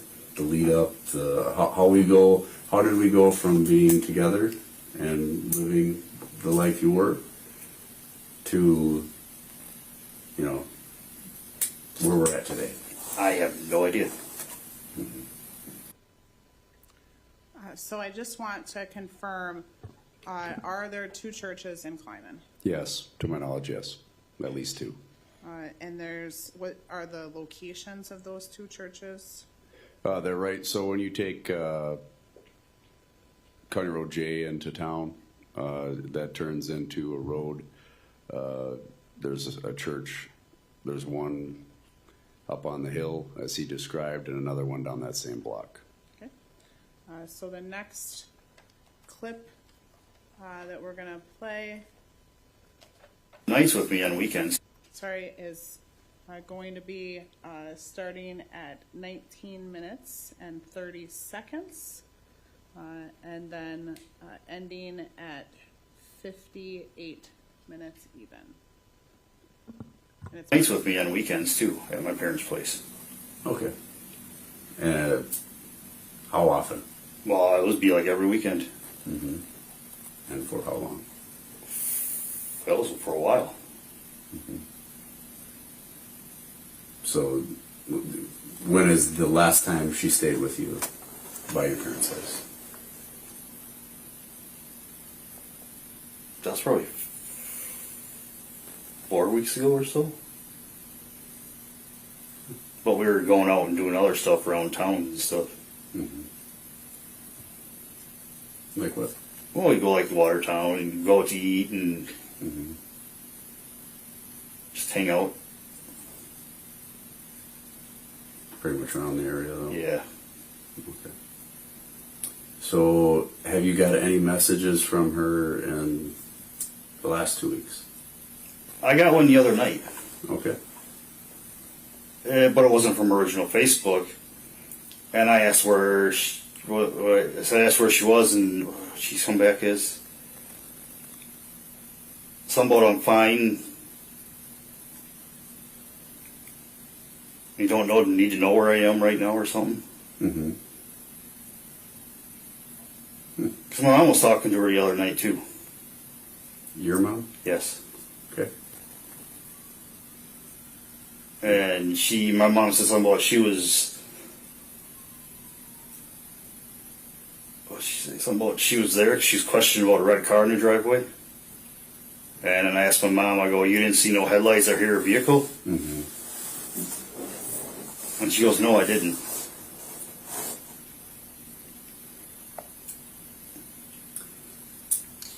And mom said was asking her where she was and told her to come home. People care about her, and mom said she stopped talking. She was talking about a red car in her driveway. No, in my parents' driveway. Okay. Any idea about that? Well, that's my car. Okay. I just got that not long ago.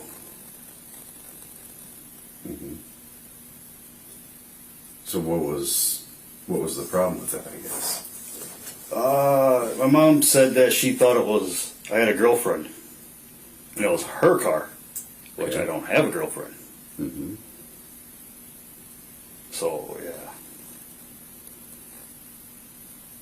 Any further thoughts about it? Any way that relates here? I don't know why she would have thought it was my girlfriend's car. Mm-hmm. I don't have a girlfriend. Okay. So last time you've been with her was, like you said, about 2 weeks ago. You guys in the Dells, you're hanging out. Anybody else that you've talked to, like mutual friends,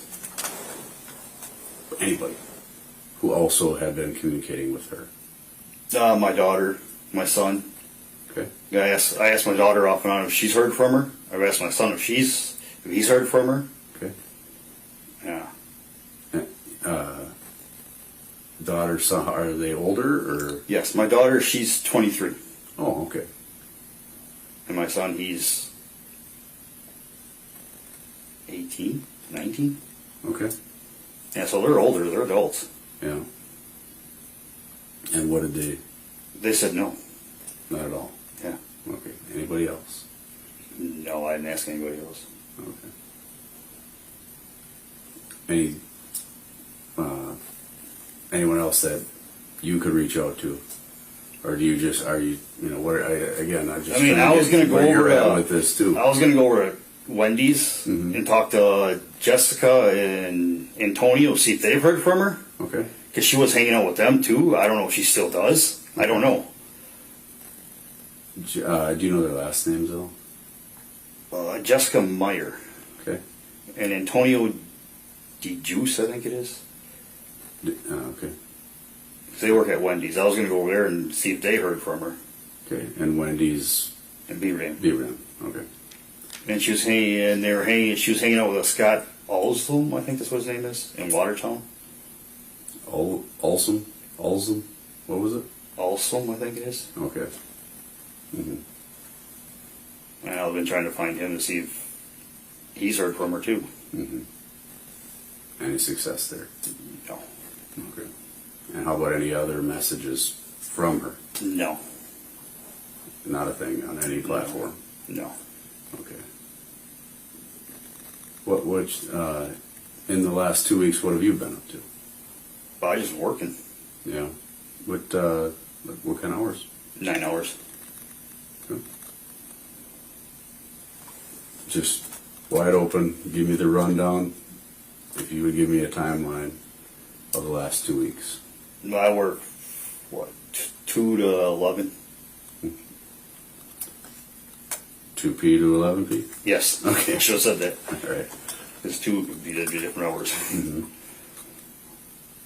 And that's what I do 5 days a week, Monday through Friday. Mm-hmm. When I get home, I'm pretty much crashing. Mm-hmm. That's what I've been doing since it's so hot out and wore out. Mm-hmm. Anybody else you hang out with or hobbies or nothing? No. Any places you go? No, I just sit at my parents' place. Mm-hmm. Okay. So again, just as you told me, you're working 2 to 11. Yeah. And I repeat things back so I Yeah. remember them. And again, because I don't want to write the whole time. Yeah. So I can, when I review this, I can take my notes after the fact and get this down. Yeah. So you told me 2 weeks, you work 2 p.m. to 11 Yes. p.m. Yes. And then you're pretty much chilling at Wood Road. Yeah. And then during your off time, you're just sleeping and hanging out. Anywhere else that you frequent? No. Okay. I mean, you don't got like again, I don't know your lifestyle, man, but I mean, some guys like to go to a bar after work. I don't drink. Hang out or whatever. No, Yeah, I don't drink.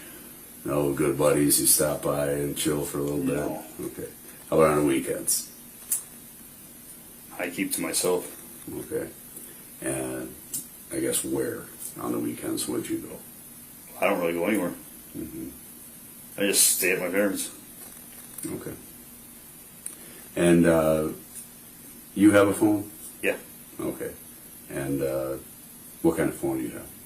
It's a Samsung Ace something, I think it was. Okay, and that's the one that, with the phone number that you gave me already? Yeah. Okay. And then how do you get to work and back? What is your, I drive. okay? What? When I drive that little red car, Okay.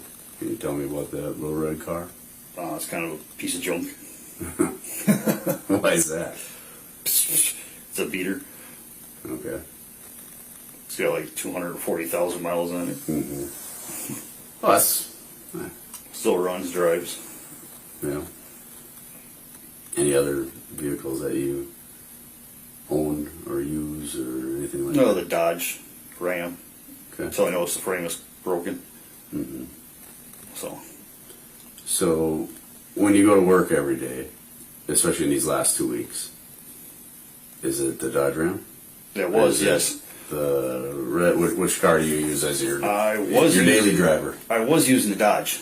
Okay. Until I stopped to put gas in it. And I seen it was sitting funny. So I crawled over and I look. And I seen the frame wasn't no good. So that's where that got. Yeah. Now, that's what you get for getting a Dodge, right? Frame. All Unless you're a vehicles. moped It don't matter what you get anymore. That's the yeah. way I see it. Yeah, well, Midwest. Salt will do that. Yep. Okay. All right. Any other means that you use to get around? No. All right. So again, we go to work, we go home, we relax, and on the weekends we don't go anywhere. We just hang out on Wood Drive. You keep to yourself. Well, this last Sunday I went to Goodwill. Oh. Well, that's about it. Okay. Tell me about that.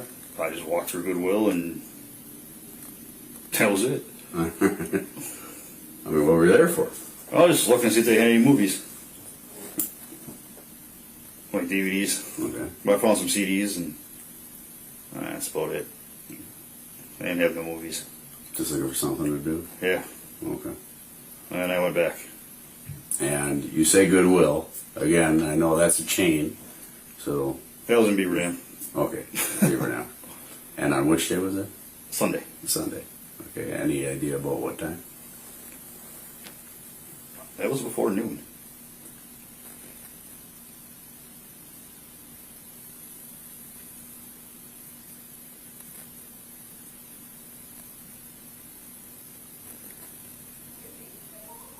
God, I think it was even before 11. I think it was like 10 something. Mm-hmm. Okay. Anywhere else while you're over that way? I stopped at GameStop looking for a game and they didn't have it. Okay. And I not familiar with where that is. Is it Beaver Dam also? Yeah, it's over by Wendy's. Mm-hmm. Oodles, whatever that new little place is. Okay.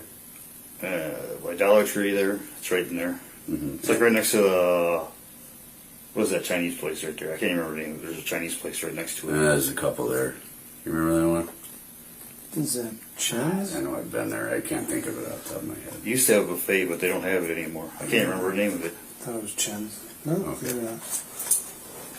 Change. There's a bank right there too, but I can't remember the name of the bank either. Mm-hmm. Yeah, I can't for the life of me think of the name of that Chinese restaurant. I don't know. I just know it's next to GameStop. Yeah. All right. Anything else? No, I went back. My parents' place. All right. And what are you doing while you're at your parents' place? Just watch TV. Okay. Mm-hmm. Did you watch any DVDs that you got from Goodwill, or did you No, I didn't find get no anything DVDs. worth I it? didn't find any. I got Okay. some CDs. And at GameStop, what specifically were you trying to get there? I was trying to find South Park. Oh, they do like DVDs and stuff too? No, it's a game. They only had it for Xbox. It's a new South Park game. This thing is called Snow Day. But they didn't have it. They were all out. Which Xbox? He didn't say. I mean, isn't there like a bunch of versions of it or whatever? I was looking for it for a Switch. Okay. But he said the only copy they had was for Xbox. And you say he, like The salesperson. the guy working there? Yeah. Okay. I didn't know if it was like one of your sons or something that was like, go get me, Okay. How's your communication with them? It was fine. Okay. And, I mean, have they had, I know we talked a little bit, like you said, they haven't really heard anything on the messaging, but are they concerned, or are they, what's their thoughts on this? I don't know. I don't really talk to my kids. Okay. I'll ask them questions once in a while if they've heard from her. Mm-hmm. And nothing Yeah. on that front as of Yeah. late. Okay. And going back to the Dells when you guys were together, was that also that was picked up from the church Yeah. and driven there? Yeah. Okay. Which way did you go? I went down. Well, actually, let me back you up a little bit. Which car were you in that day? That would have been a truck.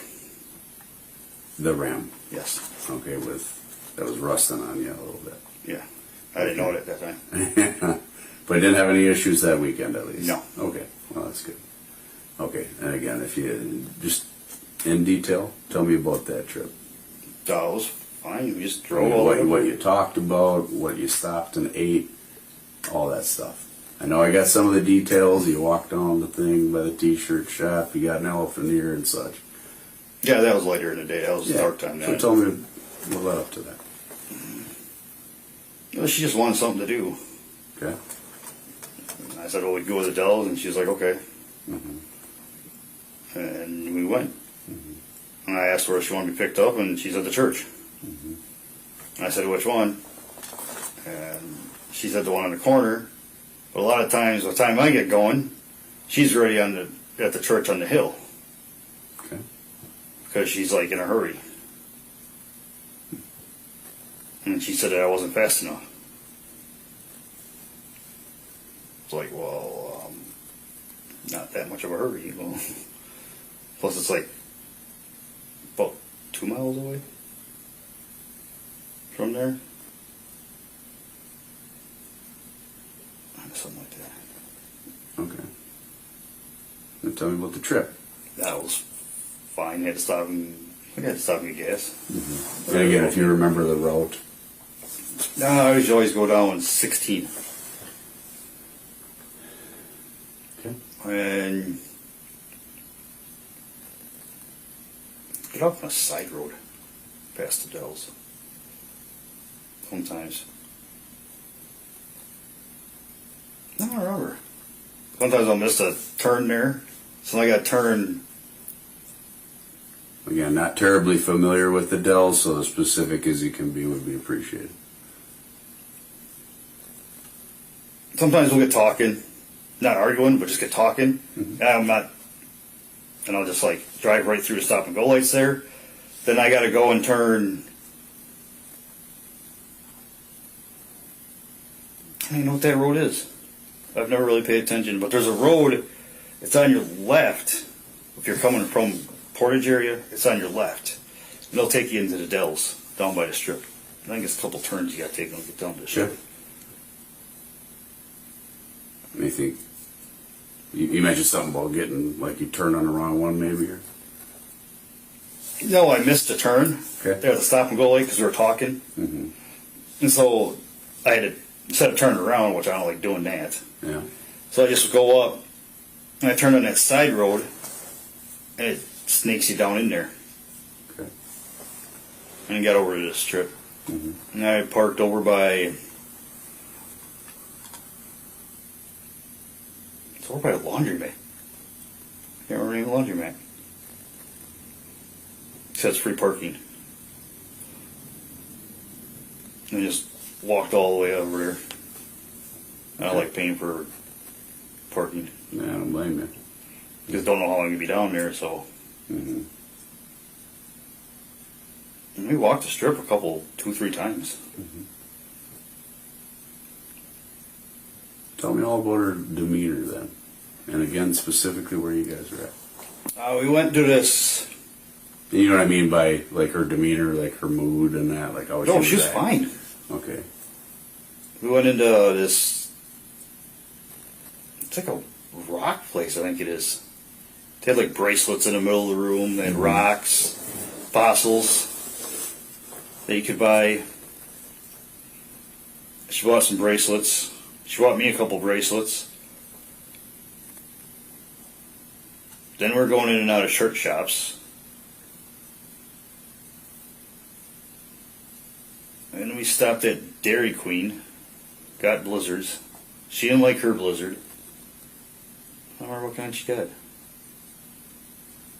Oh, she got Oreo blizzard. But they didn't have it broke up. It was like brick big. It was like whole Oreo was still. Yeah, she wasn't happy about that one. Mm-hmm. So she threw it out. Then we walked into a popcorn place, and yeah, that was kind of expensive. You're a tourist town, I can imagine. Yeah, yeah. Actually, before that, we ran into some people that had like, I don't know, they were trying to sell some like face cream stuff. Mm-hmm. Said that they could make you like look younger. It was pretty expensive stuff. Mm-hmm. Instead of normally for the 3 bottles, it was like $1,500 or something like that. And they could all of a sudden knock it down to $50 for. It's like, yeah, this is a scam. Yeah. And she decided after we got done going, no. Well, we walked in a couple places and we were going to go through Ripley's, believe it or not, but she didn't like the price. That was $29.95 a person. Yeah. Better be interesting, huh? Right. We walked in a couple places and she didn't like the prices. She said they're too expensive. Okay.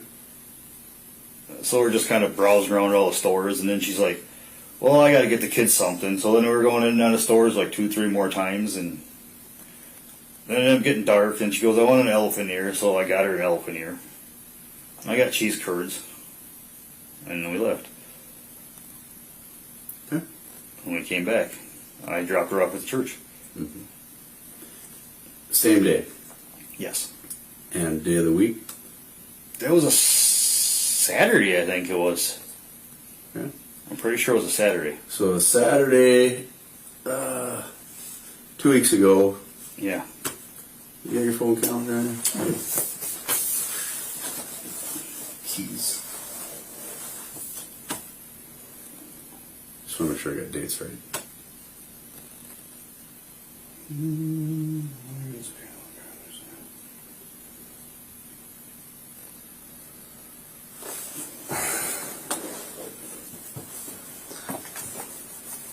Yeah, look at this one. Okay.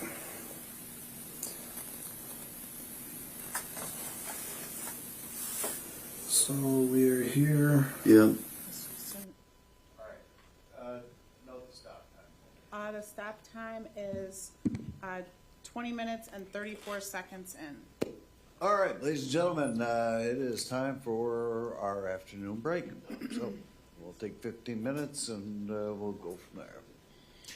Once again, obviously, can't discuss the case. There you go.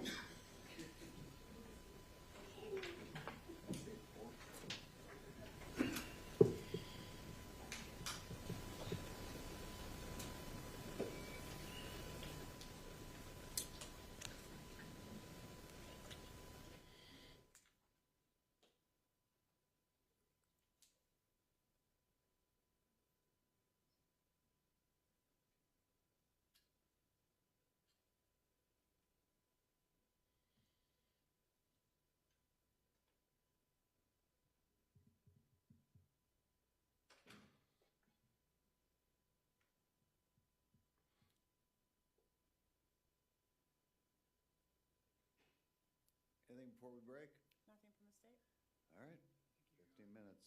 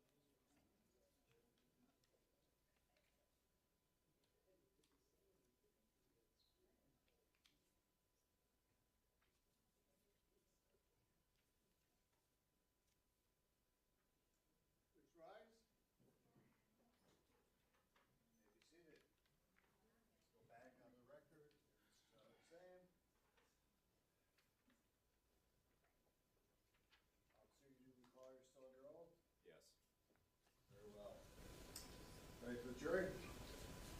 Yes. Yes. Yes, sorry. All right. Bring in the jury, please.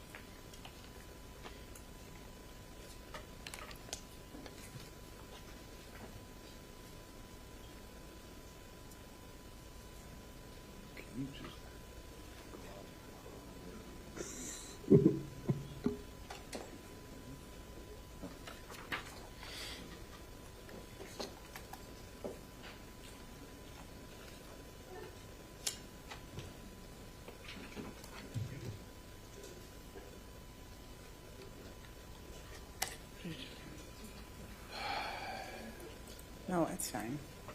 Just as long as I can see it. Not, I mean, like when we, no, it's fine. I have it right here. I'm just saying just, actually, I don't need to see it.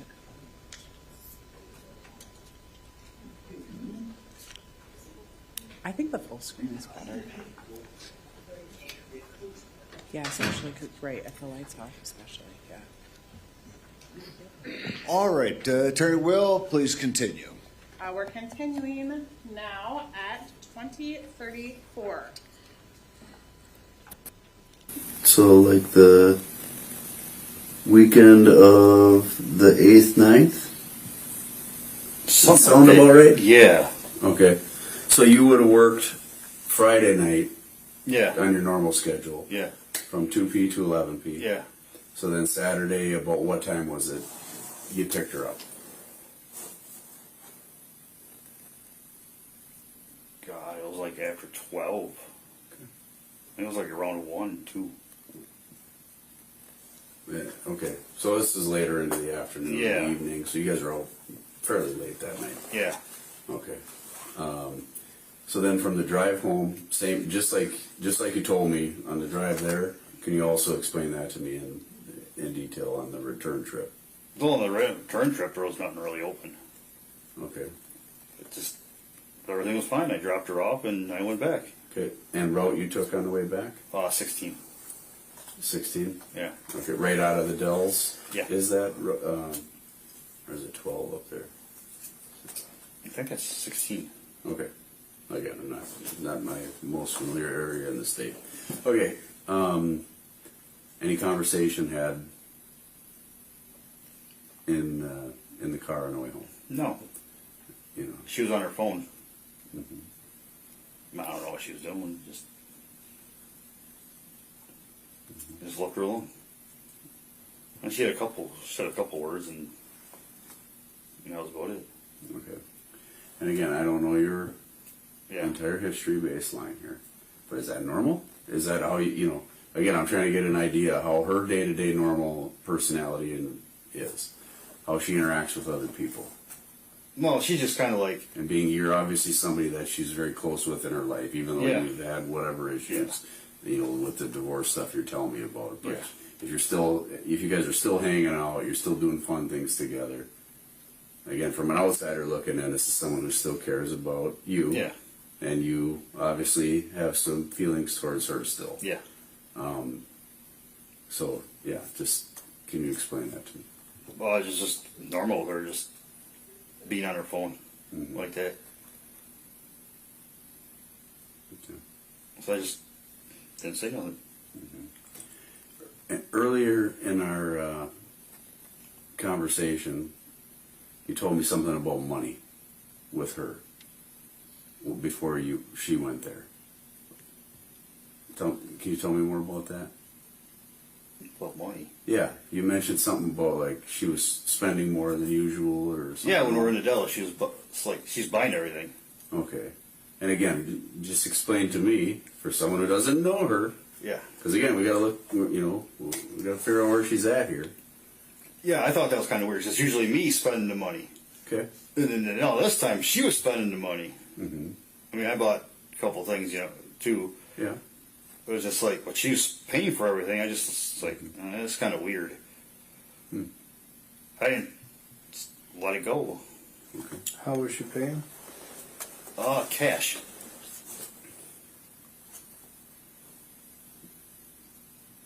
And I mean, if you saw the transaction, what did you see? She handed a $100 bill. Okay. And I asked her, well, where'd you get the $100 bill from? She goes, don't worry about it. Mm-hmm. No explanation. That was it. Just don't worry about it. It's like, okay, I'm not going to fight with you. At what location was that? That was.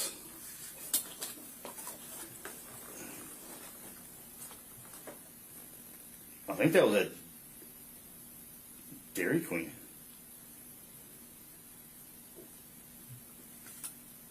Yeah, that was Dairy Queen. Okay.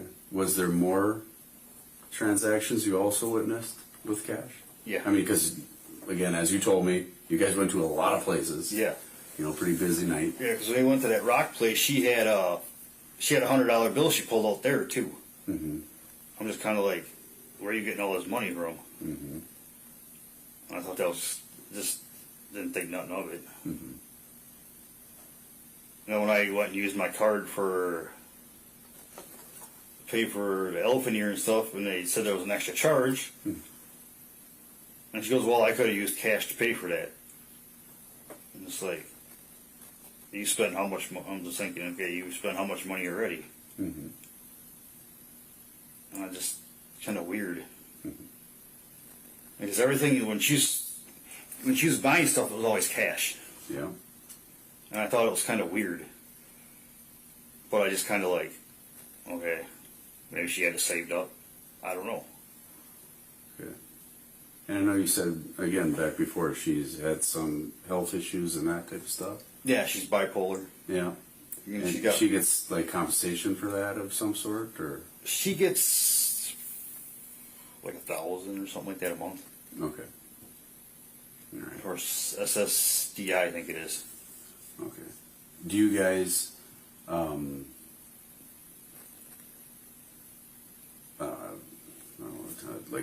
do you discuss finances ever? No. Okay. Do you bank together? No. Not at all? No. Okay. So she doesn't have any access to any of your checking accounts or nothing like that? No. And you don't have access to her accounts? No. Nothing like that? No. At any point did you? No. No? No. Even when you were married? No. Or are you, technically you still are married, right? Yeah. Yeah. So. I've made comments about having joint, and she said no. Mm-hmm. So I was like, I'm not going to argue with you. It's not worth it. Okay. All right. And who do you bank with? Chase. And is there like a specific branch or location that you use regularly? One in Beaver It's just an ATM. Okay. Do you know where? I know Chase is huge. Like I think it's like a nationwide one. So it's by Marco's Pizza. okay. All it is an ATM. But like right off 33 then. Marcos? Or no, it's Third Street. It's where Family Video used to. Maple, something like there. It's where Family Video used to be too, right Okay. next to there. All it is an ATM. You can actually cash your checks there and deposit money. Yeah, most of those you can do most stuff at. Chase, yeah. Okay. Any other primary accounts that you use? No. No. Does she ever? Let me back up. Do you ever like give her money? Yeah, I did when I was working at Kraft. Okay. I was giving her cash. Which was a while ago. Yeah. Now. Yeah. But never since. No. Okay. And how about in vice versa? No. Does she ever give you money? Okay. Did you ever give her consent to use your accounts? Well, I told her she could. Yeah. I mean, has she ever done that? No. Okay, and how about you? Same thing. Yeah. Has she ever said, hey, you can use mine for whatever? Yeah. Okay, and can you tell me about that? Well, what was it for specifically? No, it was just for vehicle parts. Okay. And when about would have that ever have been? That was a long time ago. Okay. So, and I'm going to say, I don't know, the last month, right? Because it's been 2 weeks-ish that you told me since you've seen her, let's say 2 weeks. In the last month, would there ever have been a time where she gave you money or authorized you to use her account? Not that I know of. Okay. And to your knowledge, you do not have consent to use her accounts? She said I could before, but Mm-hmm. Okay. I just wonder, like, so let's say you did. Would she be mad at you? I have no idea. Okay, because it's never happened. No. All right. Fair enough. Okay. Anything else Not that I you know of. have? Again, let's start with, we'll keep working with this window here. Any major things going on in your life right now? Not that I know of. Just trying to find where she is. Okay. And what efforts have you made to do that? The other day I was kind of like driving around looking. Okay. I was driving around Watertown, like went over to the park, and she showed me places before where she'd hang out with Jessica. So I was going around to those places and looking. Jessica Meyer. Okay, from Wendy's in Yes. Abraham. All right. Just trying to piece everything together. Yeah. So I was just kind of going around to those places and looking. Mm-hmm. And that's about all I did. And sitting and thinking, well, should I go and talk to Jessica and Tony or not? Because I know they don't like me, but it's like, yeah, Tell me about that. Why don't they I have no idea. just, I have no idea. okay. Was that always the case, or? Yeah, it's always been the case with Jessica. Okay. And what's, just friends? Are they like related or anything like that? No, they're just friends. Okay. She's never liked me from day one. Okay. Any other efforts? I've been asking my daughter and stuff like that. That's about it. Okay. And we've covered that, right? Yeah. That you asked her, she doesn't really know anything. Yeah, I We asked my didn't- son. We didn't really get anywhere with that. No. Okay. And you said you decided to kind of drive around, look for her. You went to a park in Watertown. Yeah. Anywhere else you looked? And can you be specific as to what? I was down on 4th Street, I think it was. I think it was 4th Street. Yeah, I'm pretty sure it was 4th Street. Okay. And I drove by the truck stop in Johnson's Creek. Mhm. And nothing. And date, approximate. That would have been after the cops showed up Sunday, when I started looking. This Sunday. Yeah. Okay. And what car were you driving around? The red one. The beater. Yeah. What make was that one again? Chevy. Chevy. That's it. I remember the 240,000 miles beater, all that. I was trying to- Yeah. Okay. Anywhere else that you went looking? And that's it. Okay. Are you being 100% honest with me? Yes. Okay. Is there any other details that we need to look into here? Not that I know of. Okay. So a couple of just personal things, right? Like through court records, right? You guys have some kids together? Yeah. Did you have any court this week? This week? No. Okay. How about the week before that? I think so. Okay. You told me you have adult son, adult daughter, Yeah. and any other children? Yeah.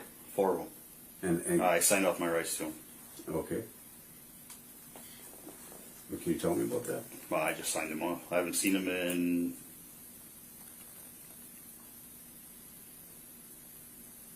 since 2019, 2020. Yeah. So, But you still talk with them? Sounds like otherwise kind of. with the younger kids, no. Okay. So it's like, And if they're again, doing good, I might as well just let them be. Okay. But they're okay, safe, all that good stuff? Yeah. Okay. Is it something you're willing to talk more about? No, I think they're fine. Okay. So I just signed them and let them go. All right. And when would that have been? I don't remember today.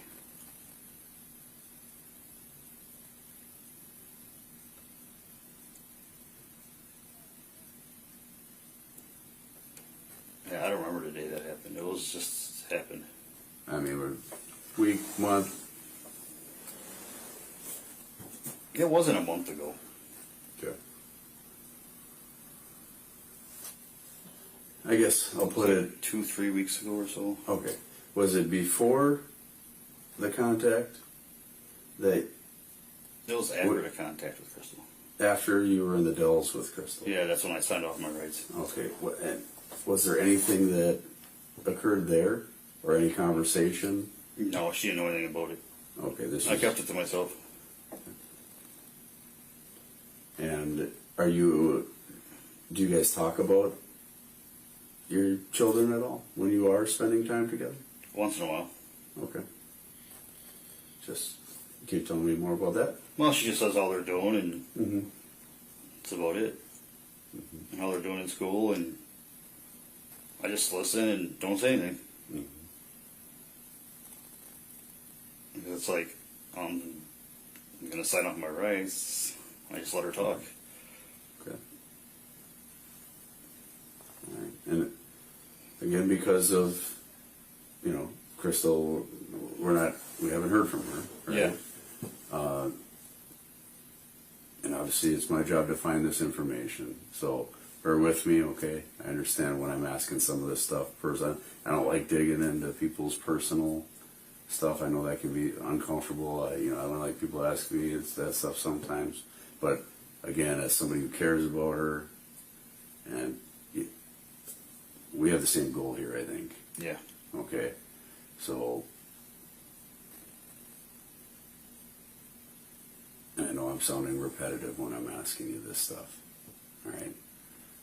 Is there any detail, any contact, anything more that you know that may have occurred in these last several weeks? Just dropped her off and haven't heard from her for a while. Okay. Until she messaged the other day. The other day, and what was? Can you tell me about that message?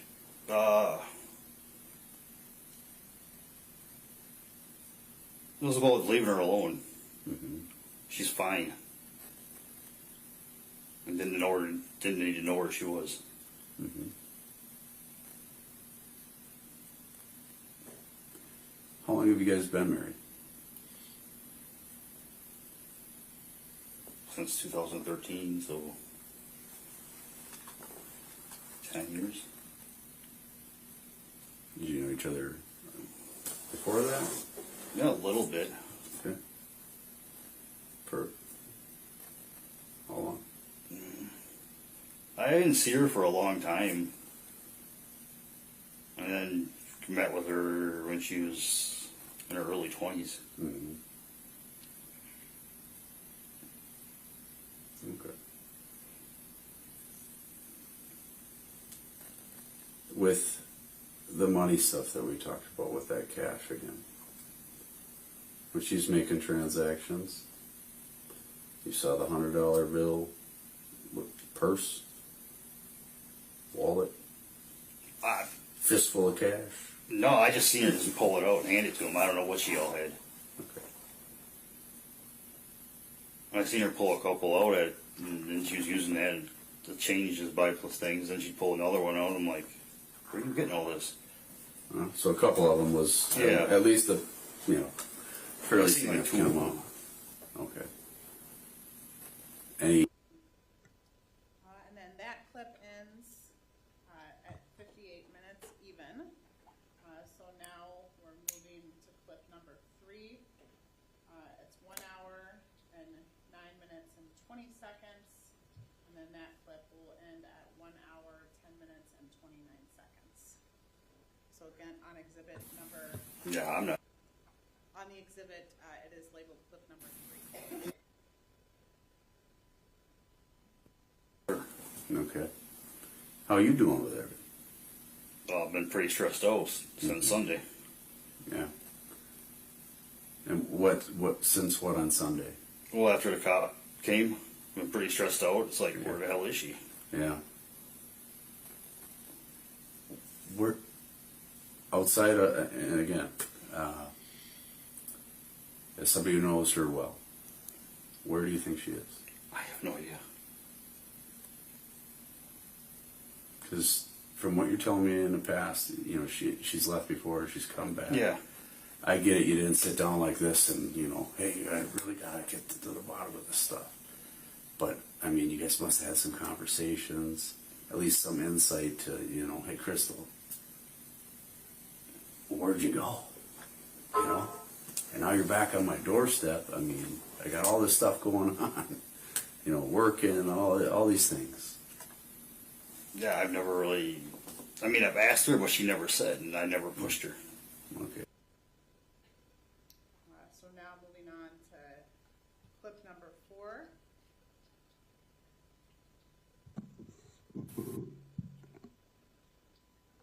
Which starts at 1 hour, 33 minutes and 12 seconds. This will be ending at 1 hour, 52 minutes and 23 seconds. Again, marked clip number 4 on the exhibit. Oh, yeah. I didn't want to get too much further without my note, without the guy taking notes behind me. Oh, we were talking about vehicles and then Yeah, he's talking about he does most of the work on his own. Yeah. We kind of chatted about Yeah. hobbies and stuff that she might have, any interest. And we'll pause it 21 seconds in. Just before we started this, did you have a discussion with Mr. Rasch about all the vehicles that he owned? Yes, him and his parents. So what vehicles did he list off for you? We discussed the Chevrolet Cobalt that he recently purchased, the Dodge Ram pickup truck that he had owned for a while and commuted to and from work frequently with.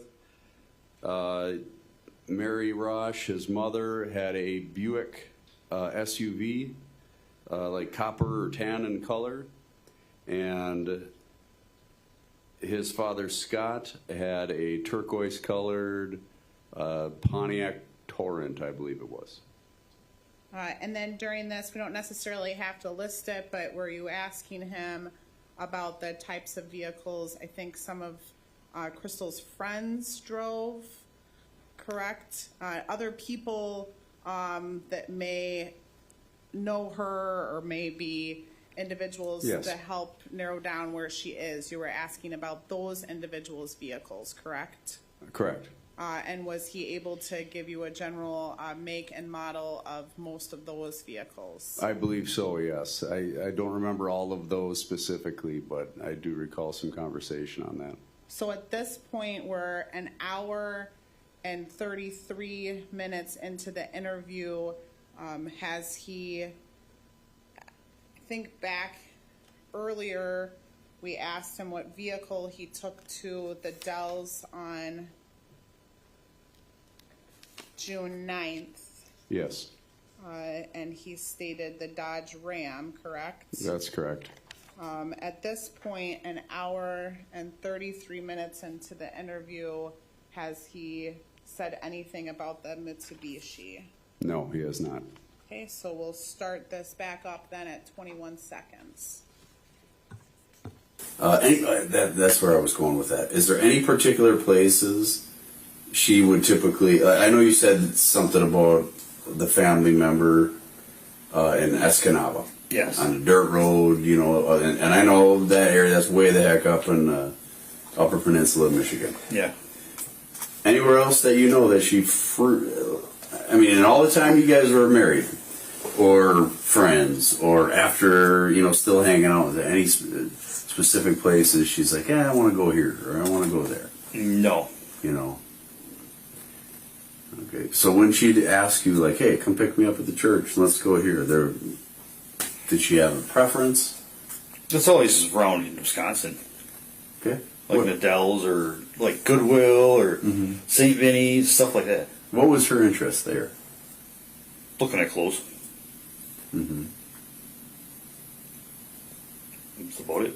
Looking at clothes. Mm-hmm. Just clothes, huh? Yeah. Anywhere else? That's about it. Okay, because I know we had, that was one of the things we were trying to figure out, and that's kind of why, you know, I was asking about some of the finance stuff, right? Is, you know, like anybody, nowadays, you know, where people are spending their money, right? Yeah. I mean, if you know, look into my bank account and what I'm spending money on, you can get some interests or an idea at least of like what I'm interested in. Yeah. You know, so I know when I caught some of it earlier, we were reviewing and trying to figure out where she's spending some of her money. Yeah. Right, and there's a lot of like hardware stores and that type of thing. Any reason? I have no idea. Okay. And in the time, we went over your timeline in the Dells when you were with her. Did you guys stop at any place like that? No. Okay. We talked about the last couple weeks. Yeah. And places that you've been. Yeah. Outside of work. And again, you've been really giving me some good information. All right. I mean, seriously, I think I can use some of this, but there's some holes we got to fill in, right? Yeah. So, I mean, anything to do with that? Not that I know of. I mean, I guess she's into clothes and that type of stuff, but if we have expenditures being made at these like hardware stores and kind of random spots, some of them around where you're telling me, like that area, I'm just wonder if you have any memory of that. Was there a time she got out without you? Not that I know of. Okay. So the whole trip, when you guys were in the Dells, you were We were together. together. Yeah. And together as in, give me an example of your proximity, your closeness to her. So we're actually pretty close, like shoulder to shoulder. Okay. All right. I don't want to, get super personal into, your guys' relationship. Were you guys intimate together during these times? No. Not at all? Just hanging out Yeah. So as of right now, it's... I mean, if she spent a night at my parents', yeah, we'd be intimate. Okay. When? Oh, it's been a while. Mm-hmm.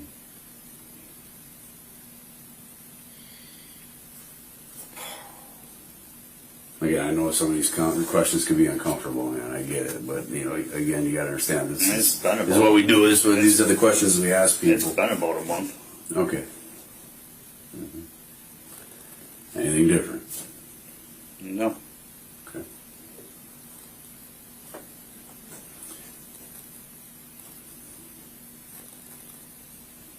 All right. Again, are you telling me every bit of truth that you know? Yeah. Okay. I have a few things that I want to clarify on some of these shopping dates, okay? I just want to cover a date and ask you if you know anything about these. All right? All right. If you got them, that'll work for me.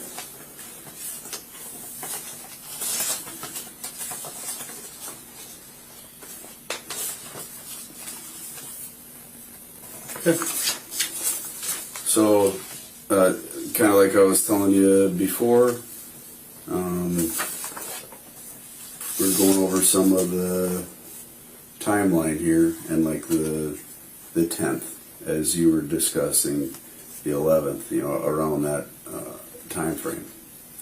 Looks like we have, some expenditures going on in Wisconsin Rapids. You know if she's ever been there? Not that I know Okay. Have you ever been there? of. A while ago, Okay. And what were you doing there? visiting my daughter. Okay. And again, I know I always gotta hammer down on this. When you say a while ago, what do we? And I'm getting to be repetitive, man. I'm not trying It to was be a annoying. while ago. It was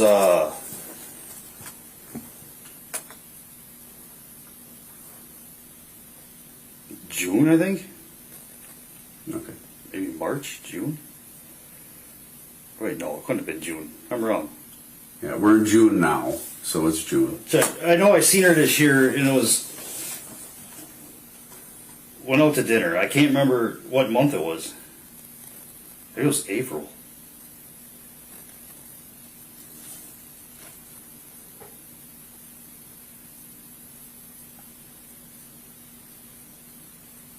Yeah, it might have been April. Okay.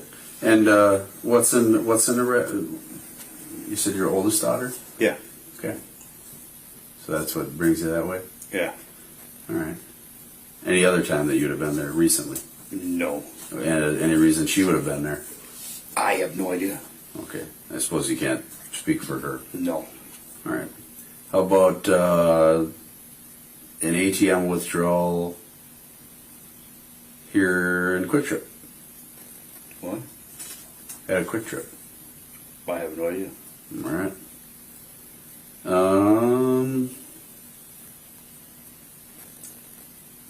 Watertown, Fleet Farm, I have no idea. Watertown, Ace Hardware, I have no idea. Bernard Street, Watertown, Walmart, Harbor Freight, Beaver Dam, Menards, Beaver Dam. I just rattle them off because I'm trying to, if anything jogs your memory. No, nothing's jogging my memory. Okay. So like Menards and Beaver Dam, she wouldn't have been there? I don't know. It wasn't with me. Okay. And that would have been, so that's not a date you would have been in Beaver Dam? No. We talked about that before. That's why I'm just going off what you said. Do you remember being at Harbor Freight? No. Okay. Menards? No. Rock Auto? No. And do you ever shop there? I haven't shopped there in a long time. Okay. Again, time? Last time I was there, shopped there was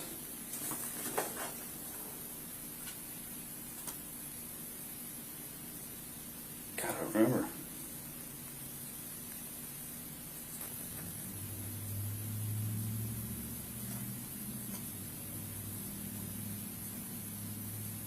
Over a year ago. At Rock Auto? Yeah. Okay. How about the Harbor Freight? When's the last time you were there? I haven't been to Harbor Freight in a while. Okay. Like how long? It's been a while.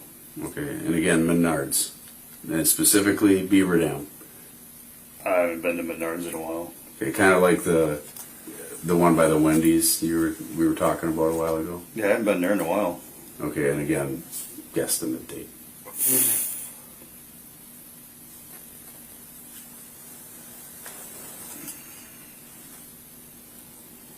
I think it was around Christmas.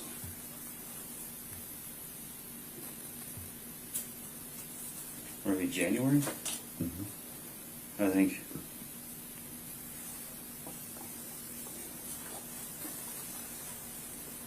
Christmas of 23, like Yeah. this last Christmas. Yeah. Okay.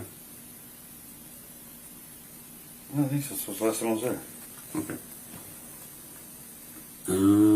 Watertown? Farm and Fleet? I haven't been there in a while. Okay. How long? God, what? 2 months? Yeah, probably about 2 months.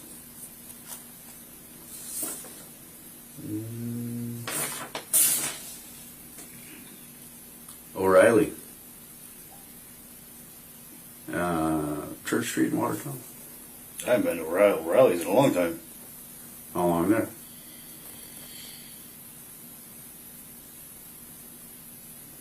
Oh my God.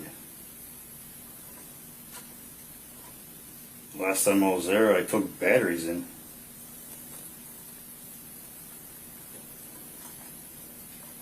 That was over a year. Okay.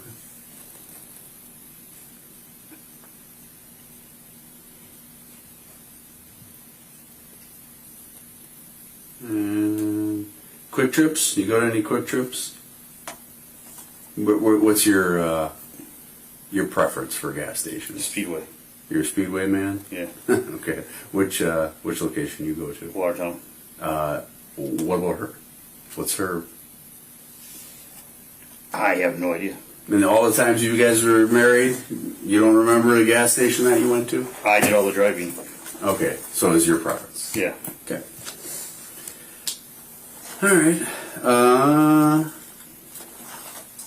Johnson Creek.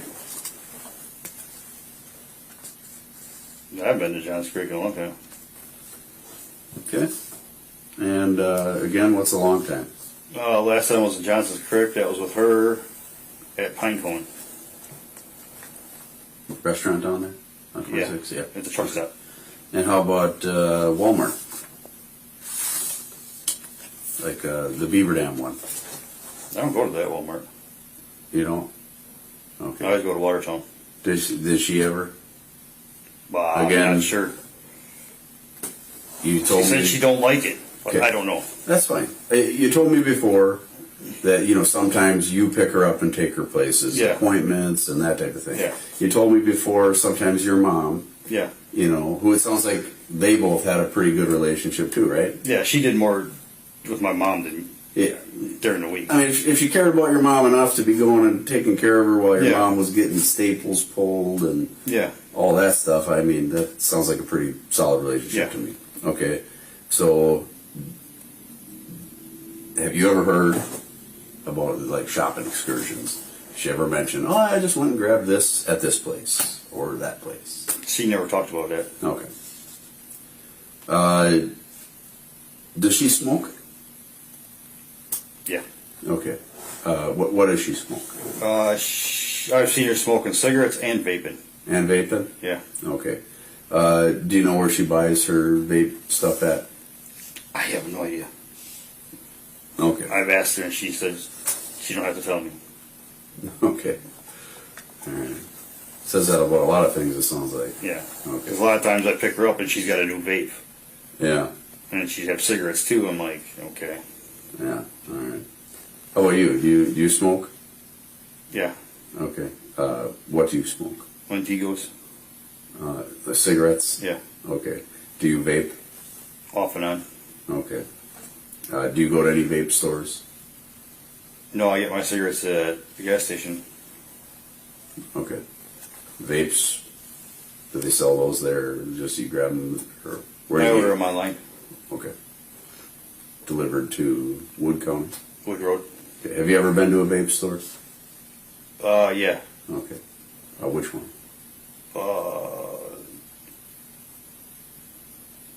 I think the one in Beaver Dam. Yeah, the one in Beaver Dam. Okay. You ever been to one in Watertown? No. Okay. Have you ever been to one in Wisconsin Rapids? No. Okay. Never? All right. The Goodwill. You mentioned before about the Goodwills. You'd stop to look for DVDs or something like Yeah. that way, and Have you ever been to Goodwill in Okamwa?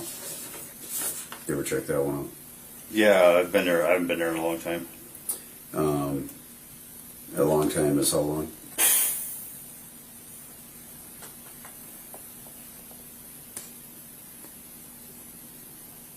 Oh God, the last time I was in a comic, I was with her.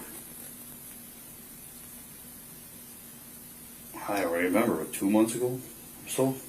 Okay. I think so. So nothing terribly recent that you put yourself there. No. Oh. Okay. And yeah, I think we're good with that one. If is it your parents that own the property by you? I know there's quite a bit of Rasches around. Yeah. Do you guys have like quite a bit of land around this area? I have no idea. You don't know what land your parents own? As far as I know, just what they're on. Okay. How about any aunts or uncles or anything like that? Cousins? I have no idea. Okay. Do you have any relationships with any cousins or aunt or Don't uncles? really talk to anybody. Their cousins. Okay. It's kind of like been a falling out since grandfather passed away. Everybody's just kind of. Oh. Your grandfather from the area?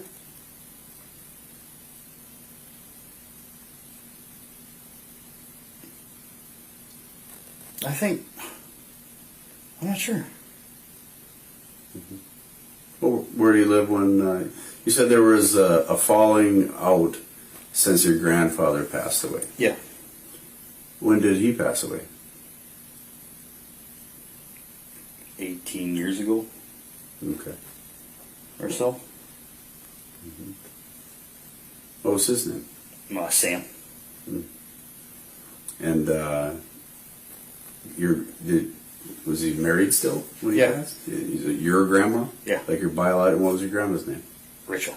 Okay. So Sam and Rachel? Yeah. And they're not, you don't know where they're from? I only know from this area. Okay. But I know they're from somewhere else, but I don't remember where. Okay. Did you spend time with them growing up? Yeah. Okay. And where was that? Just walk through the woods Yeah.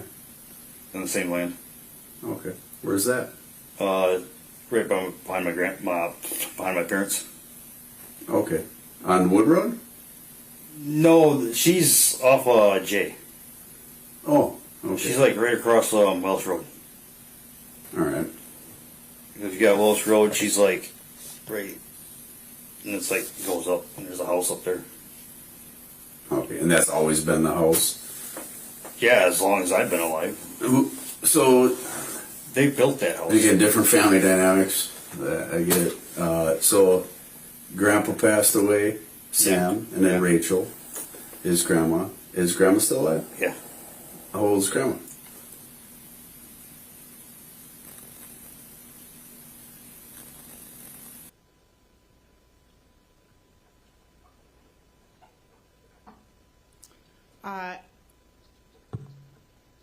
Just confirming Grandma is still alive, and where exactly does she reside? Yes, his grandmother would be Rachel Rasch, and she resides on County Road J, adjacent to the Wood Road property where he and his mother live. And was she interviewed during the course of this investigation? Yes. And approximately how old is she? I would say in her 80s. I don't recall her exact date of birth. So now we're going to move to clip number 5. This starts, don't start it yet, but it starts at 1 hour and 58 minutes and 41 seconds, and then it will end at 2 hours and 51 minutes and 32 seconds, but we might obviously end it before that. In between those two clips, does he ever say anything about the land up in Adams County? No, not that I recall. And at this point, anything about the Mitsubishi or anything like that? No. Okay, so we'll start And then, Judge, just for clarification, you want me to stop it at 4:20 or sometime sooner while we're playing? Or you'll just tell me when you're ready? I truly believe these folks have about 20 minutes left. Okay, I can of being able to, I mean, That's fine. honestly, it's hard, you know that. Yeah, absolutely. And that is not a criticism at all, but we're gonna go, the clock on the wall is gonna strike 4, and I'm letting you folks out. That is. So please, give me another 20 minutes of thorough paying attention, and we'll start back up with this in the morning, okay? And just so the jury is aware, I think we're gonna do a couple more witnesses because we have two people that can only testify tomorrow, and then start back up with this, just so they're aware of the schedule. But we'll end right at 4 p.m. today. So starting. I'm not sure if that's a teaser, folks.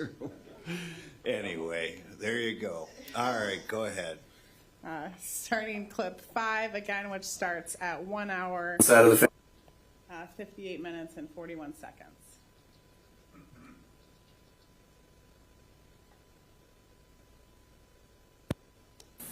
Missouri and the other. Yeah. Sounds like Crystal's mom, you told me, was from Texas, or at least showed up on your porch, basically. Yeah. From Texas. What about her dad? Her dad's in Juneau. Well, in this town, actually. Okay, so he's a local guy. Yeah. All right, what's his name? Dale, I think. The last name same? Free. Oh, okay, Free. Obviously, it wouldn't be the same. She is yours. Free. Yeah. Like free, like F-R-E-E? Yeah. Okay. You guys get along? I haven't talked to him in a long time. Okay. Did you? Yeah, so-so. Okay. All right. So no other areas? Not that I know of. All right. I just want to make sure we're covering all bases on that. All right. As far as we talked about the Menards thing before, Yeah. right? Yeah. I really wanted to verify that with you. Yeah. Okay. So I think I have one of our guys that brought in when we were looking through some of the transactions that were going through at Menards. And there was like an air cooler at Menards. And I'm just trying to get the date. Get it on the mix. I think it's like that. Oh yeah, there we go. So on the 23rd, so really recent. You told me earlier that you haven't been to Menards in a long time. You don't go to that one.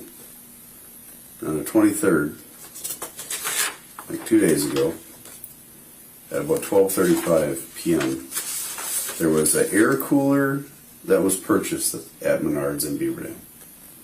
Was any of that ringing a bell? Mm-hmm. There's also some, I don't know what it is, Santeen, whatever that is, but there was like 6 of those that were bought there.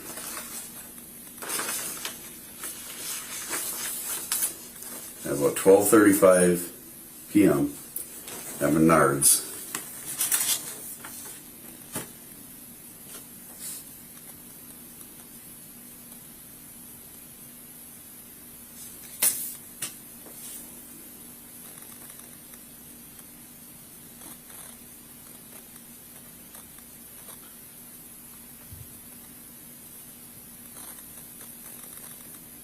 I don't remember being there.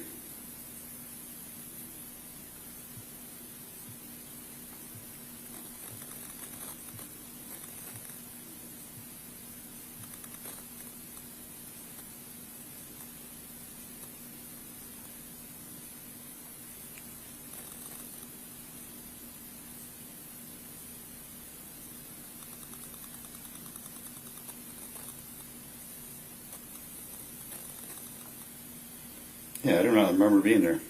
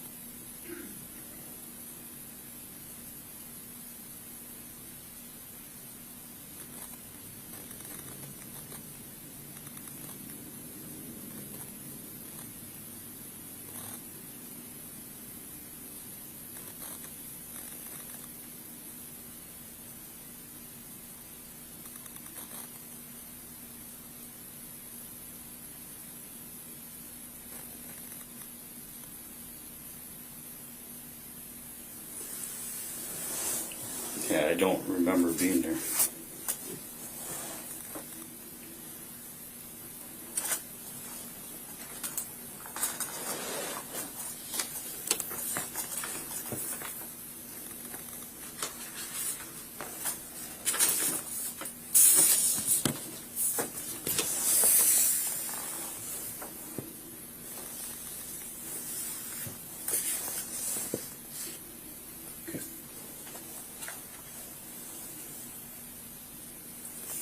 So some of these things that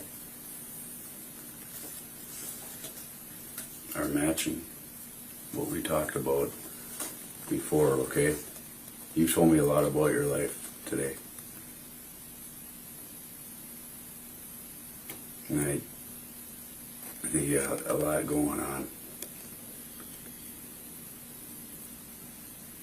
Anybody would be in a tough position.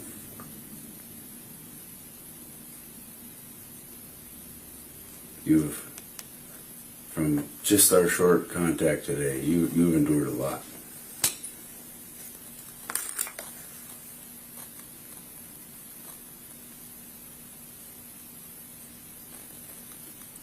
And we've been working as hard as we possibly can to try to find and figure out what's going on with Crystal. Okay.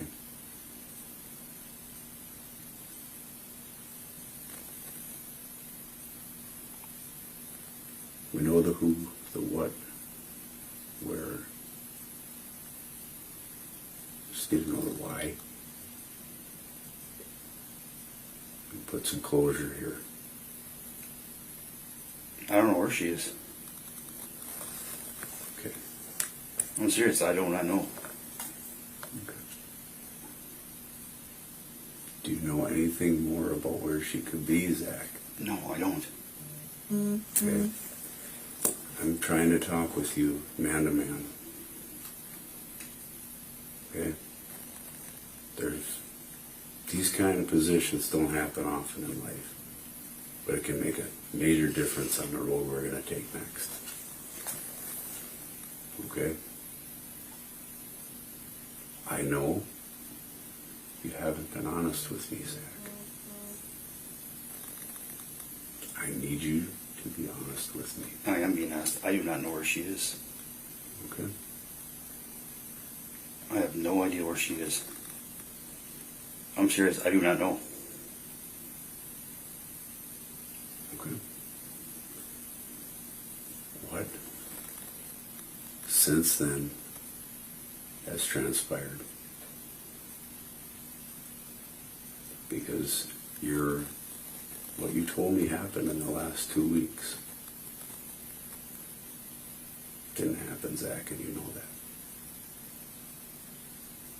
Yeah, it did. I dropped her off, and that's the last I seen of her.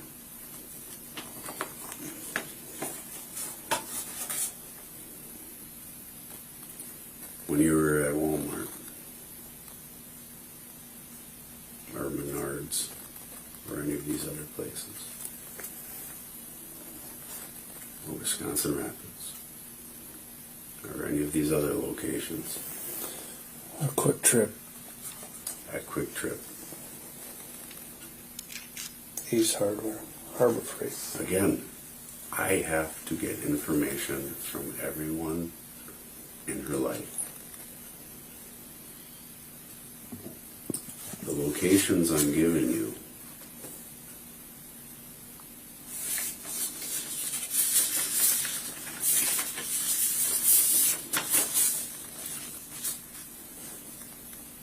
belong to her and her bank account. And you've told me I was never there. I don't remember being there. But you were.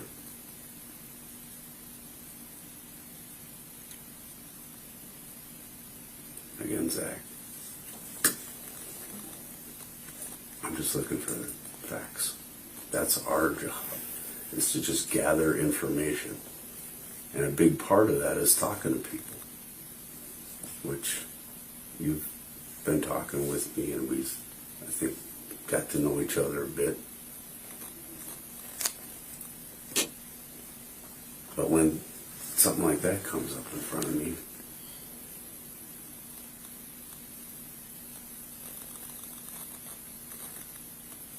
it takes away what you've told me up to this point.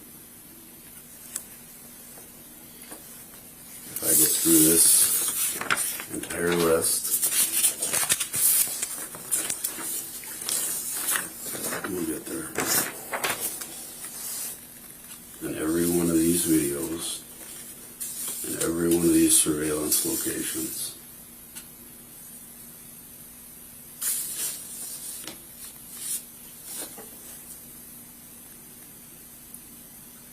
who's it going to show them?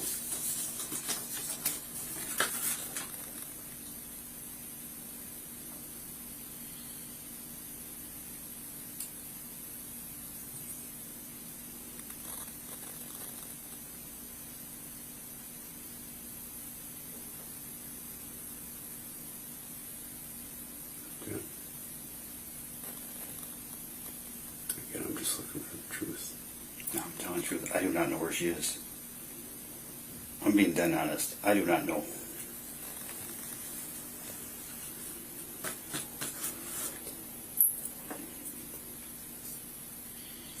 Do you remember what you bought there? No, I've jogged your memory. We talked a little bit about it. I just thinking of the specifics.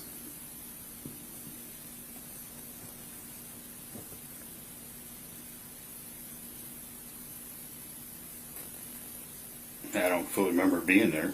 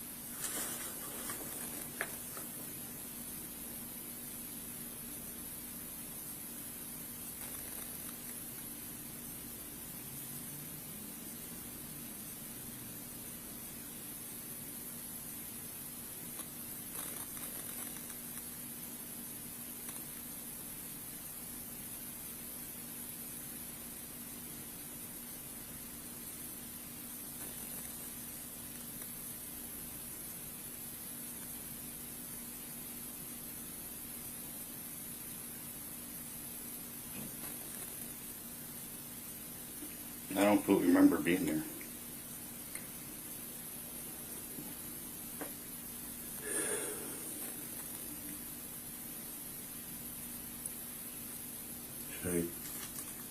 Would it help jog your memory if I go through some more on the list?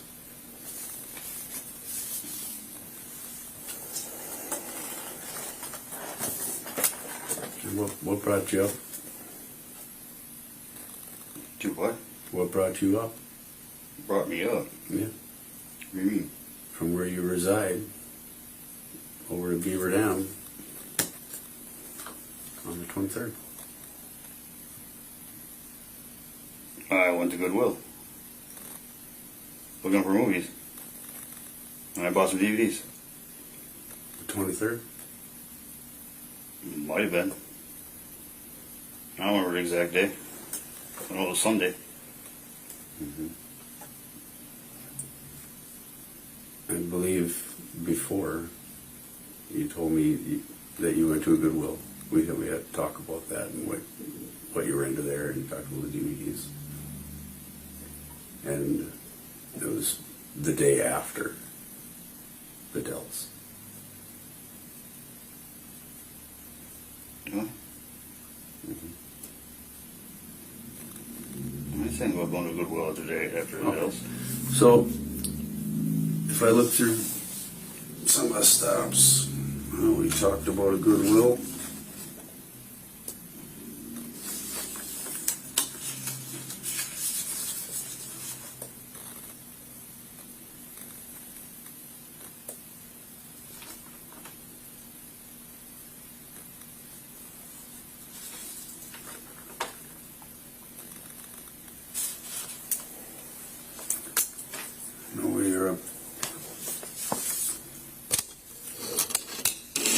The week prior, by Wisconsin to Oconomowoc.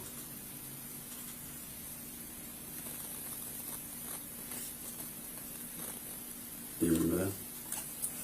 Wisconsin Rapids. Ever buying vapes anywhere? Okay. See you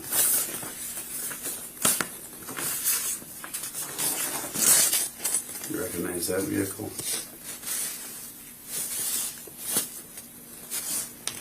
Yeah. Okay. What can you tell me about that vehicle? It's my old vehicle. Again, we talked about you being a car guy. Yeah. You're pretty knowledgeable, turning wrenches, all that kind of stuff. Tell me about that car. It's a close cross. Okay.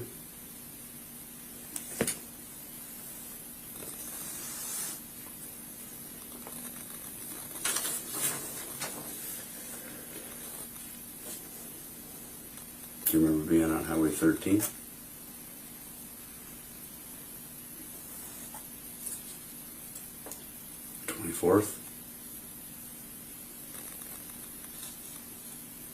At about 2:50 in the afternoon. Mm-mm.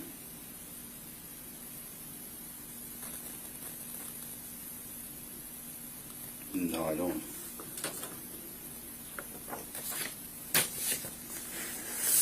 Where's that car now? I think we'll stop there. I have no idea. So we're stopping at 18 minutes and 11 seconds.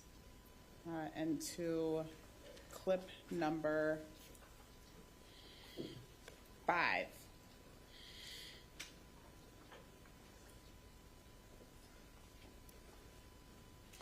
All right, ladies and gentlemen, as I promised you, 4 o'clock, we're done. As we obviously recognize how difficult it is to keep your attention up throughout the day, and we're so happy, honestly, that you guys have been able to do so.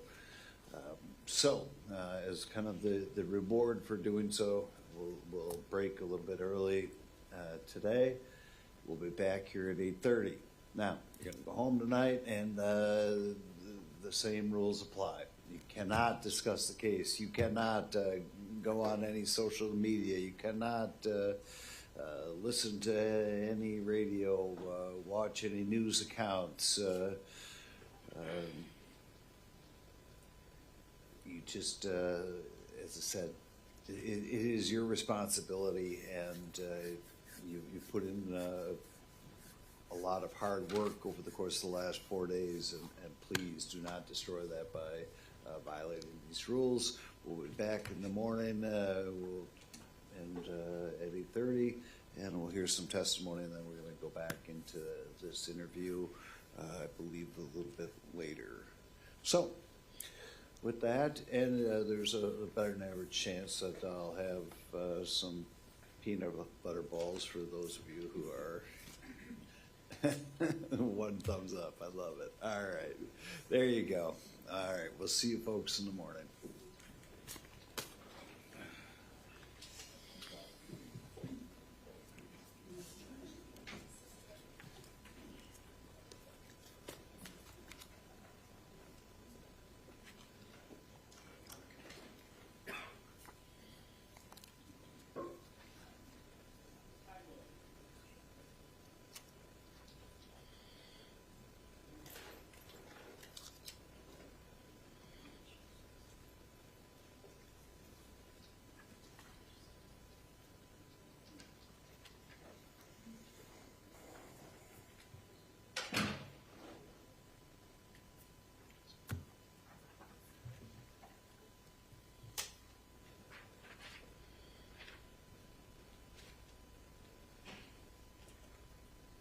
All right.